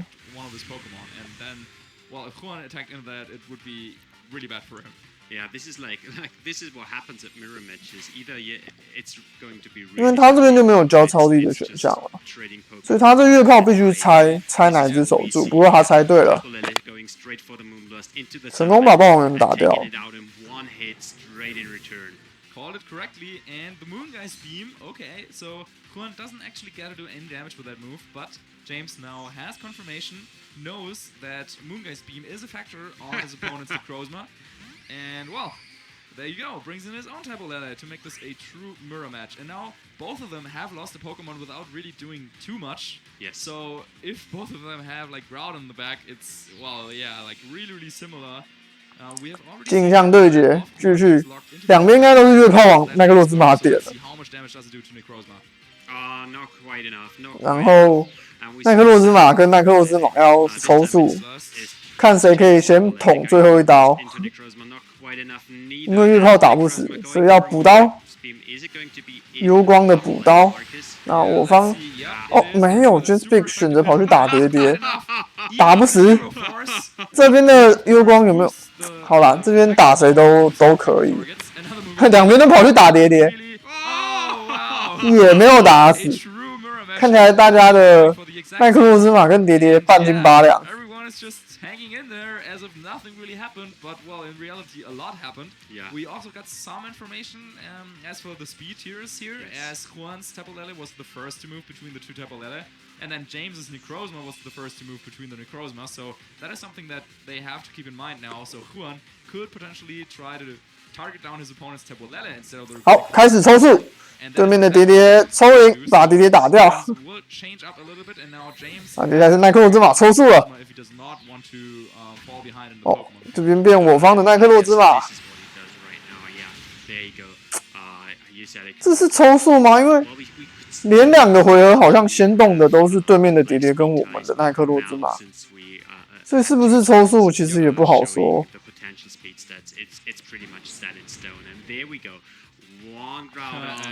古拉多出来喽！ Now we gotta see who's faster between the Groudon. Yeah. And that might be the deciding factor in this game, honestly, because, Juan's 接下来换固拉多，固拉多跟固拉多应该就不是抽速，就是比谁的速度快。Tapu Lele does not do a lot of damage to Groudon, so Tapu Lele kind of forced, I would say, to try and knock out the Necrozma. Yeah. But then 我们这边可以看到 James Big 的固拉多血量是满的。那血量是满的，可能是没有办法用，不是可能啊，是没办法用大地利加不是大地利，对，大地利加月炮为死的、因为对面的叠叠数维卡在月炮上面。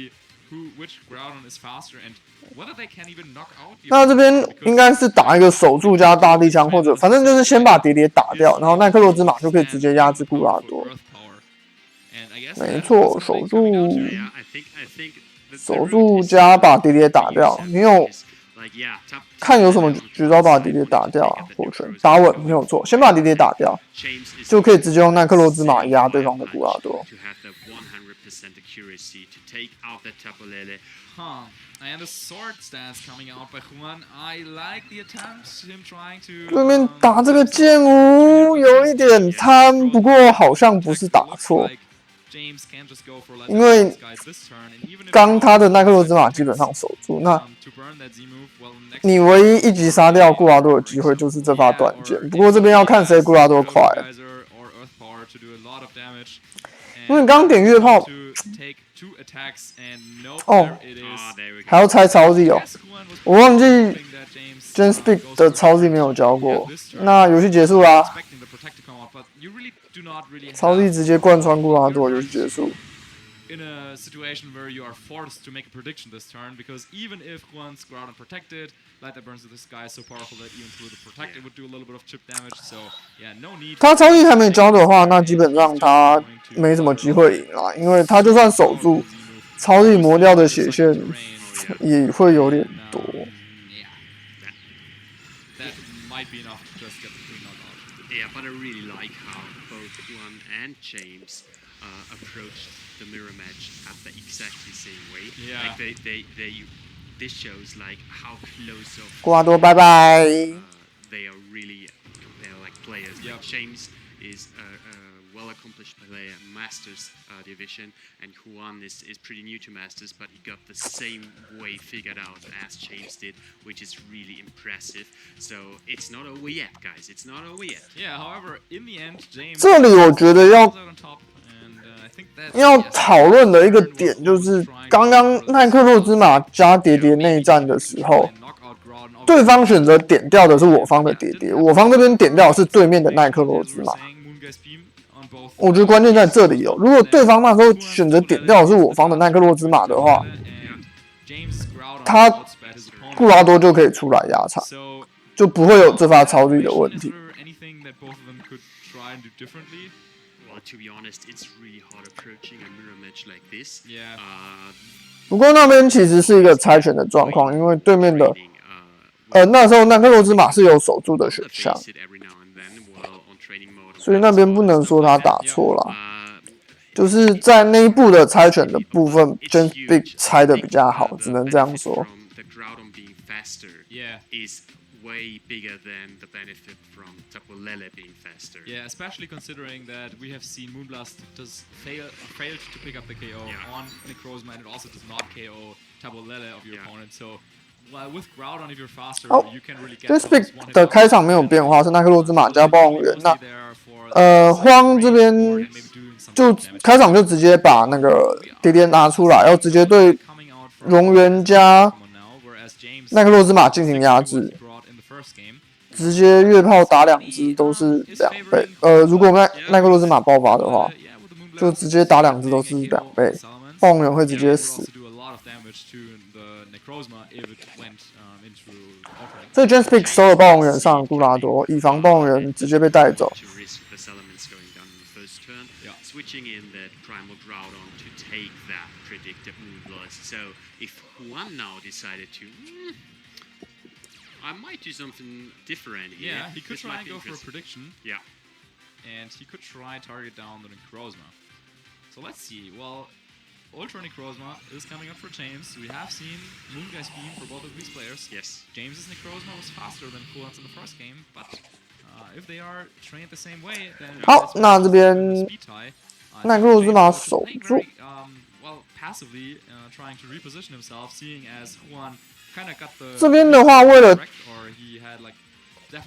防备月抛2倍，所以他的奈克洛兹马没有爆发是有一点点能理解的啦。反正你面对着龙奈加叠叠，你下个回合是不会，理论上是不会教自己招，所以我觉得这边没有爆发是 OK 的。只是你他这边拿月光王的奈克罗兹玛点，对他直接用幽光加。Is this a double up? Looks like it. Moongeist beam coming out, and then that, yeah. 他直接用幽光加月炮围你的奈克罗兹玛，那你的奈克罗兹玛这边没有爆发，就是只能被围掉啦。不过这边算是一个猜拳啦，就是你要猜他冲哪一只。那 Just Big 两只都不说的话，一定会有一只被带走。我觉得这打法蛮拼的哦。If it's not a KO, then the damage doesn't matter that much. Of course, now another Precipice Blades would be enough to get the double knockout here. So James. 他是觉得这样换血换得赢吗？我觉得不行哎。That he just sent in with the Choice Scarf, he can outspeed and is threatening the knockout on the Necrozma of Huan. Yeah, especially in both Pokemon, like he can get the knockout on Huan's 好，守住， as well. 挡住了叠叠的月炮，把奈克洛不过他没有打奈克洛兹玛。不对，这是对面的。我方这边应该是对要去收奈克罗兹玛的部分。闪光，数位闪光。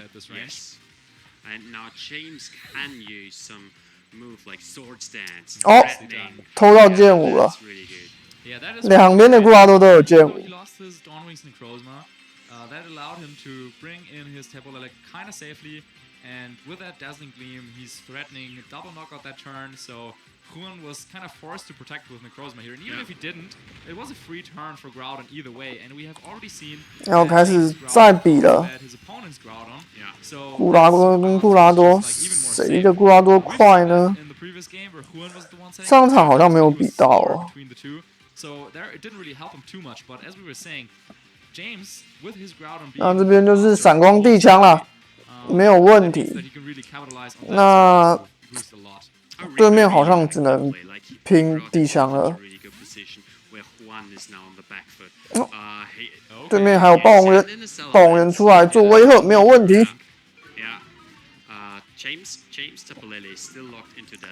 不过因为这边叠叠的闪哦，他叠叠卡在闪光，所以暴龙人还不会死。那这边就是两只库拉多的抽速了。断崖之剑，好的 ，Just Big 加一库拉多稳稳的，应该不是抽速啊，就是比他快，然后把对方的库拉多收掉。那这样子基本上对方就没有机会了。剩下两只都在闪光的射程，然后速回闪光，游戏就结束了。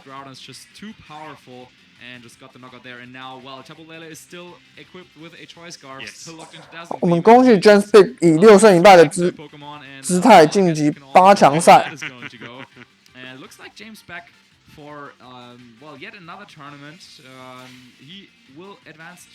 他想拼奈克洛兹玛那一发闪光，不过基本上应该我觉得没有机会哦，已经黄血奈克洛兹玛，对，没有机会，游戏结束。The win, and I really like how James capitalized on knowing that his Groudon is the faster one. Yeah. And he knew what to do, like setting up one sword dance and then get it rolling. Yeah, and even though both of them 游戏结束，由 the exact same for Pokemon, it looked really like 由 Just Big 拿下这场胜利。He used the information he got in the first game. Yeah. He knew that his Groudon was faster. And yeah, with that, Choice Scarf Tapu Lele really putting on a lot of pressure on Huan's team, who will probably finish in the top 16. So definitely for your first big tournament as Master, just aging up, a really good achievement for him. And we can expect great things from him in the future. But James Beck, once again, yet another tournament where he makes it really far. And we will see him tomorrow. Oh, even what an impressive match count there. Yeah, we can see it on our screen. So far in individual games, he has 13 wins and 4 losses. Yeah. So yeah, it's been going pretty well for him so far, I would say. Oh yeah, that's pretty impressive for an international championship like this. And yeah, can't stress enough how much I like the transition of James' game plan. Like he knew exactly what to do for some. 那今天的比赛应该到这里结束，没有意外的话。To secure the win, and that was setting up the groudon, setting up the sword dance, and just being faster. Yeah, he was always like one step ahead, even when Juan in the second game led with a Tapu Lele and had a little bit of a better position, I would say. He kept calm, protected the Necrozma, switched in the Groudon, and then for the next turn just played himself out of that situation. He lost the Necrozma, but used that turn to do a lot of damage with Groudon, and that is really what set him up for that turn. We were saying Dazzling Gleam, Sword Dance. There wasn't anything that could have really happened at that point, and Juan realized that a little too late maybe, or James was just way ahead of him in that regard. Yeah, I really like how sometimes you have to let your Pokemon get knocked out just to have that free switch in, which is oftentimes more valuable than have just a high Pokemon count. Yeah, and I think especially with that Necrozma and Tapu Lele team, those times will come where you need to know which Pokemon can you afford to let go down, where do you want to have that free switch in, and that's really the difference between good players and great players, identifying those situations, knowing when you don't want to always like do the maximum damage per turn, but you want to get yourself into a position where you can win the game. And that Dazzling Gleam and Sword Dance play, well, it didn't win the game on the spot, but it put James in such a dominant position, and you really capitalized on that. Yeah, I'm really curious if there are matches where he brought that XL goal already. Yeah. Because I'd be really happy to see that on stream at some point. Or maybe that's one of those tricks that he wanted to keep secret, segredo, as we've learned for tomorrow's play. And so we're just waiting for the interview, and that's going to be the last interview. That was the last game from us here, but of course we are still going to have an interview with James. So don't go anywhere while we're still kind of like analyzing what has been going on there. And so if we want to try and remember what we have seen on stream today, we know that Jeremy has made it into the top cut. Yes. He was using that Xerneas and Lunala team. Yes. So then we have James with Groudon and Ultra Necrozma. So that's at least like 4 different restricted Pokemon already. Yeah. You know what we haven't really seen? Kyogre. And paired up with Rayquaza, for example, which is a really standardish combination. I haven't really seen it. I know you liked that a lot back the days. For sure. Do you think it's just not worth it in this metagame at this point right now? Yeah, I think players have really shifted towards using Xerneas or really countering that a lot. So Kyogre not really making an appearance, or maybe people were just like, oh, it's in Sao Paulo, it's so sunny here anyway, we don't want any rain, as we had a little bit of yesterday, but that's a different story. Anyway, I think we have the interview ready on stage, so let's kick it over there, and let's hear from our winner, James. Welcome back, Pokemon trainers. I'm joined by the winner of our final Swiss round here, James Beck, who took that victory in such commanding fashion. Huge congratulations. I mean, straight from the beginning, particularly with that lead, you took down the Jumpluff straight away. Is that a Pokemon in Team Preview you were expecting to see? What were your thoughts preparing for that? I was definitely expecting Jumpluff. I was actually expecting a Groudon Jumpluff lead because of the sleep powder and I can't really stop it. I felt like my Necrozma would probably live a Moonguy's Beam because it's pretty bulky, so I thought doubling the Jumpluff was pretty safe, especially if it didn't have Protect. So getting rid of that sleep factor is really huge, I feel like, in the matchup, and the fact I was able to eliminate turn 1 without taking any damage was basically perfect for me. Yeah, exactly. It worked out perfectly. And talking about the team matchup as well, how do you prepare for a game where you've got such heavy hitters in that mirror? You've sort of got your Ultra Necrozma, and you've also got that Primal Groudon. What are your thoughts going into that?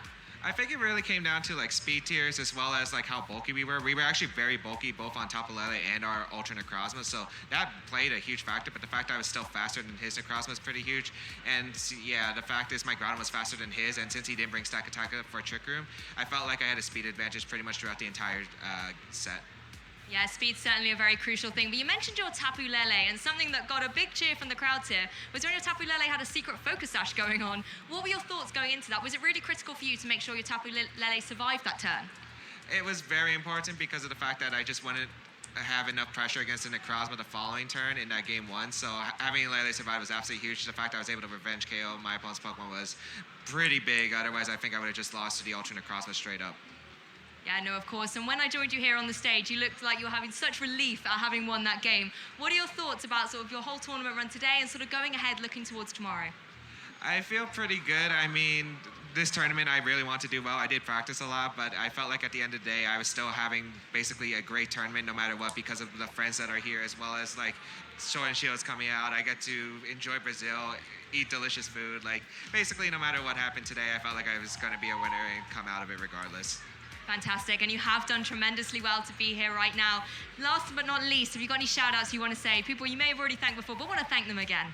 I want to thank my family first for being very supportive. My members in GOZ is really huge. My friend group is like incredible. They helped me out so much in Pokemon. They helped me improve my skill level immensely. And I want to really just thank everyone who has given me support, whether it's like a viewer on YouTube, Twitch, all that, whoever fans cheering me. I got like a lot of people coming up to me and saying thank you, and that just means the world to me. So really thankful to everyone today. Oh, fantastic. Those were lovely, kind words, and good luck in the rest of the tournament. That's sort of here from the Swiss, but we're going to take it right back to the casters, Marcus and Sebastian, to close out day one. 好，听起来是没错，他要帮 Day One 做首尾。And that was the last interview of an action-filled day of Pokemon here in Sao Paulo, Brazil, for the Latin America International Championships of the 2020 season. It's like 10 years of Pokemon VGC for me. How long have you been with us? VGC-wise, I started playing VGC in 2013, and then the first event have been in 2014. Yeah, I cannot stress how excited I am for Sword and Shield to come out, and now, for the competitive games, we've already seen some cool stuff revealed. I don't want to spoil anything, but definitely stick around for that in future tournaments. But now, of course, we are still playing on the 3DS. We're still playing Ultra Sun, Ultra Moon, and we have our top 8. So the last couple of results are still left to be, they need to be put in the system, but we can already tell you the players that have managed to finish this tournament's Swiss rounds with a 6-1 record or better. And those are the players that we will be seeing tomorrow. So let's have a look. There we have Jeremy Rodriguez. He's the undefeated player, 7-0. Good job. That's a really good job. Ashton Cox using the same team, couldn't do it, but maybe. 我来看看其他的人谁胜谁败出来了没。Then we have Francisco from Argentina, a player that I have not heard a lot about, but he's there with a 6-1 record. So we didn't get a feature on Francisco we will definitely 赢了， tomorrow as we are streaming, as 然 we're saying 后 all Top Cut games. Jim Paul Lopez 赢了 ，Eric Rios 晋级，打赢 Yuya Tada。那其他的都要抽胜负。 I mean, there's not much left to improve for him, but that would be one way. Then we have Sean Paul Lopez from Peru. He also managed to make it into tomorrow's Top Cut with a top 8 finish. He will be using his Xerneas and Rayquaza. And then we have Eric Rios, also with the 6-1. So wow, Eric Rios, I think he's top cut the last 4 big events that he's played in. Yeah. Wow, yeah, what a machine. Really, really strong play. Also using different teams this time. It's with Xerneas and Groudon. Before at Worlds, he was using Kyogre and Rayquaza. But even he shifted away from using Kyogre. And I don't know if we even have a single Kyogre in top 8. I don't know what Javi is using. We have yet to find out about that tomorrow, as he is also a player that is at 6-1. And I think that's it for the 6-1s, and then we will need to wait for the final standings to see which players just made it in based on the tiebreaker with a 5-2 record. Yeah, but we are making sure to get you guys updated, especially on our social media. So use the hashtag #PlayPokemon to follow all the action along on Twitter, Facebook, Instagram, and of course we get some aftermath on YouTube and Twitch as well. For sure, yeah, there's a lot of ways to really interact and to learn more about the Play Pokemon program. So also make sure to check out Pokemon.com, where you can find strategy articles, you can find teams of past tournaments, and if you're interested in the trading card game, you can also find deck analysis there. So really all the information about the strategic aspects of Pokemon is there, and some great articles also will come out after this event to recap it a little bit. There are really good players writing them. I don't know. Yeah, heard about that. So that's going to be it for today. And well, only 2 more days of Ultra Sun and Ultra Moon. Only 2 more days of the 3DS being used in competitive Pokemon tournaments. But yeah, I can't wait for tomorrow and to see who is going to be our Latin America International Champion. So, Sevi, do you have any last words before we close the stream for the day? Well, like, usually the players greet their family, so I never did that on stream, right? So I want to greet my family at least once while doing that. Wow, yeah, shout out to your family at home, and of course to my family as well, and everyone else who's watching at home. Yeah, I think that's it for today. Yeah. Make sure to tune in tomorrow, and yeah, I don't know when exactly we will start, but the time will definitely be on screen, so you might want to convert that to your local time zone. So yeah, make sure to be back for tomorrow. We'll definitely be back, and our top 8 will be there as well. So yeah, have a good day, maybe play some Sword and Shield, and we'll see you guys tomorrow.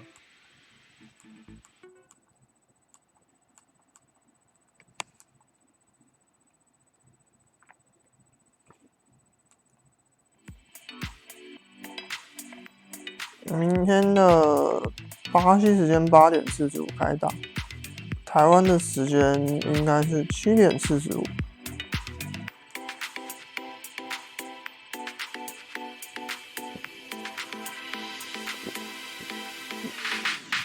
他如果没有 delay 的话，应该明天的7点45就会开打。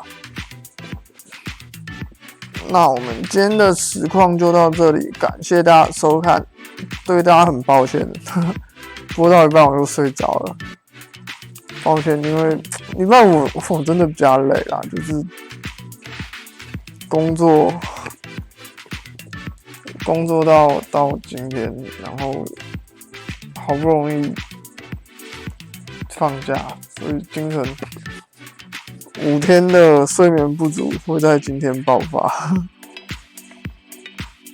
那明天应该没有问题，我们有办法完整的实况8强的部分，我应该不会再睡着，我也会想办法不睡着。那就希望大家明天再一起跟我们收看南美 IC 的 Day 2。那我们今天的实况就到这里，感谢大家的收看，我们明天表定时间7点45见咯。大家拜拜，晚安。